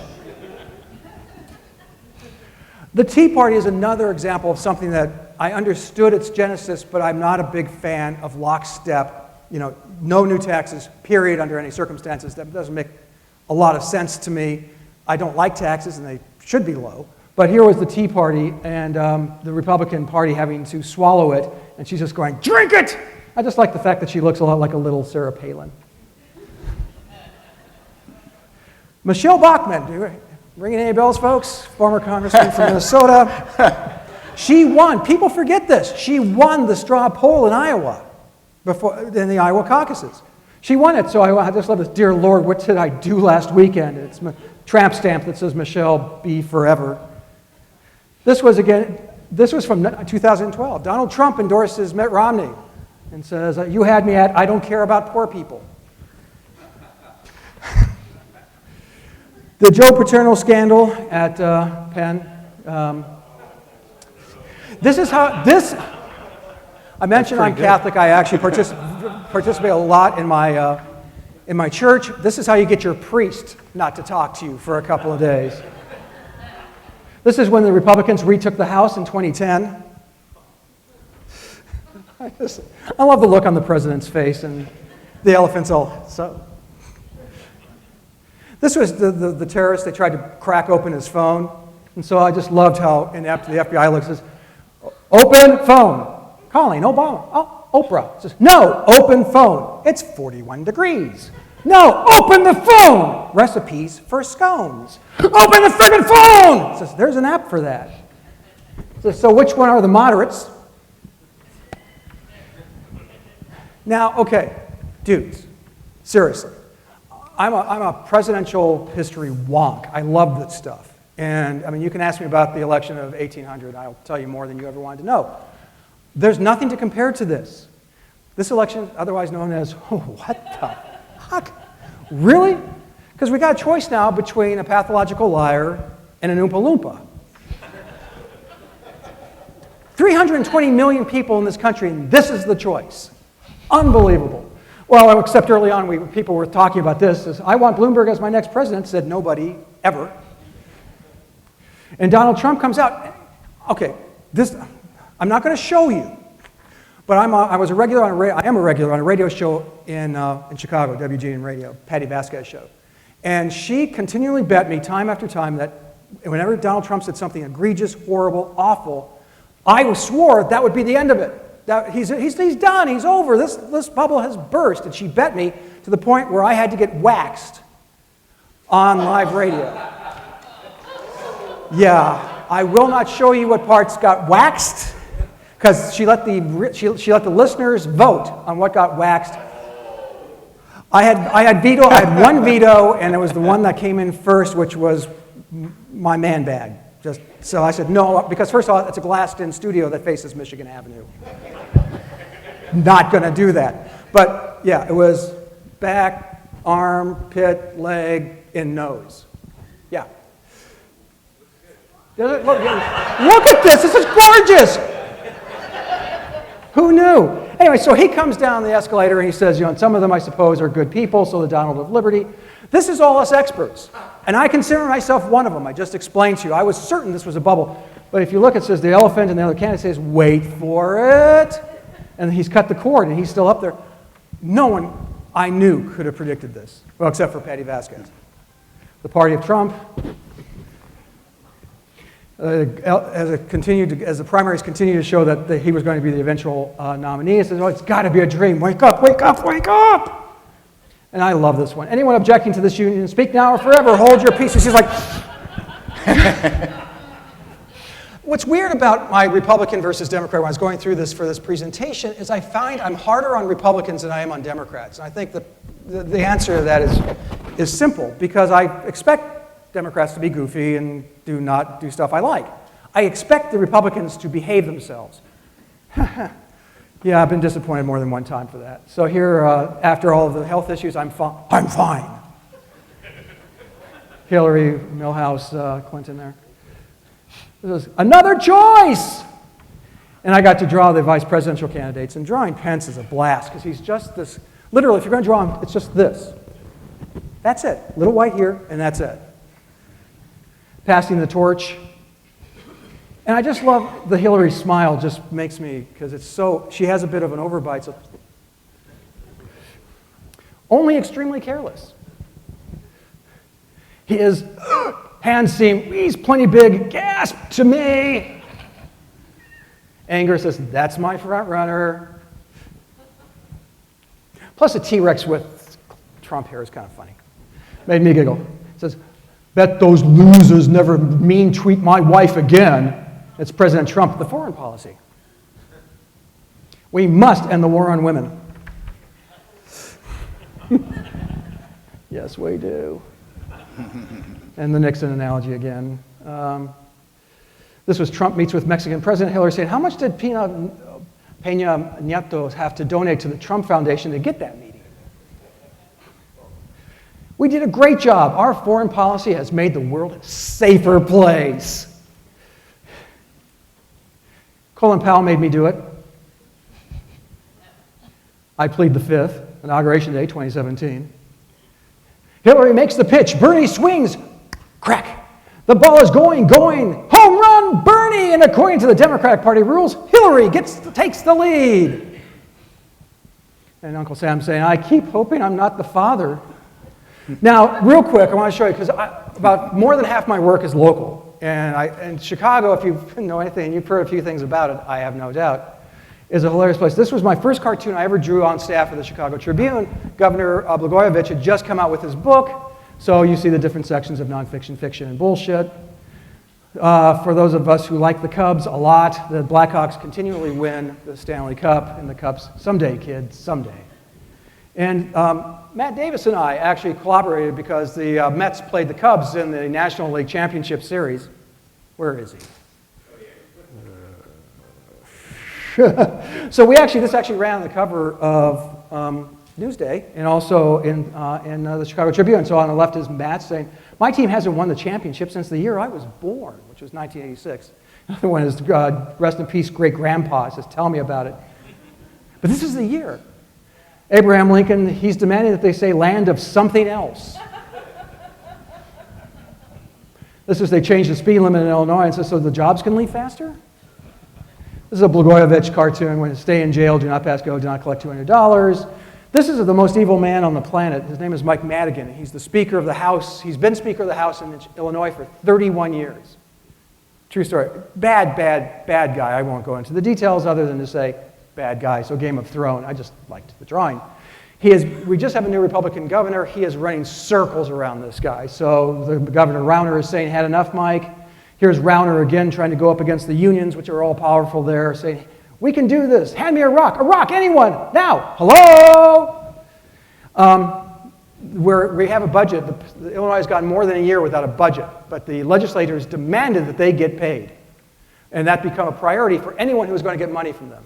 So I just have Speaker Madigan, and that's on the right. There is the President Cullerton of the State Senate. Says, understand, there are legislators working 2 and 3 scams now just to make ends meet.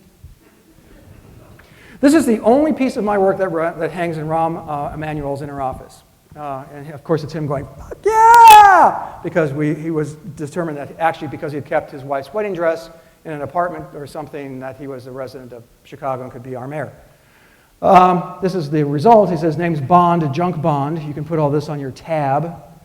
Welcome to, I'm sorry, Mike Thompson of Detroit News, but sorry, but welcome to Chi-Troit. Come for the pension, stay for the bankruptcy. Says we're getting closer. And of course, there's a $634 million pension payment for the Chicago Public Schools and say, we're confident the wall will swerve first. Honest to God, folks, I'm not kidding. It's this bad. The lottery winners do get IOUs. I'm not kidding. This is true. Because I should have played in Indiana. The legislature, of course, then goes on vacation, comes back and says, I'm back. Did you miss me? I just like the little doggy skeleton. I just thought that was cute. It's so bad, Oprah left. I'm not, again, not kidding. So Hamilton's coming to town. Everyone's excited. So it says, the storyline, powerful Democrat scheme and plot, and some people get shot. It says, then shouldn't it be called Illinois? And this is another quick story I did, How to Draw Rahm. When he became mayor, I drew this up. And this is to show you how humor gets lost on some people who are far too serious and think far too much and deeply about what we do. This was step-by-step how to draw. You can see up the top, I'll blow it up. To get started, think about whom your subjects look like, E.T. and the Grinch. I got a call that morning this ran. And she said, are you the one who drew that cartoon about the mayor this morning? I go, yeah, I did.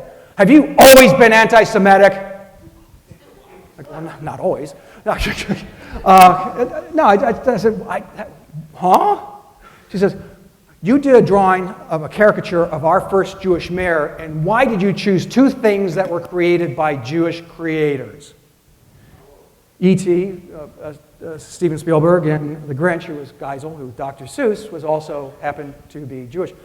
And I had to tell it, ma'am, you thought about this way more than I ever did.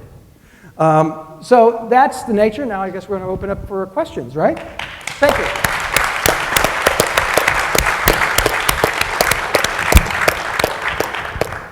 Thank you very much to our panelists, and I'd like to invite the audience to join us with their questions. Can we see your shirt? Yes. Gary Johnson. We have a disagreement. I like Gary Johnson. I met him on an editorial board meeting at the Chicago Tribune, and he actually came on my podcast, he and Governor Weld. And so it's a happy compromise for someone like me who thinks Trump is a troll and has no business being in charge of anything. And Hillary, being from the big basket of deplorables myself, I find that a hard vote. So he's my compromise candidate. And I, as I mentioned earlier, classical liberal, which is libertarian in nature. So I feel the Johnson, baby. Wow, that didn't sound right at all. No,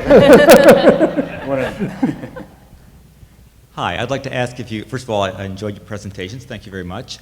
I'd like to ask if you get liberal hate mail and how it compares to at least the folklore about conservative hate mail. We heard people talk this morning about getting letters, burn in hell and you're a cunt and things like that, and I'm wondering whether liberals are as poorly mannered and what their rage looks like for you guys. I came home one night, it was the build-up to the Iraq War, and I regretted this now, but I strongly supported it then. I came home late, and my wife is sitting on the couch sobbing. And I said, honey, what's wrong? And she goes, I looked up your name. And on many message boards, people said, I hope his 2 kids are drafted and killed in Iraq. So the myth of the kindly, sweet-natured liberal is exactly that, a myth. I've had death threats from the left, many of them, and threatening other threats. I'm sure you. Yeah, I'm sure there are kindly, sweet-natured liberals. I just don't hear from them. They're very mean. All of you, any cartoonist has gotten death threats, hate mail, and I get just as much of it, if not more, from the left as anyone would from the right, I'm sure. And frankly, it's just as irrational, much of it, I assume. I mean, I talk to my other cartooning friends who get it from the other side, and it's curious. The discussion, what's gotten weird about the discussion now and what makes humor difficult in this context is that I don't just make fun of or disagree with your politics. I disagree with your motives. Because you're not just, for a tax increase. You're not just for this bond issue. You're doing that because you hate America, you want to take everything I have and give it to an immigrant. I mean, it's insanity. And it makes humor difficult. Because both sides have become humorless. I really agree with Scott on that. I think that people have an idea of the way things should be, and it's the idea of narratives again. Any cartoon that I might draw or anything that someone might say, they run it through a filter that it doesn't really pertain to what I'm saying, and they have their own agenda. The idea is, you have ill will. You're bad. It's not just your ideas don't work. It's not just you're not talking about a sound system of thought. It's that you're bad, and that goes to both sides. I don't think either side talks to each other or debates. Well, now you've triggered a follow-up question, if you'll indulge me. Okay. Do you ever get the sense that your work is changing anyone's mind, or at least opening their mind or softening their positions? We hear a lot about how these cartoons reinforce the existing bias of the reader. So if they're on your side, they love you. If they're opposed, they hate your guts. But do you think you ever make a difference? You hear any feedback from people saying, gee, you've opened my eyes on this, or I'm not taking such a hard line anymore? That's a really good question, and the answer for the most part, disappointingly, is no. People tend to read the things that reinforce their own beliefs and not so much to have their minds changed.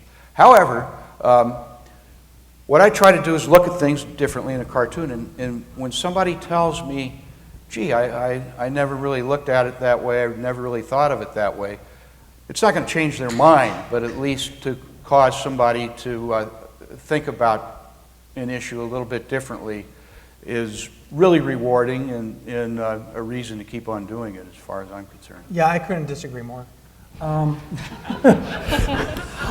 your motives suck. It's because I hate America and I want the terrorists to win. No, I think there are instances I can point to, especially in local cartoons, particularly local cartoons. National cartoons, I think we help perpetuate or drive the narrative, and I think decide on and define it. But on local issues, I am very confident that my cartoons have had an impact.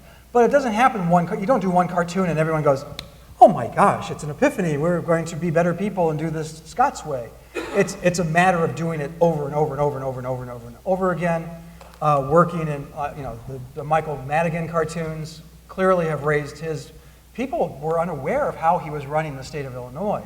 I mean, it had been reported, but cartoons he'd never been attacked in that in that way. Back when I worked at the Birmingham News, I can tell you that I had an effect on at least 2 gubernatorial candidates. So, you know, yeah, I think it can. I don't think it's one cartoon doesn't change the world, but a series can, definitely. Hey, I had a question about how you approach Hillary as conservatives. Do you, when you're drawing Hillary, do you ever stop and consider how far you're going to take the caricature, how mean you're going to dial up the dial? Are you concerned about crossing a line where people are going to look at, I look at a number of conservative cartoonists and they go full bore at Hillary, and she's fat and she's ugly and she's wrinkly, and I look at those and I just think, boy, they're just speaking only to the choir. Most people would sort of go, oh boy, that cartoonist has mama issues or something like that.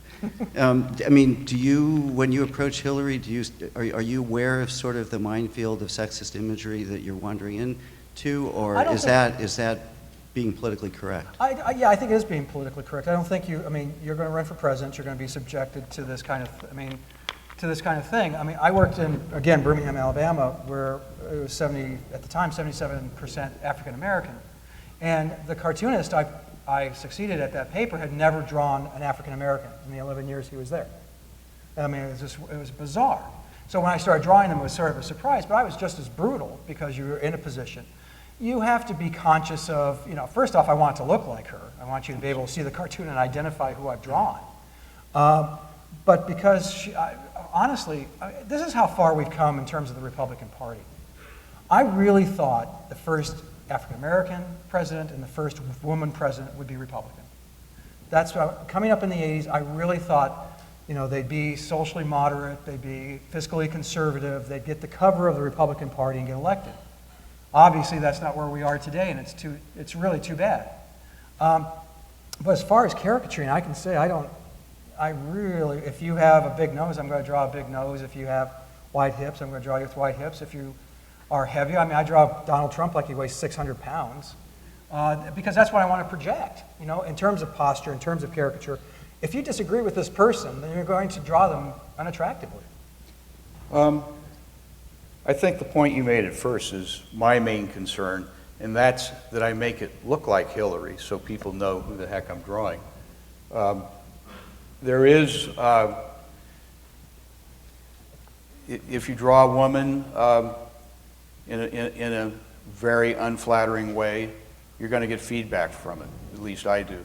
When I first started drawing Hillary, she used to wear dresses, and she had fat legs, and I drew fat legs, and I got more criticism over that than anything. And she switched to pantsuits now. So I try to capture the essence of Hillary in my drawing, and if it's not very attractive, it's not very attractive. But I don't go out of my way to. Well, I did draw her as a witch not too long ago, but for the most part, I don't go out of my way to. I try to make the cartoon itself express what I think of Hillary.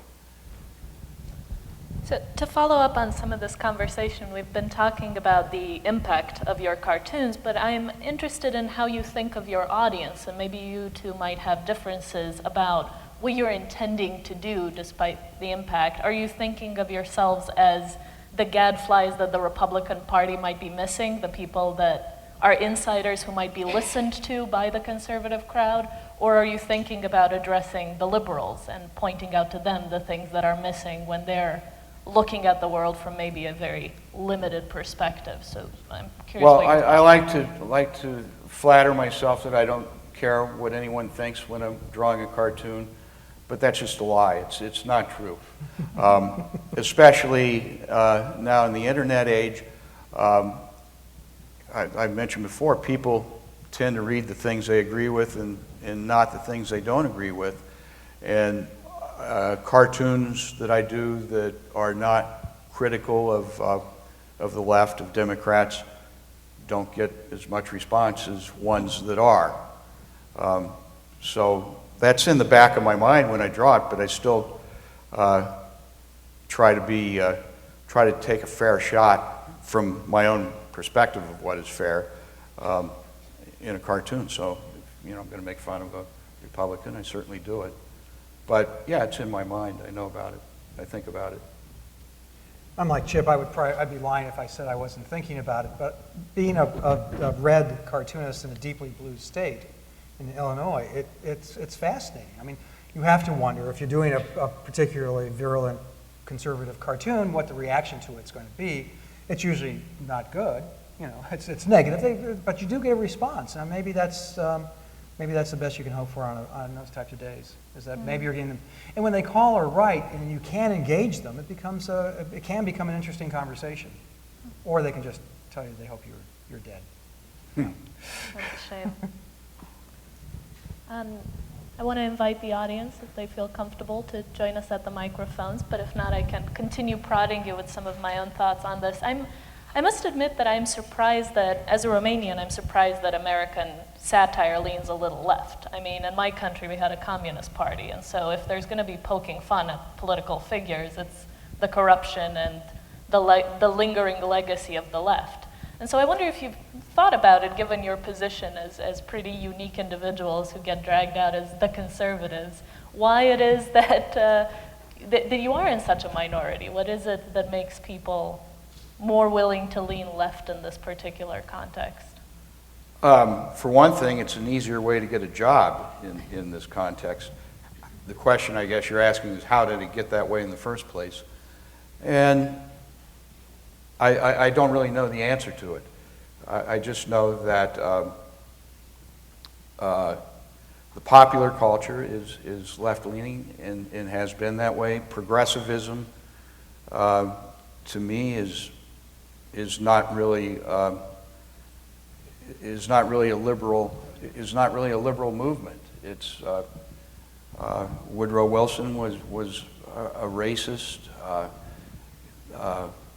There were a lot of people involved in the early progressive movement who, for example, wanted to use abortion to limit the black population and the so-called undesirables. And today, no one would say that, but still, the progressive movement always struggles against the U.S. Constitution and the restraints on big government, and that's because people in that movement, it's a way to power, and I think maybe that's it. It's more of a way to wield power than do any particular good, although that's the pretext of it. I can't add much more to that. It's been a question I've asked myself for a long time, and you know, given that most newspaper editors, especially back in the day when people of a certain age were being employed by newspapers, the papers tended to be pretty conservative. So it was interesting. I think there's something about artists that tend to have them lean left, and that's why we're a bit of a rarity. Not a bit, we are. Mm-hmm. And I think the country too. You touched on progressivism. The country does lean left, although not hard left or by any stretch. And so, you know, we're also a minority part of the thinking of this of the population. So I think maybe reflective of that as well. Mm-hmm. Mm-hmm. And so I continue to be surprised, and maybe the audience has some thoughts, given that you all might identify more towards the progressive left than the panelists here. Maybe there are some thoughts that the audience would like to share on why there might be a perceived dearth. Gee, Dave. Sorry, I've been drinking. A little early in the day to be drinking, dude. It's never early. Well, I was thinking, you know, when the three of us were first members of this organization, I think there was, it seemed, my sense was there was much more of an ideological mix. So I'm trying to figure out how we missed getting rid of you two. Just kidding. But clearly, I live in Chicago. They shoot people every day. I just make it look like an accident. I've got a lot of thoughts for you guys, but I know the last couple of years I've been very bothered by the. It's almost beyond polarization in this country. That I said earlier this morning. It's like two realities, and I think you guys are talking about that from a different perspective as well. It's an unhealthy thing for the country. It's incredibly unhealthy. You know, you can't just have disagreements. you know, it's down to sort of blood feud. And I don't know, you can rap some more. I just wanted to do that line about getting rid of the guys. I don't have a real question. but yeah, it has made me less, I mean, I still love what I'm doing, but there are some days where I think, I don't know if I want to contribute to this anymore, you know, this anger and division. And yeah, I couldn't agree more. I'm having those same feelings, that it seems like I'm slapping this against, you know, I'm talking to the, you know, you asked about that. We're talking to the audience, you know, and you're talking to the echo chamber, and it's not being disseminated to expand the conversation, and it's just, I have to admit, I'm not sure if you share this feeling, it's incredibly frustrating to the point of, why the hell am I doing this? I'm still doing it. No one apply at the Chicago Tribune, I'm still there. But truly, I don't know how you break through that wall. And maybe those walls are too high. First off, they were built and they're being paid for by Mexico. So that's kind of an awesome part of it. Seriously, I couldn't agree with you more. I'm feeling a level of frustration I've never felt in this, in terms of audience interaction. Well, I think also that the two parties, the polar areas of thought are changing. They're actually becoming less ideological and just us against you. The Republican Party, where the hell do they stand? That's what a lot of this revolt is. There's no conservative ideology about it. And Trump, no one could call him a conservative. He's never been a conservative. He never will be. It's something else. It's something other than that this great mass of unwashed deplorables is upset about. And it's an us versus them. I think it's us against our rulers. Somebody this morning mentioned she's from upstate New York, and how bad people are, how people, you know, they're not starving, but they're just not progressing, to use a word. Life isn't what it should be under the current system. And they see the leadership as an elite ruling class that's responsible for that. And I think that's more the dynamic than any kind of ideology. And as for your thing, David, about what happened to our group, that you're stuck with the two of us is like, yeah, I don't really know. Like Jeff McNally was leaned right. He was one of the greatest cartoonists of all time. And why aren't there more Jeff McNallys? I don't know. Yeah. Thanks for talking about the echo chamber, something that we see a lot. And you know, Ben Rhodes, the speechwriter for Mr. Obama, actually said the media is acting as our echo chamber. Yeah. That, and what I see, like, let's say in foreign policy, I don't see much from the left side scrutinizing Obama's policies and politics in the Middle East, especially the mess in Syria or the Iran deal. So many people just follow the narrative. But thanks to your great cartoons about the, what's the name, the ransom that's not considered ransom by so many people here. Yeah. And because as an Iranian, I know what ransom means for the Iranian politicians. It is ransom, it looks like ransom, so it is ransom. So you're telling me that big pallets of unmarked bills would be ransom? And the funny thing is that the White House said that we couldn't wire money, but then just yesterday we found out, oh, the U.S. has wired money in the past to Iran. So it could be like a big check, like a lottery check? Yeah, possibly, yeah. Thank you. Well, thank you. I think it's great that you brought up that New York Times piece about Ben Rhodes openly bragging about the narrative and how he uses narrative to manipulate the media, bragging about it.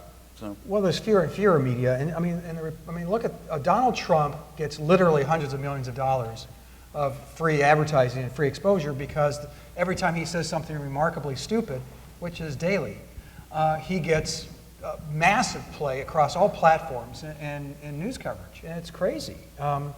You know, should you ignore him? Well, that would be not covering the Republican nominee, which would be equally nuts. But the fact is, you know, there becomes this narrative, and then it becomes self-fulfilling, and that's a real frustration. To David's point, you can talk about the small minutia of issues that nobody gives a crap reapportionment, which is a crime in every state of this union, Democrat or Republican.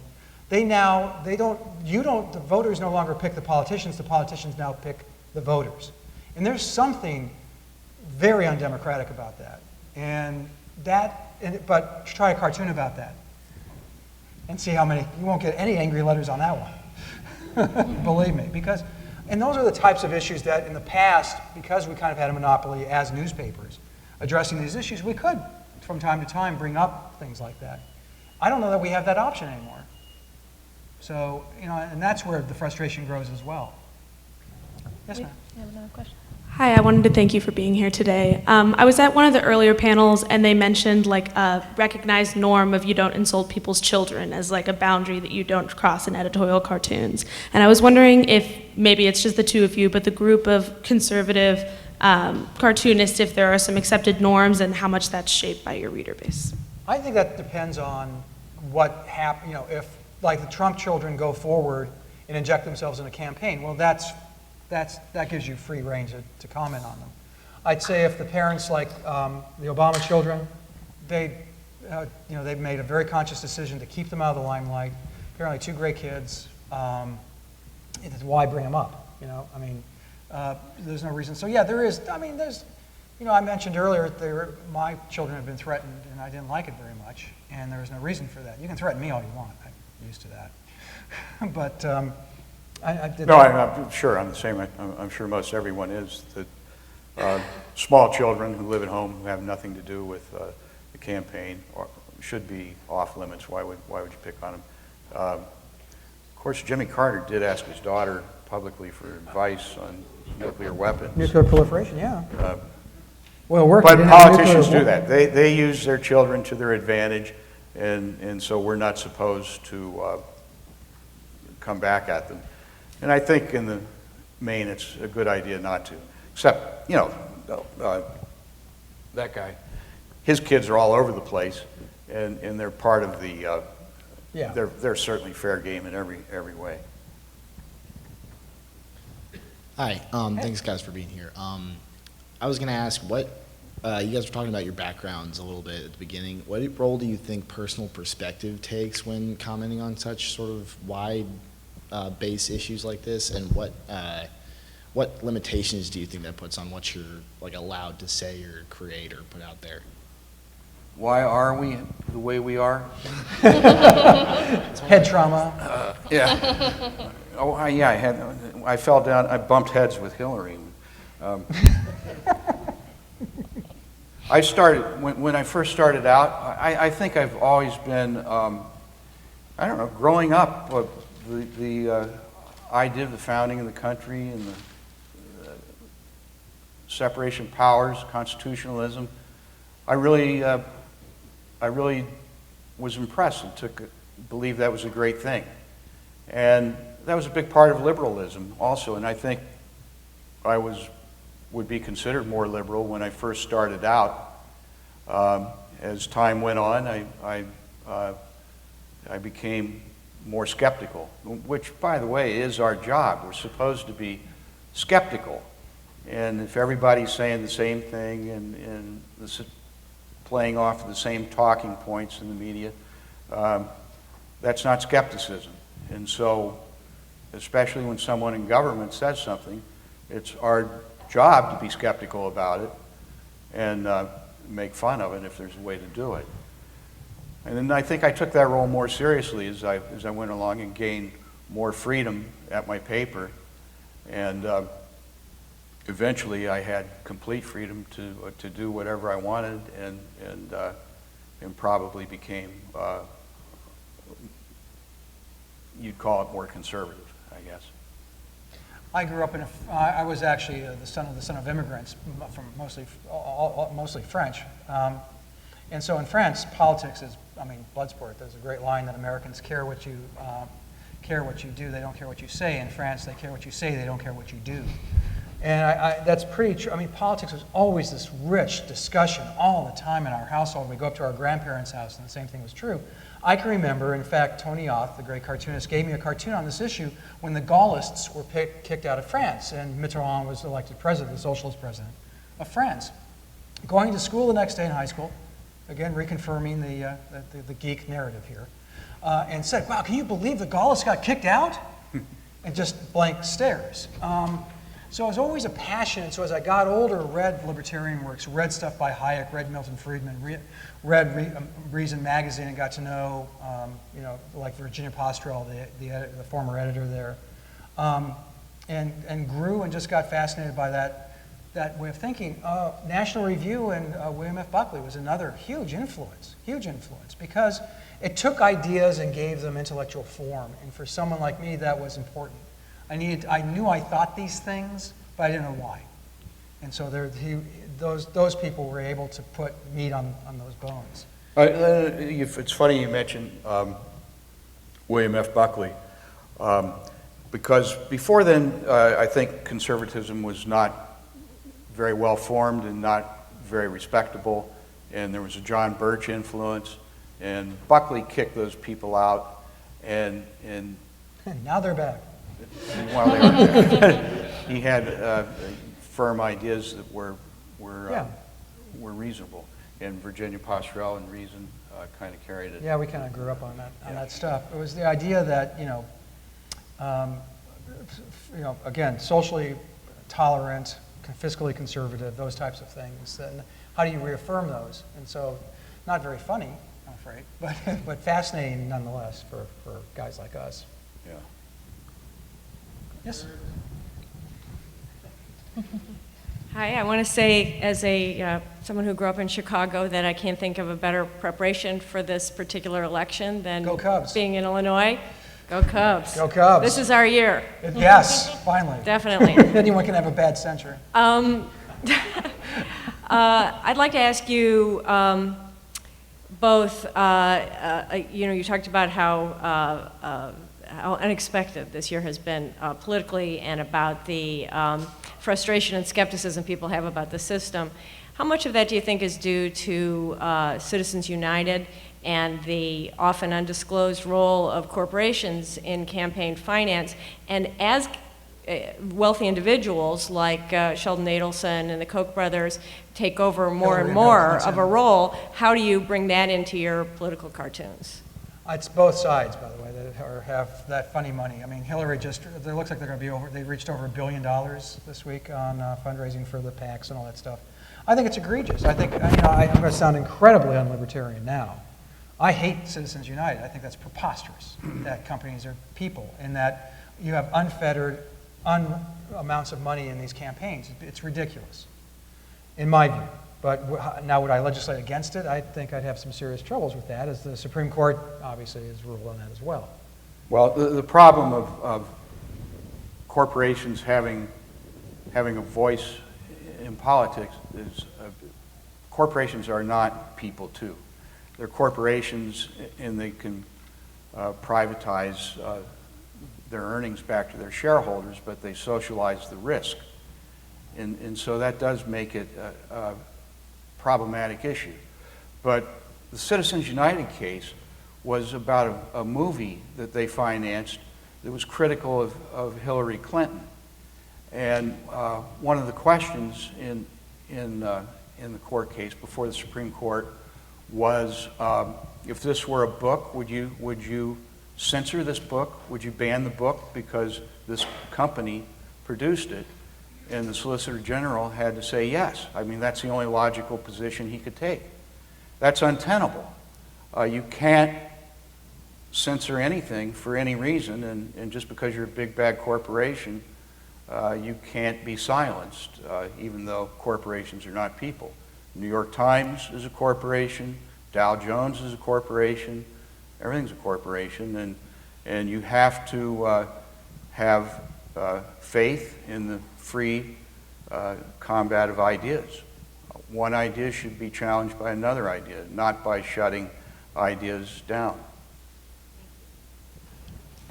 So maybe pressing a little bit on what is changing with the Republican Party and how you associate with these distinctions, do you feel that the fiscal conservatism might get you more allies from the other side, but it's the social conservatism that is perhaps the least easy to talk about or get people to laugh about? Is that where people are getting aggressive, mean, and sending you hate mail? Whereas when you say, well, we should rein in our budget, people are like, well, yeah, I guess there's something to be said for that. Neither of these candidates is talking about reining in a budget. Trump just introduced this huge child care program. I have no idea how, he thinks he knows how he's going to pay for it. Hillary's been dragged by Sanders farther to the left, and she's going to give free tuition to everybody. So fiscal responsibility does not seem to be on the table anywhere.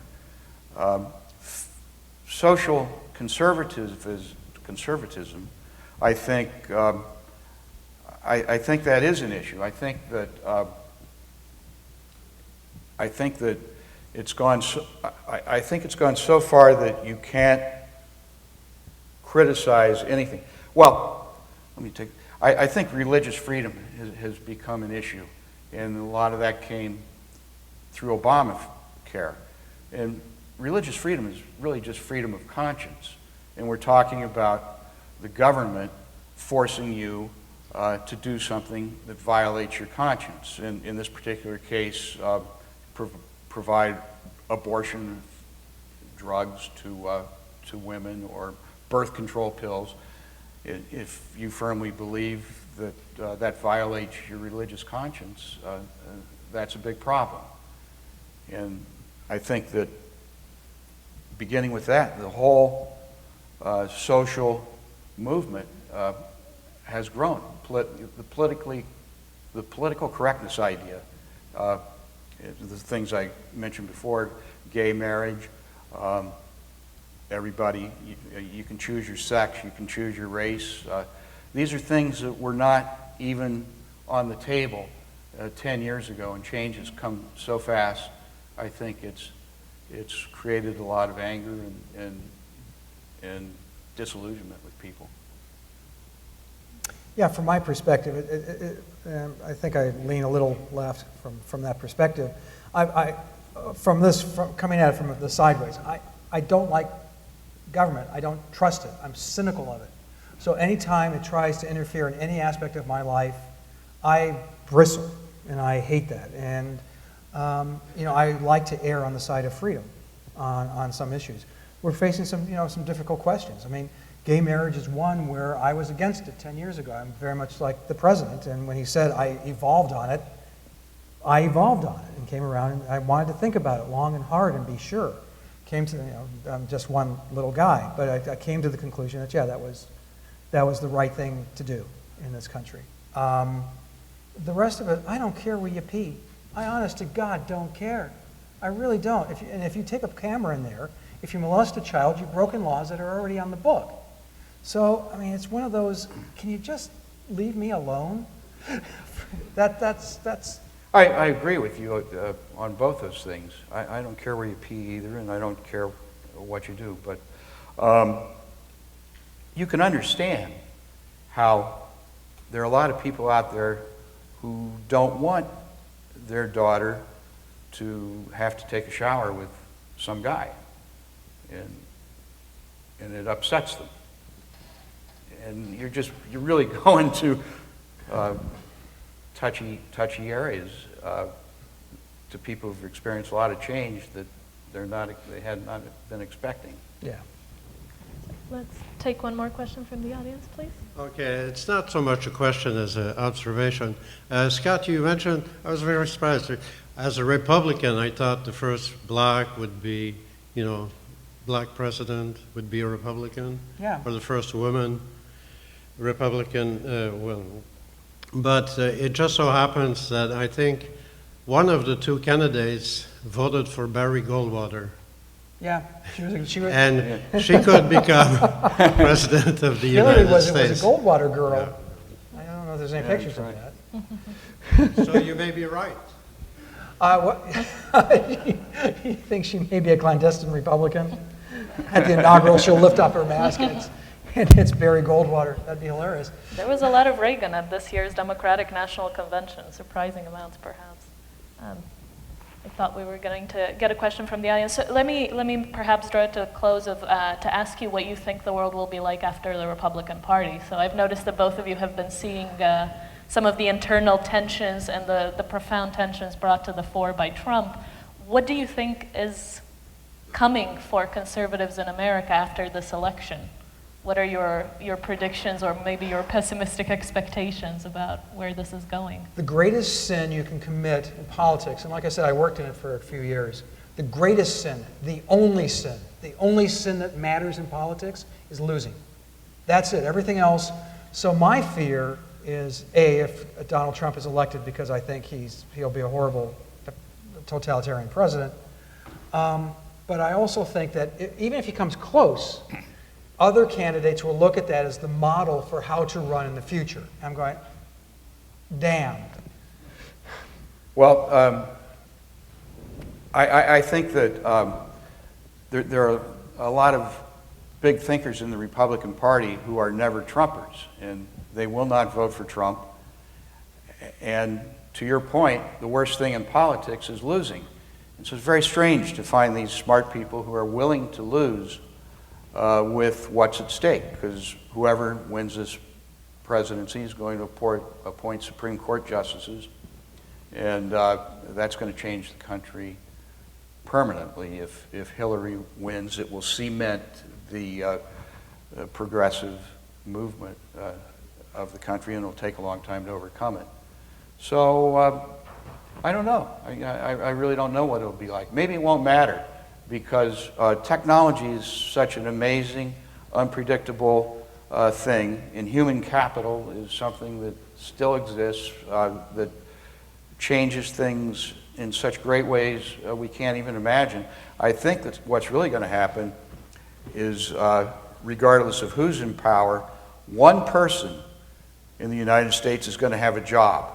And that one person is going to produce everything in the world, and we're just going to reap the benefits of it somehow or other. I don't know. No, the Republican Party is going to have to retool. It's going to have to retool its rules. It's going to have internal function. You better believe that the elites are not going to allow this to happen twice. So I would suspect in 4 years you're going to have very much a common run-of-the-mill candidate become the nominee, and if it's around. I mean, this could be, the Republicans are, the House, I mean, the Senate looks like it's going to be extremely close. They're going to hold on to the House, and they're going to, the chances are good that they're going to lose the White House. So all of those things put together, they're going to have to put together and decide. You touched on it.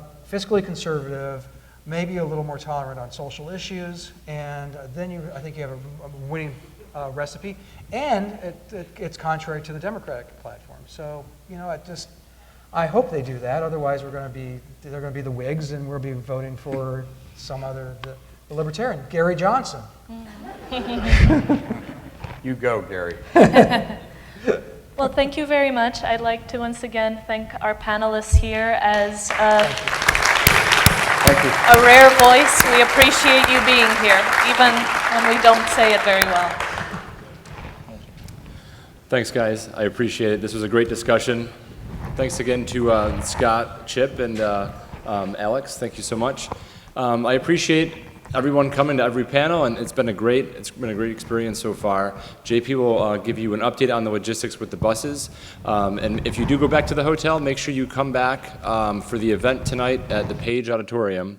Oh, okay. Let JP take it over. Hey, this wraps up the day sessions here. If you want to stick around for the improv tonight, there are some great places to eat all around campus. Just pick one, and I would highly recommend the Devil's Craft Room. If you would like to go back to the hotel, there's going to be a bus going back, but it will not be bringing you back here for the event. So it's like you can choose to eat in Durham with many wonderful places, or you can choose to eat here with many places. And then after the improv session, there will be a bus taking everybody back.